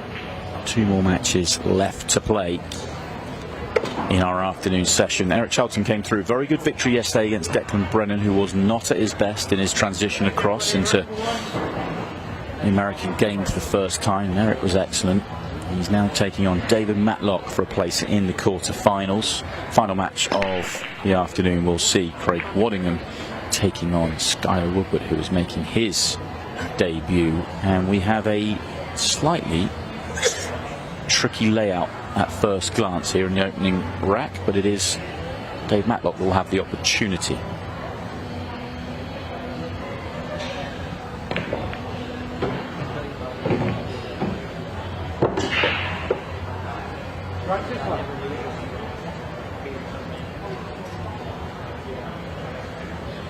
Nothing that Eric can do as Dave takes on this tricky layout to start with. And it goes wrong.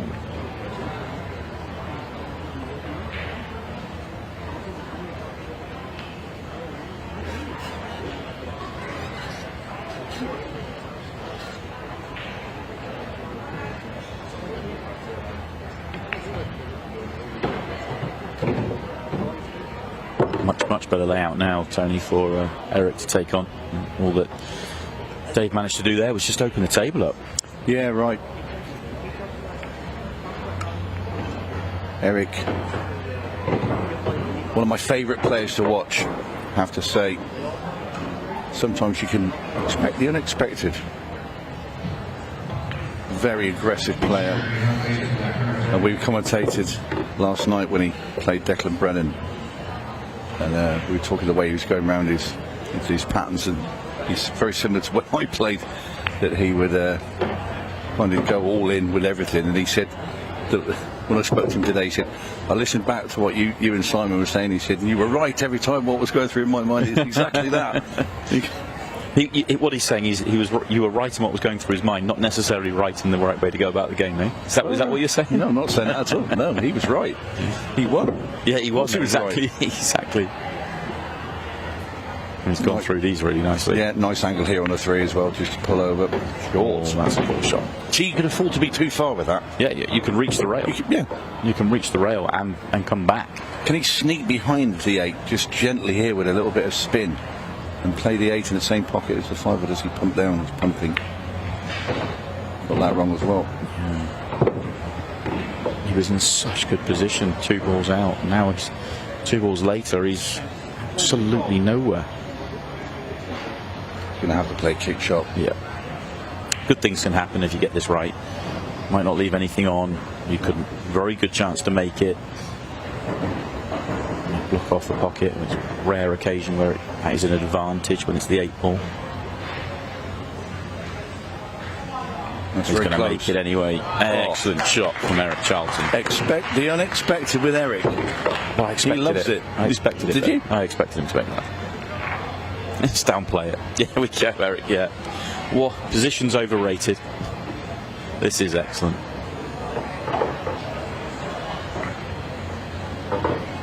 Never in doubt. He loves it. So he punishes the error from David Matlock.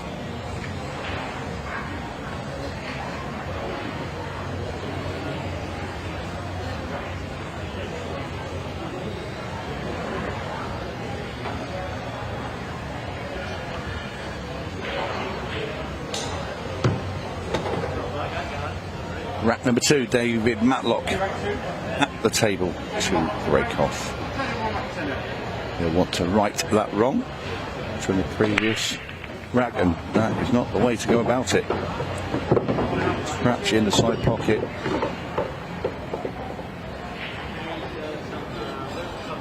Joe Prince did one of these earlier.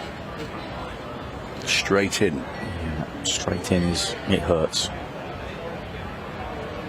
Especially when he's left the layout as good as this one.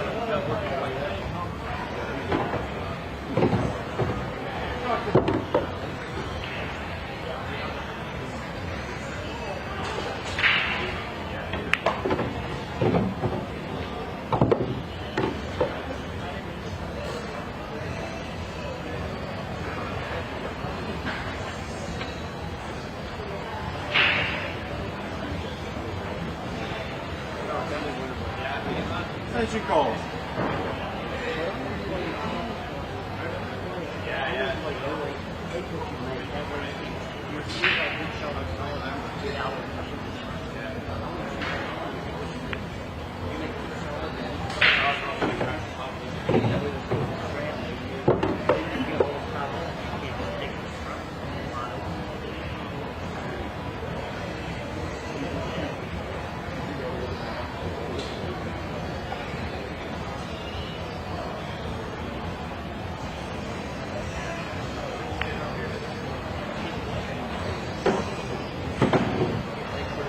Very good shape here again, Eric.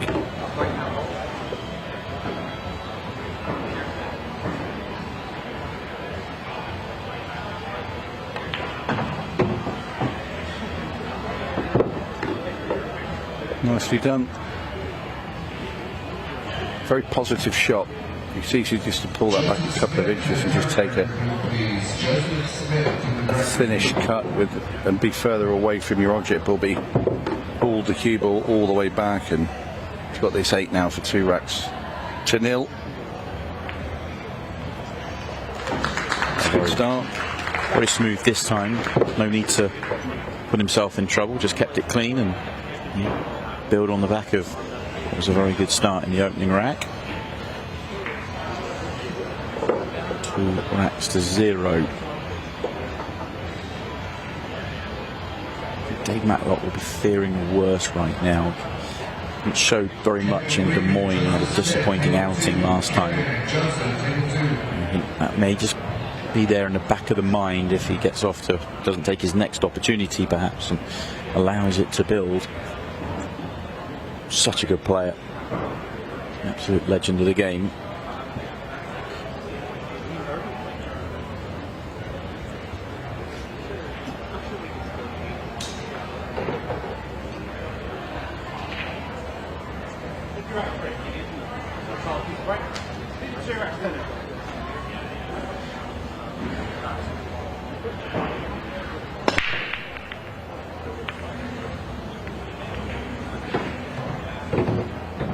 A lovely break.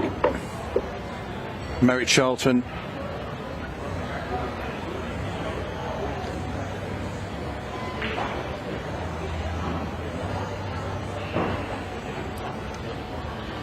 You know how good a split you've got when you're actually looking down to see where he's going to put the 8 at the start of the rack.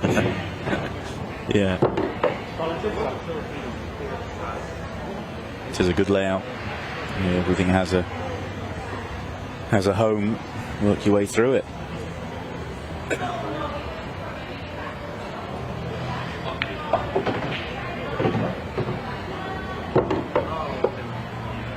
Gets rid of the 6 ball now if he can get through, which he can. Just opens up that pocket so the 2 goes into there now as well.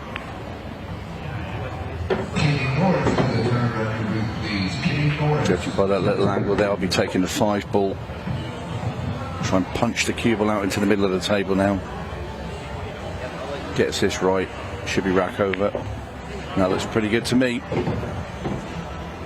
7 ball.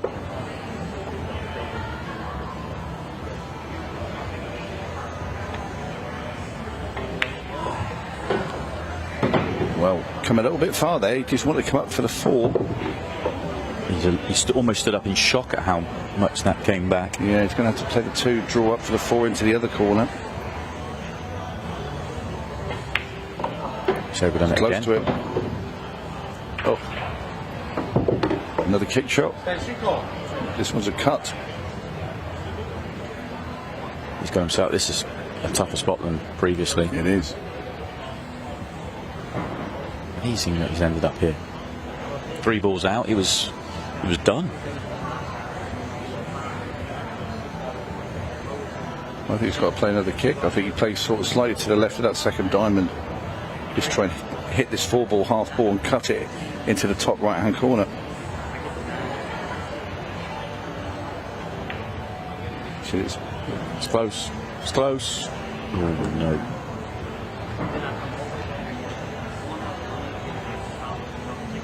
A chance for Dave Matlock to get on the board then. And a rack and get going. And loosen that cue arm up.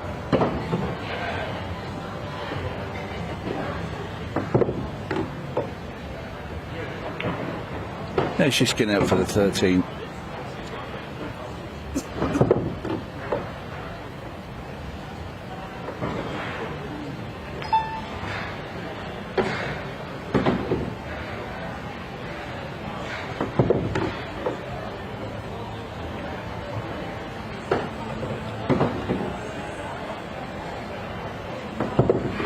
This can go wrong. Yeah, I don't like the angle as much. Yeah, it can go wrong. It has gone wrong, and it's gone wrong in a dramatic way. Big error from Dave Matlock. Do you know what? Very early in that rack, and I was just about to say, before he played a shot, he was on the 10 ball, I think it was, down here, and he had an angle just to pop, come off the side rail and send the cue ball naturally towards where the 4 ball was hanging over that pocket, and that would have been in the area where he needed to get rid. And you never leave him till late. No, left it way too late, and it's come back and cost him the rack.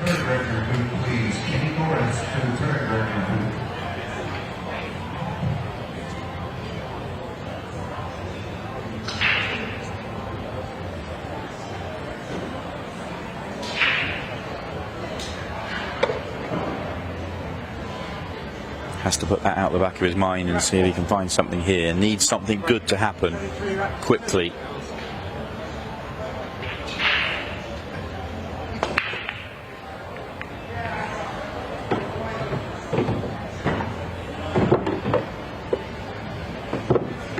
He's made balls off the break. It's a funny split.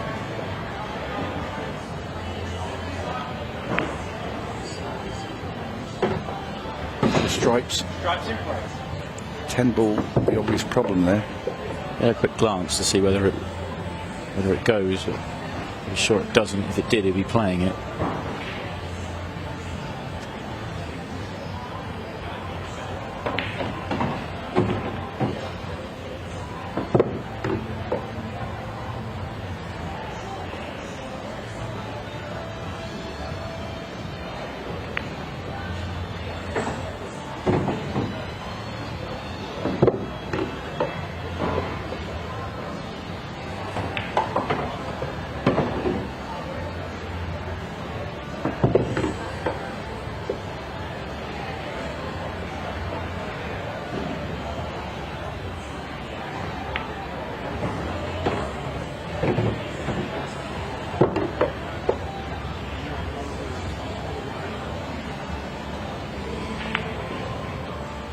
He needed this. This is really, really good from David Matlock. After what's gone before, he needed the positivity, and he's got it. Much more like it. That's the old David Matlock we used to seeing out there in the arena.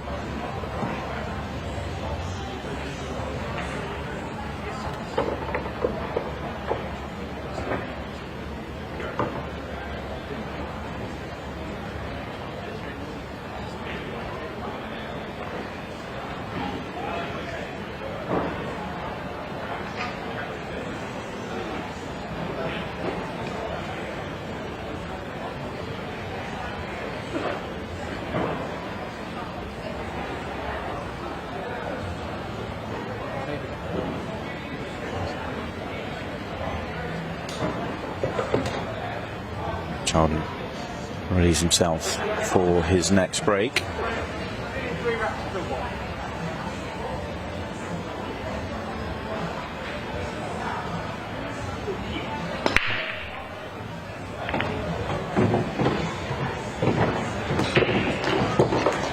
Unbelievable golden break there from Eric Charlton. Now he goes 4-1 in front, and he likes it. And why wouldn't he? We'll have another look at this. Straight away, the 8 ball came out. It got a little helping nudge there from the 9, but it's gone into the side pocket, and Eric Charlton is now 2 from home. So just as David Matlock comes back, starts to find his form, Eric Charlton blasts in the 8 from the break.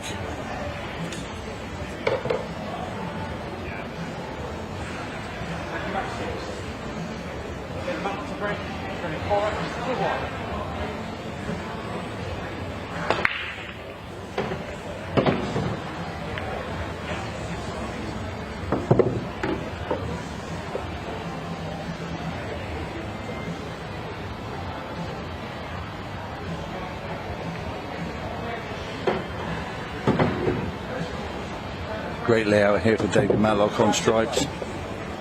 So this one looks like another quick fire break and run. Oh, he's lost a cue ball. Oh dear. And a look of disgust there from David Matlock.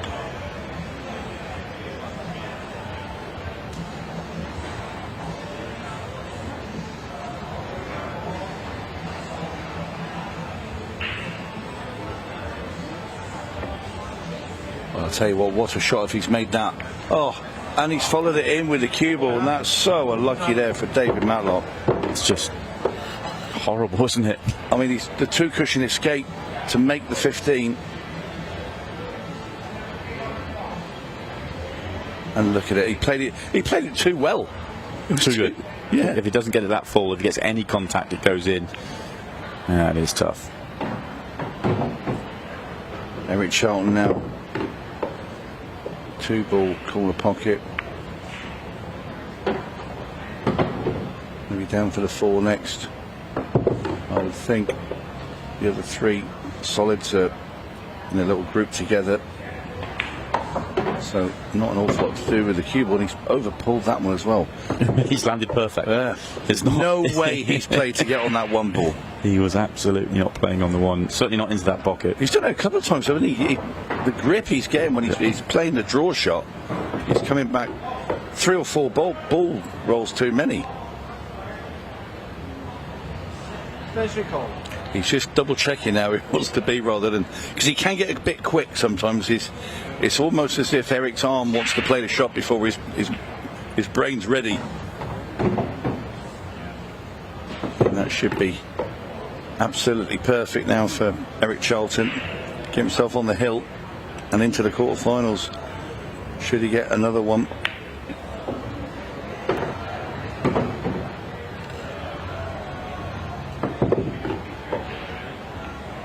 In goes the 8-ball into the side pocket. Eric Charlton now on the hill, 1 away from a place in the quarterfinal. Everything just going his way. It is indeed. Everything is going that man's way right now. What a tough match this has been for David Matlock. He's made his errors.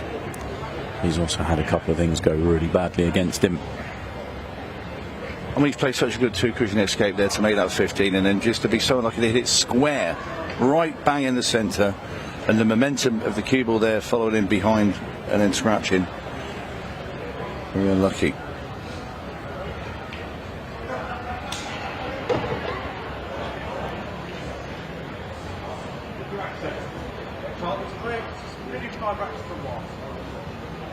You won't put it past Eric Charlton to do it again.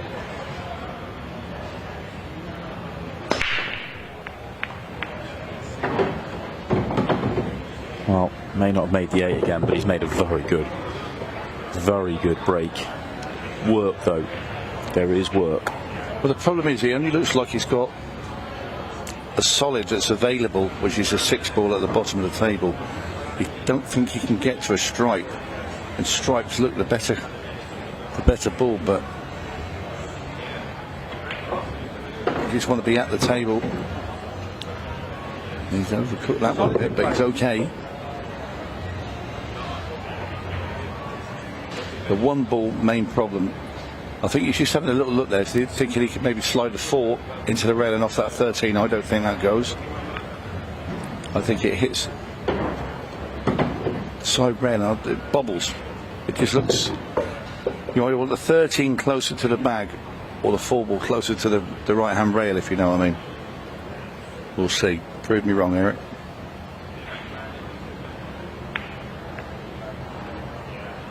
There you go. It bobbles and stays there, but it's still not a bad result, though. Yeah, very well worked out from yourself there, Tony. Threatened to fall, but refused. It's my willpower because I wanted to be right. What a shot that is. That was a great shot there from Dave Matlock. Played that beautiful. And that changes everything. Everything now goes in one very good shot. Yeah, because I looked at what Eric had left David, and it wasn't an awful lot when you look at it quickly. But Dave Matlock had other ideas. Looked like he played that as though the 10 doesn't go, but the 10 does go. I'm sure of it. Yeah.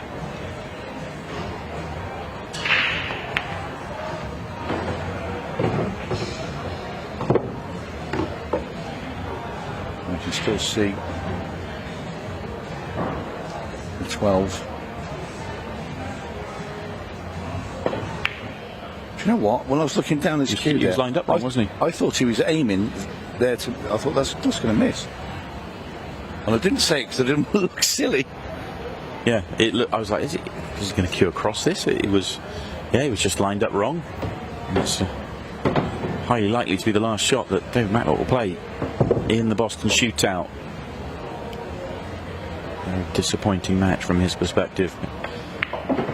Eric Charlton is in prime position to march on to the quarterfinals.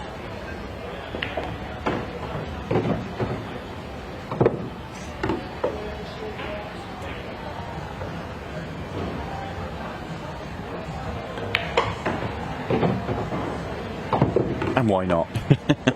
Had a little nudge at the end. Just it almost sums up the match. For good measure. Eric's played really well, but a couple of things going his way and a couple of things going badly for David Matlock. But it is Eric Charlton that fully deserves the victory, and a victory that he gets in fine style. He will march on to the quarterfinals of the Boston Shootout. We're going to hear from him next, but reminder, we still have one more match to come in the afternoon session, and it is going to be a Ultimate Pool USA debut for Skyler Woodward.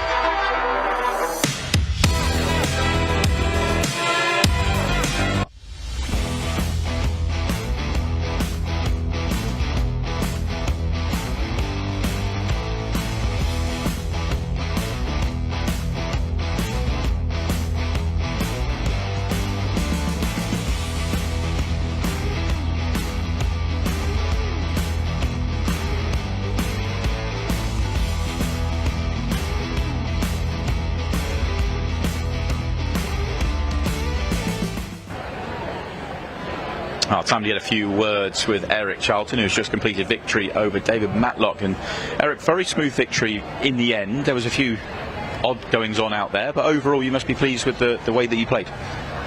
Yeah, overall I am. I'm okay. I feel really comfortable out here. There's a couple of shots that as you said, I overdrew, but you know, I had to kick at an 8-ball, and that really set the tone for the match. Being the first game, that was unfortunate, and I had a golden break, which really helped, and he made an 8-ball out of turn, and so it's just, the whole match just went my way. I don't know why. It just felt like the match was going your way. Obviously, I feel like the kick shot was a big one in that opening rack to get that on the board, because that could have set things off nicely for David if you don't make the kick shot. And then, yeah, just a few things here and there. He made a couple of mistakes and a couple of things going your way, but you've got to take advantage when that happens. Yeah, exactly. I mean, that's all I can do is what I can do, and you know, I'm not super happy about the win, but I'm happy to be moving on, and I just got to focus on the next one. I guess the good news is when you get the victory, it is about what can you do in the next one. You can always, you know, put things that you're not happy with right in the next one. So I guess that's what you'll be looking at in the quarterfinals a little bit later on tonight. Yeah, exactly. I'm really happy with my break. It was I was crushing it in the first round.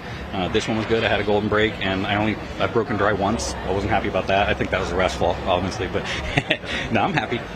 And your quarterfinal will be against Craig Waddingham or Skyler Woodward. Thoughts on that? Obviously, Craig's been around for a little while, but Ultimate Pool USA debut for Skyler, so that'll be fun. Yeah. I mean, you just can't miss against either of them. You know, I'm out there playing the Ghost, so it's going to be fun either way. I like both of them a lot. We're looking forward to seeing it. Well, congratulations on making it through. We look forward to seeing you in the quarterfinals, and we will find out after the break who will win that final match of the session to play Eric in the quarterfinals. So stay with us.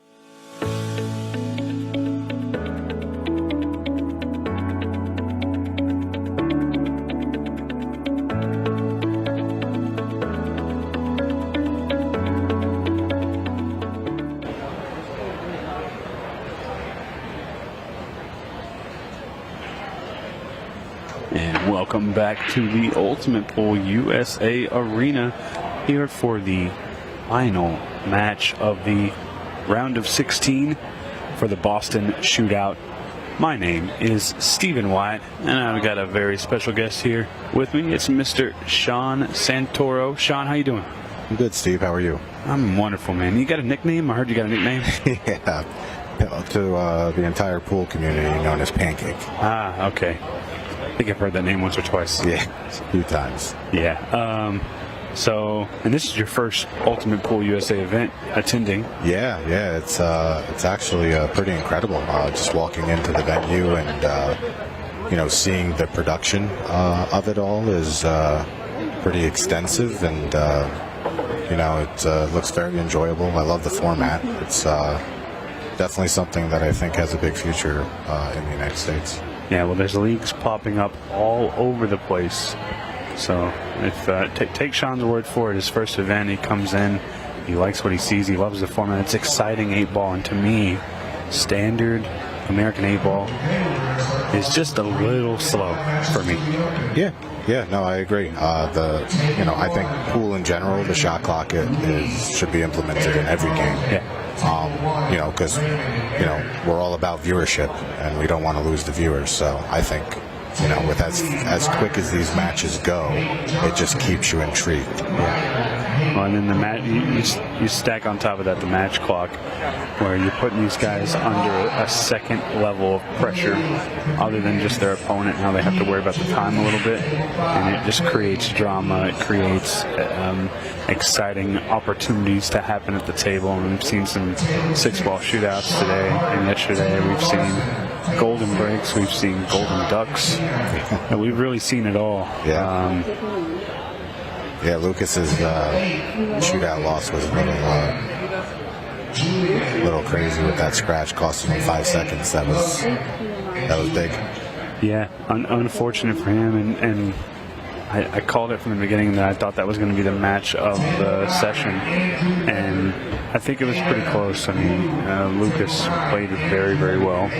Joe made a good comeback, and unfortunately for us Americans, if you're watching, if you're thinking about playing and you end up in a 6-ball shootout, just copy what those guys are doing, because they've been doing it way longer than we have. They know what they're supposed to do. You can see that for sure.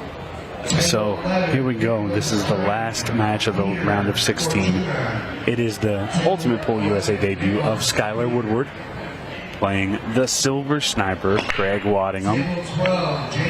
And Skyler's going to start off with a good break, and it looks like, I think the stripes are good here. Yeah, it looks like he just has to get on that 13-ball table there to play in the upper left-hand corner if you're looking at the... Yeah, so bottom right for the 13, or even maybe the left side pocket. Yeah. If he ended up down there, I think he'd be happy taking the 9-ball and using that for the 13. But yeah, I mean, as far as United States 8-ball goes, Sky doesn't get he's the top of the top when you're talking about bar box pool. So I think this is cool to have him at the event and see how he likes it. Like a year and a half ago, the person I said that I thought would be really, really good at this format was Skyler Woodward. And that's, I'm not saying, that's going to be a lot of people's opinions, but I'm happy to finally see him coming here to compete and see kind of how things go. This ended up a little bit wonky. Yeah. The speed of the table, I think, got him a little bit there. I wonder if he can play this 13-ball off that solid, try and send it to the bottom right anyways. Oh, he's going to curve around. Oh, wow. That's brutal. Yeah. See if Craig has any issues here.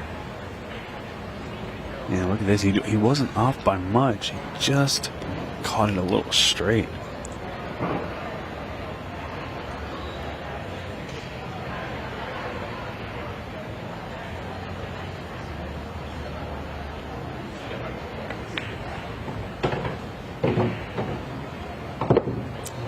Craig's okay. I mean, the only issue he has, it looks like, is that 3-ball. He has to just get on the other side of it. So it looks like he's going to play for the 1 to get on the other side there, spin it around, so he can play it into the same corner.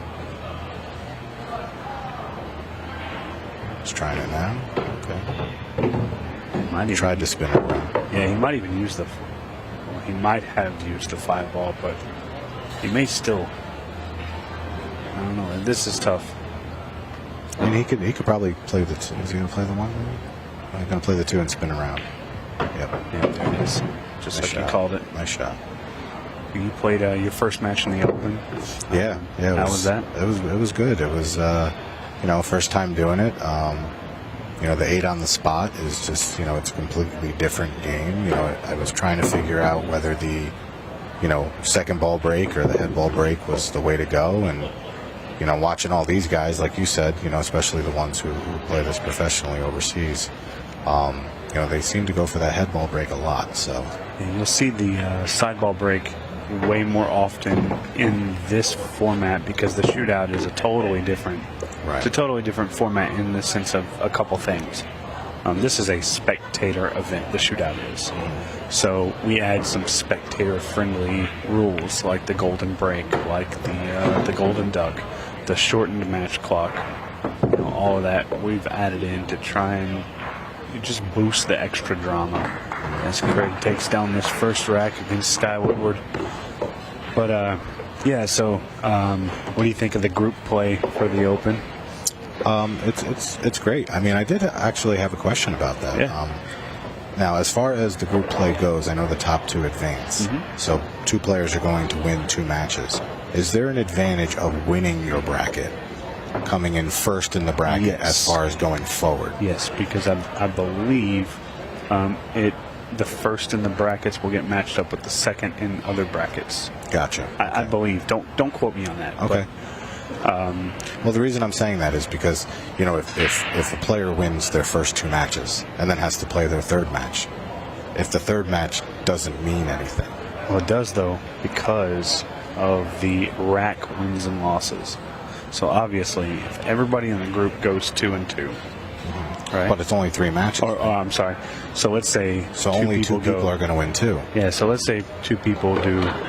We've had some other variations where we've had groups of 5 or groups of 6 in the ladies' event. So in this particular instance, let's say 2 people tie. It goes on rack wins and losses. Okay. So if you beat somebody 6-0 and you win 2 matches and the other person wins 2 matches but they win 6-5, you're taking that first spot. Oh, that's brutal. Almost made the 8-ball too. That could have been bad. But yeah, so the racks wins and losses does mean a little bit. So obviously, if you get first in your bracket, you're going to get a slight advantage, as far as I'm aware. Now, for everybody who's watching this for the first time, unlike in American 8-ball, the ball's in the kitchen, but you can shoot balls that are behind. Correct. The line. So he can put that ball anywhere he wants. If he wants to shoot the 4-7 combo right now, he can. Gotcha. Okay. And that's what he's just asking the referee. Yeah, I like that too. I mean, the opponent scratches, they should be punished for that scratch. Yeah. And if something's lined up down there, you should be able to do it. Yeah. Another rule that I like that we don't see too often. So obviously a scratch on the break is bad. You're going to get ball in hand. It's still in the kitchen. If you throw the cue ball off the table on the break, it's ball in hand anywhere. Oh, wow. Okay. Extra little punishment there for throwing the ball off the table. I like that. This should be easy work for Sky. And this is big because just like, in tennis, you got to hold your serve. And, Sky lost his serve and he's trying to get it back. And then the clock comes into play later on, right? That's the fun part. Yep, that is it. And you'll hear us talk about that clock quite a bit. The first rack was not incredibly long. Standard 30-second shot clock racks are going about 3 to 4 minutes apiece. Once we get down to that 15-second shot clock and it's forcing everybody to speed up a little bit, we're seeing right around 2.5 minute racks.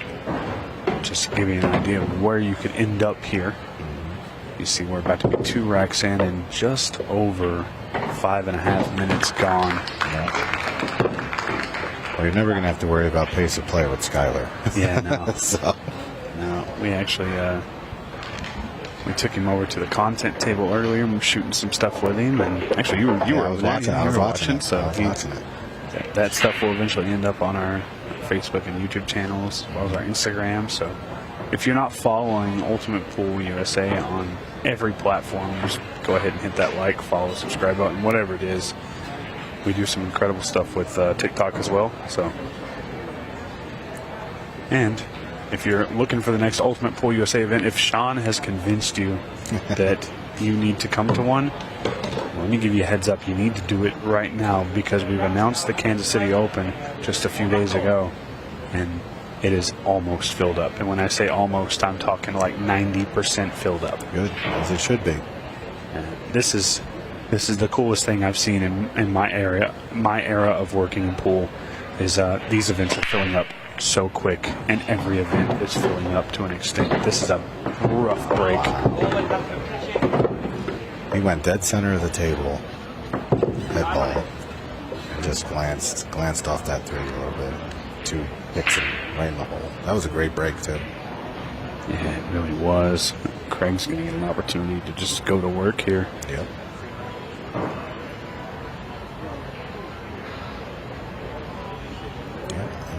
Looks like what, stripes? Looking at the stripes here. Yeah, I think so. I mean, you could really go either way, I think. Always going to go side. Yeah. I guess all he has to do is combo the 6. Yeah, okay. Let's see. And I kind of like this because he automatically has his out ball with the 7. Right. He is going to have to move around the table a little bit to get to the 8 ball because it doesn't go in the bottom right. But it shouldn't bother any. Yeah, and he could play it in the side pocket too. These side pockets are pretty big. Yeah, and it's no secret. We tell people all the time we're not trying to play with 3 7/8 pockets or anything like that. They are going to be bigger than your standard tight pockets, but they are missable. We've seen players miss quite a bit. Now, this is interesting. I'm going to try to get some angle.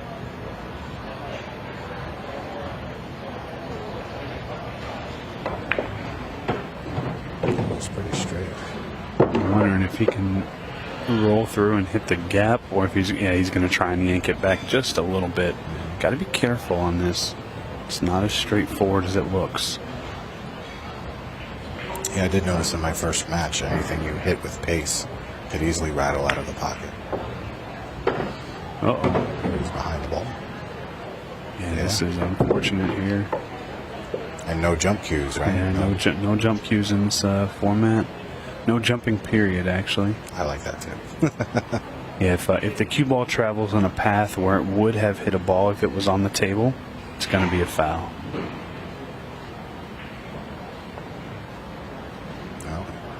Got the hit. Hit good. Yeah. I think he left him the out there. Even if he didn't, he's got a wall of balls where he can play a little safe and move something into a better position if he needed to. I don't think he needs to, though.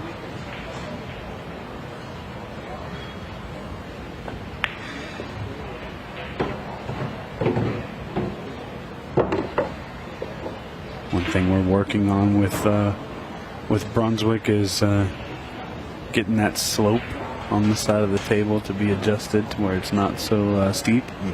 As I'm sure there's plenty of people out there who will make wagers on how many times a piece of chalk hits the floor. Brunswick's been great, though. They made this table for us. We're getting hopefully our own version of it soon, and everything that they've done with the table, they've given us endless ability to make feedback on. It's a good looking we table. don't like this. We would prefer it if it was this, and they're willing to do it. So huge shout out to Brunswick.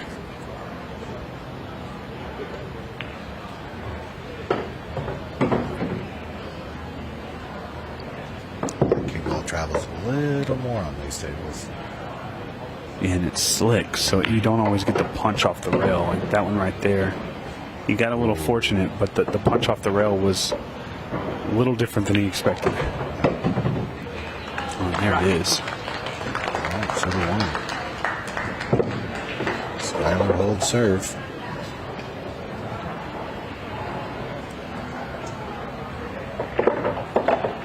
Now, if you're Craig, you know, you come off obviously an out that he is probably the favorite to get out of. You're playing a champion, a Moscone Cup champion in Skyler Woodward. And his mindset has to be, a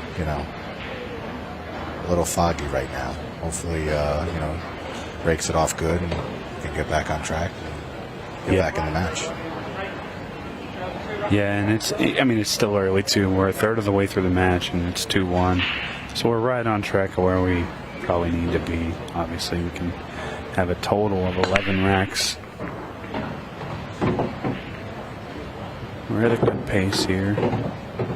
If somebody were to run away with it, then obviously the time won't come into play. But as it stands right now, there's a pretty decent chance that we're definitely going to get into that 15-second shot clock, and maybe even worse, have the match clock be a little bit of a decider. So, and that starts with 15 minutes, right? The 15 seconds. 10 minutes. 10 minutes. Yeah, 10-minute mark.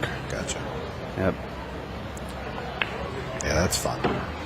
Yeah, it really is. I mean, the tension in the entire building, in the arena, when that bell goes off, everybody runs to the TV table if they're not there already. I told you about that. Yeah.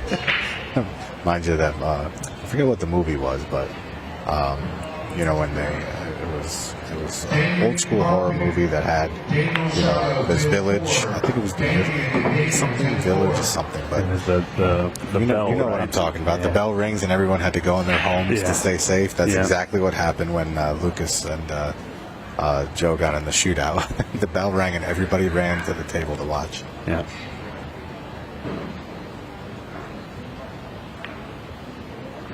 And to be a player in the shootout, seeing the numbers, how big the numbers are right in front of your face as you're trying to run these balls out.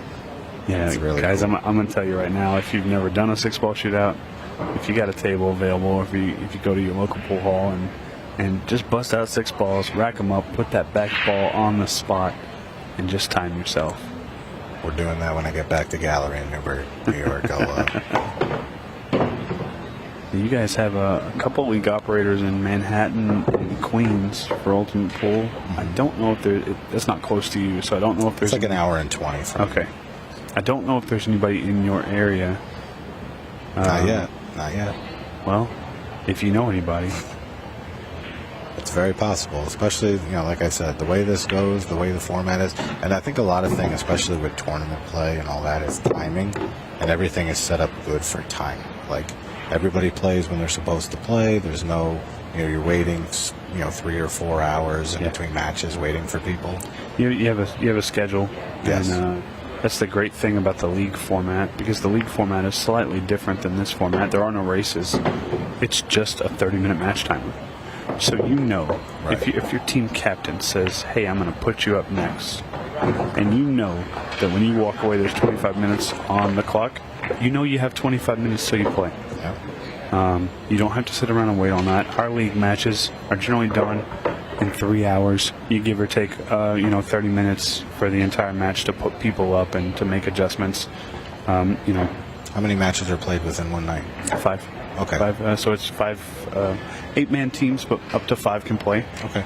And you play 5 matches all on one table. So it's 2.5 hours of game time.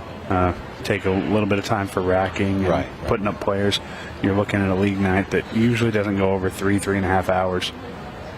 And that's for me. That's huge, especially if you have a family to go home to. Yeah, for me as a league player, the leagues that I've played in prior, I might not get out till we might start at 7:30, and I might not get out until 12, and it's brutal. Well, I've been in league until 1 a.m. Yeah. So unless you're starting at 10, you'll never have to worry about that with Ultimate Pool League. That's big.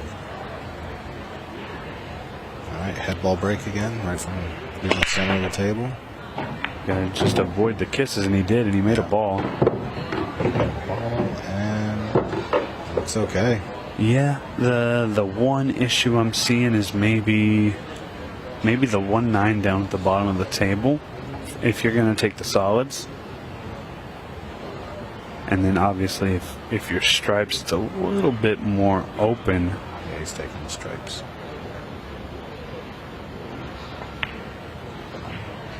Yeah, he's going to get that 9 ball out right now, get it out of the way, and then just work from one end of the table. Yeah, he looks like the favorite to get out here. Yeah, I don't know if I'd bet against him here.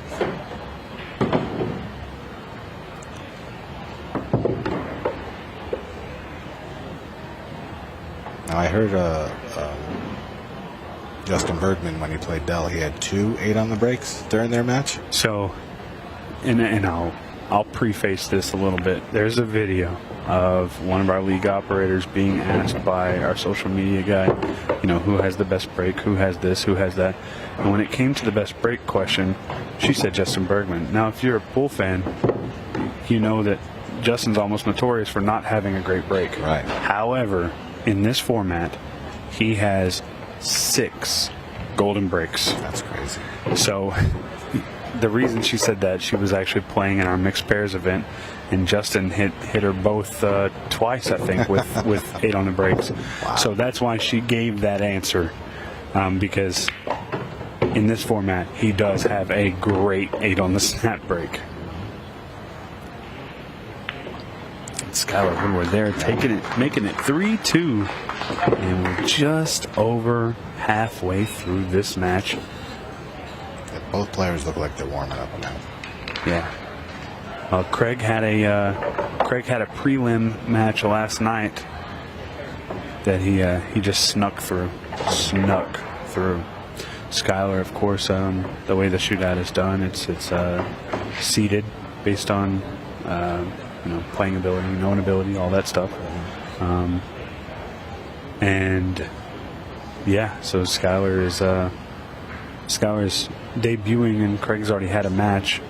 The funny thing with Craig is, before this event, he had been playing with a Chinese 8-ball cube because that's what he had. Oh, okay. So now he's actually he's got a couple of cues that have been loaned to him, and I think he's found his sweet spot with what he's using. And I think it's helping him a little bit. I think having an American-sized tip, an American cue, is helping him a little bit. This break is... Yeah, this looks like stripes. Yeah. I would definitely wouldn't want to take the solids. Yeah. Almost looks like the old Corey Duel videos when he break 8-ball and had all the solids or stripes tied up and his balls were wide open. Yeah. He was good at racking the balls. Has he played? He's played in one of these, right? So he played in the Louisiana Open, the very first event. Okay. And he actually lost in a 6-ball shootout to Shane Thompson. Wow. In the shootout event. And then he also lost to Shane Thompson in the Open event. So he got kind of a tough draw back in the Louisiana Open day. We were doing double elimination with him. It drops down to single at the final 32. Okay. So he lost, grinds back to make the final 32, gets the redraw, and he pulls Shane Thompson, who beat him 2 days earlier in the shootout. So, and then Shane beat him there too. So tough draw for Corey. Got a nice little bump there.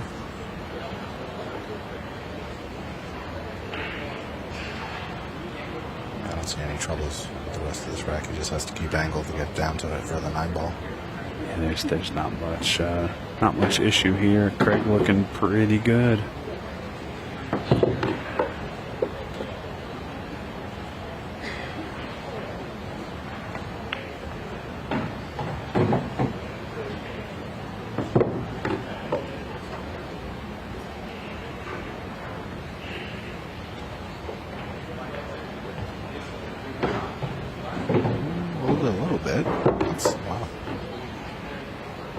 Sure, he wanted to get better on that 8-ball.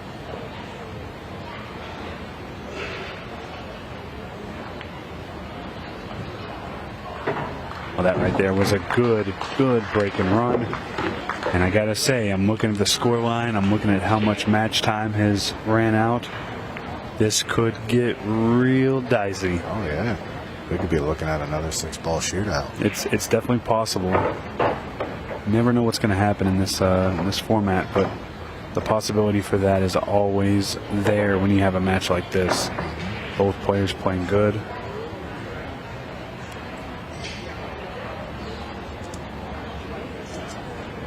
Yeah, they both kind of look locked in, for sure. Yeah, absolutely. And the gentleman behind Craig seems to be enjoying his food. Well, I tell you, this arena setup, this arena, they break it down and they take it everywhere with them when we set it up. And we actually just got brand new carpet tiles. It's the black in there, so it was like a white-ish carpet before. And they've made an upgrade here to get the carpet tiles in there. They're a little bit more firm, and I like the color of them. Really makes that table pop. So we're constantly making upgrades to our arena and to our production as well. Very nice. They seem to be breaking both from the same spot. Skyler's real smart about if he sees somebody doing something and it's working, he's probably going to do it too. That 8-ball got very close to that side pocket. Keyball did too, though. Yeah. Yeah, that's brutal. Yeah, it was close. And the first, I don't think you were here yet, but the first match of the day. Yeah, the 8-ball was going right in if the 5 wasn't there. Yeah. First match of the day, SVB and Tom Jones. Tom from the UK. I did see that when I got here. I saw that. To lose the match, he makes the golden duck. Yeah. Just so absolutely brutal there.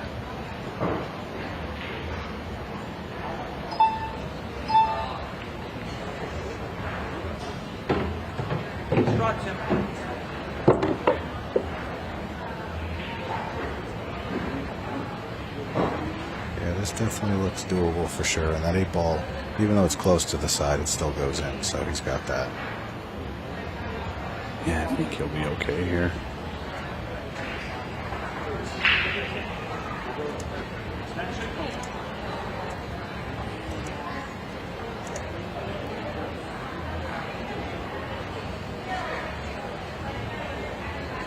And players are given how many extensions?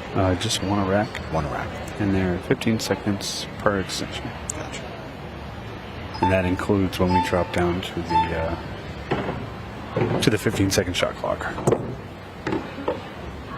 See, I'm learning with everybody here. This is my first experience, so we'll get the rules down pat eventually. The funny thing is when people sometimes first hear about the format, they say, "Oh, the rules are so funny." Guys, let me tell you, this is. That's not what he wanted. This is 85% standard 8-ball. There's about, I'd say, 15% mixture of like the UK 8-ball rules, so no jump shots, stuff like that. And then there's a small, mark your pocket. small portion that I liken to snooker, and that would be like your touching ball situations. But again, 85% standard 8-ball. If you've played 8-ball, you've played the same game that these guys are playing. Just a few rule differences, and when you learn them and you realize why they're there, it makes you understand that we're not trying to change the game. We're trying to just speed it up and keep it exciting. And it's worked. Looks like after this rack, we might be going to that 15-second shot clock. Yeah, I agree.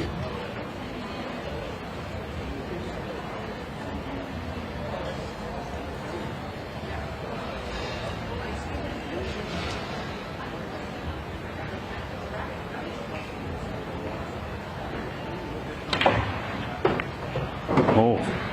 Wow. Well, he's a banker, but I don't think he's banking this one. Yeah, that's a tough one. We might.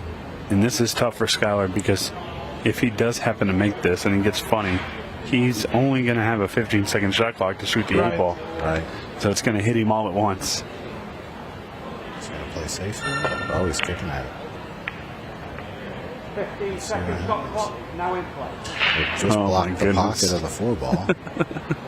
I think there's just enough room where he could squeeze the 4-ball past it.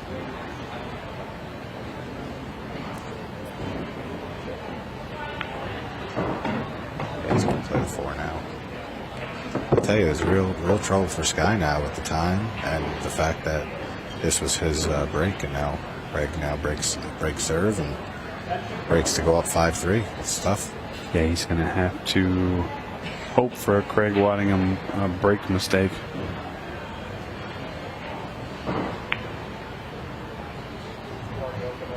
These guys are, well, all the UK guys are very, very good at just shooting the ball in. They try to keep it as simple as possible.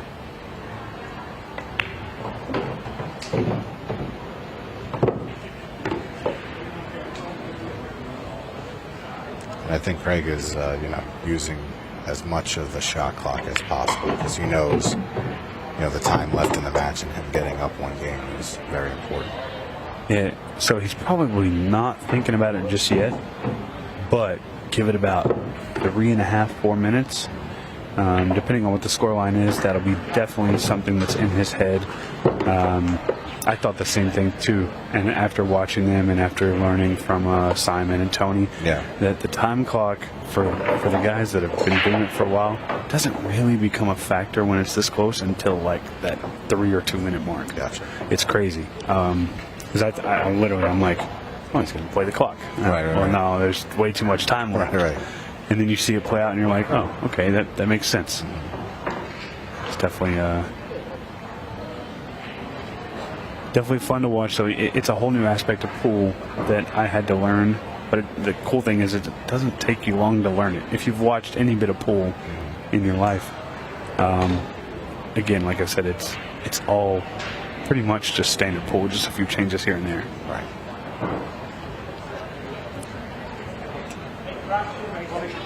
So 8 minutes, 36 seconds left in the match clock, and Craig Waddingham to break.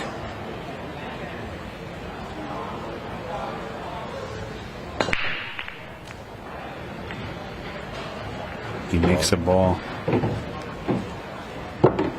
There's a small issue with the stripes down low.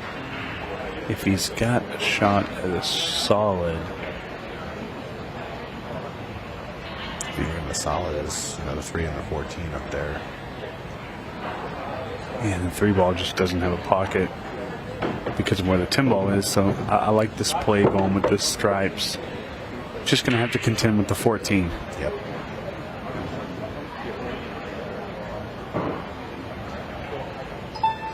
Yeah, because it's even taking the 10's taking away the 14 from the bottom right, so he's going to go take the 10 now, I think. Yeah.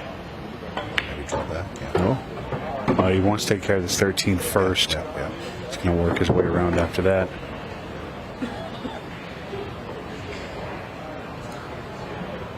Then he's going to take the 11 ball.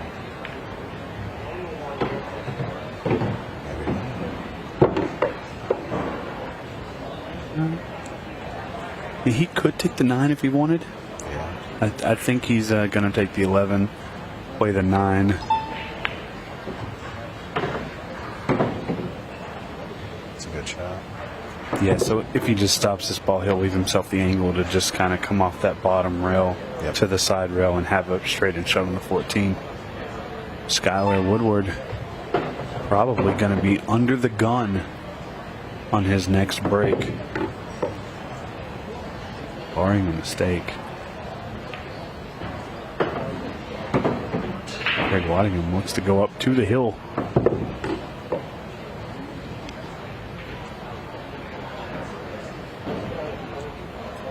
I like this. Just play and push through the 3 ball. Don't have to play it super hard.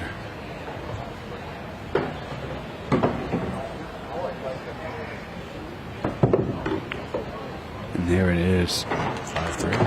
And on the hill, 6 minutes, just about 6.5 minutes left. Now, would you say, Craig, if he wins this match, would you call it an upset? Or just because of the format, because he's so used to it? So, yeah, I don't know if I would call it an upset. I would chalk it up to we haven't even really seen a whole lot of the international 8-ball rules come into play as far as, differences from American 8-ball rules. So I think it's just two good players duking it out and one having a little bit better break than the other. Right. This guy's got to answer here. Yeah, this is the point where he needs his break to be good. This one right here could keep the match available to him. Right.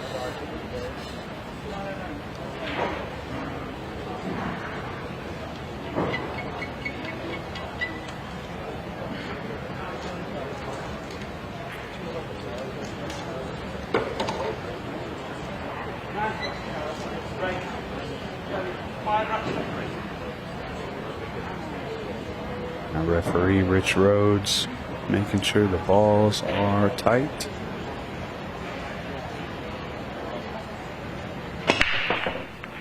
Eight ball in the side pocket. Do we get it? Wow. Oh my goodness. Did the ball drop? It must have. He's going 12 dropped, yeah. I saw it hanging on the edge there, so it did drop, so that's good. And you got to take the solids here. Yep. Just because of where that tin ball is. That's the second time he had the 8 going right for that pocket, too. And this is where Skyler's going to go into a little bit of turbo mode. It's not really turbo mode for him. A lot of players, once you get to this 15-second shot clock, you're going to hear those beeps quite a bit. I don't think you're ever going to have to worry about hearing them a whole lot with Skyler. It's amazing how easy, he makes it look. Yeah. It's almost infuriating, isn't it? Right. But, I mean, it is his job, so, you're good at your job. You're supposed to be, right? Yeah. All right. 5-4. He's got to wait for it to stop. Nicely done. And I think Skyler's a little bit worried about the time. That was under 30. I think it was like 36 seconds that rack. Yeah, we're going to have to check that one because that was a really quick one. That was a good one.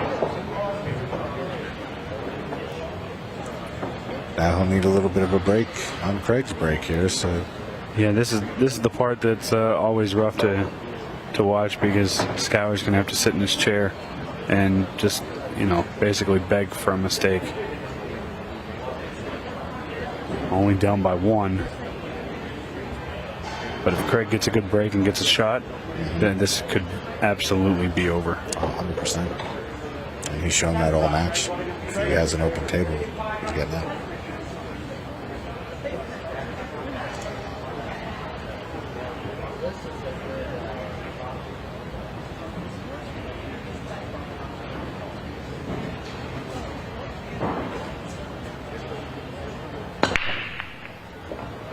Balls are down. Makes a couple balls. Oh man. Well, that's. I mean, you got options here, and I don't believe in commentators' curse, but I think that's a wrap. I mean, yeah, with a break like that, that was pretty spectacular. The only tough shot he's going to have is the 7 ball, and you can't even. I feel wrong for even saying it's tough.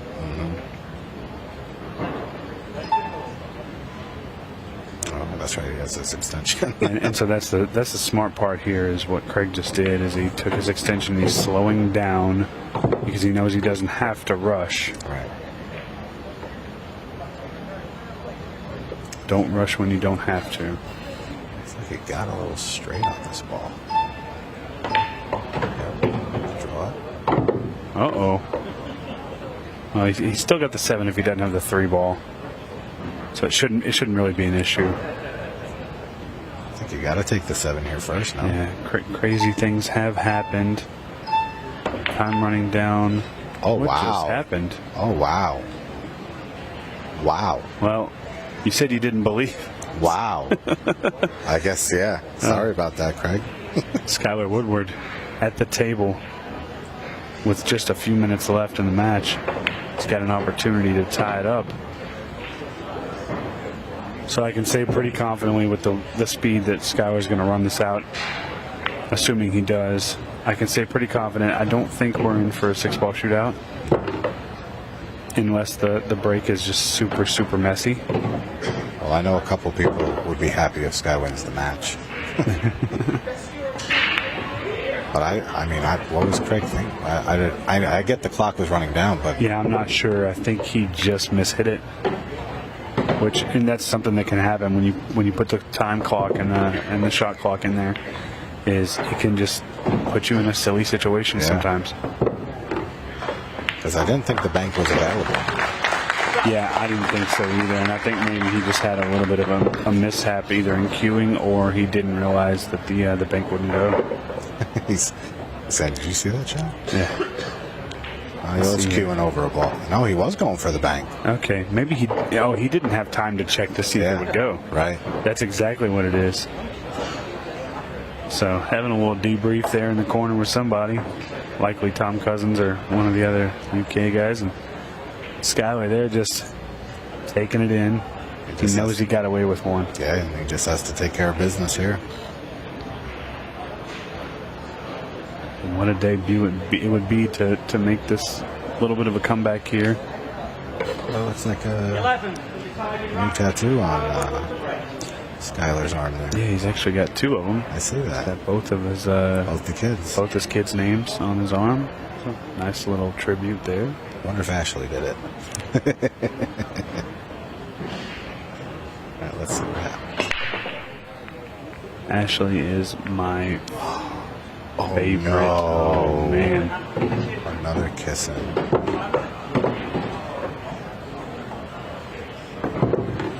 Brutal. Well, wow. I'm not sure you're going to curse him here. No. This is really open. Anything, but man, two scratches on the break for Skyler in this match. And a race to 6 alternating break is detrimental. The table's slick. The balls are racked a little higher than Sky's used to. Right. He's not sure just yet what the correct break is.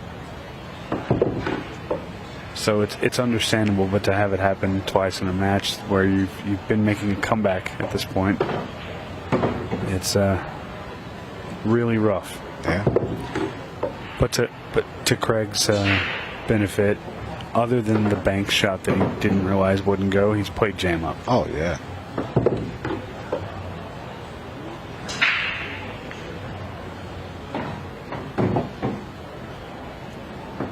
You asked me earlier. Ball too. Yeah. You asked me earlier if it was if I would consider it a upset. I don't think it's an upset. I think two really good players played, and one of them won. Right. And that one is going to be Mr. Craig Waddingham. Congratulations to him. Sky Woodward, a good showing, but came up just a little bit short. Sean, thank you so much. Thanks for having me. This was great. We'll definitely have you back in here. And we will get a word from Mr. Craig Waddingham right when we come back.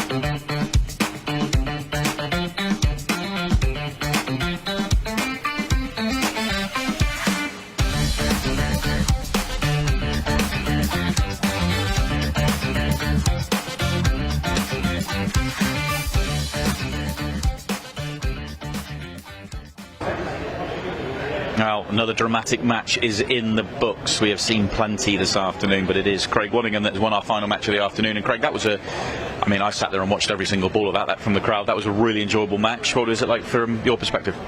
Yeah, just over the moon to get through. Obviously hoping for a bit of a messy rack in the last one, but luckily for me he went in off. But no, I think he missed a ball first frame and maybe messed up one more finish, but I think, yeah, it's all on the break, innit? First event for Skyler in this, and obviously there was a lot of people, a lot of attention on it, but you kind of just went about your business, did what you needed to do, and it just felt like there was some really good blow for blows in there. Thought you might have thrown it away there on the rack before, but obviously that chance in the end, and you made no mistake. Yeah, you just want a chance on the side, don't you? You know yourself. But yeah, I messed up a few shots in this frame before to get straight on the green, but no, just over the moon to get through. And yeah, obviously he's a nice guy. I've just spoken to him, so yeah, he's a spot on guy as well. I don't mind being the underdog myself in the room, so no, it's you've got to be the underdog or favourite, so you're one of the two, aren't you? It's the first time you've had a little dip in the shootout, in terms of you've normally gone quite well in the open, you know, good runs there, but you feel like you're coming over more often, you're starting to get more and more comfortable and hitting the ground running a little bit more? Yeah, maybe the cue I'm using now, because I was using Snoop cue before, and it's my break cue for English pull, but it's easy to move the white ball with that cue, and a bit more control, maybe a few more games, and you never know, eh? We'll find out. You're into the quarterfinals. Look forward to watching a little bit later on. Congratulations on the win. And it is the quarterfinals where we are going to head, but it won't be for about an hour and 45 minutes. We'll be back at 6 p.m. Eastern for the quarterfinals, the semi, and we will crown our champion later on tonight around 11 p.m. But we'll see you at 6.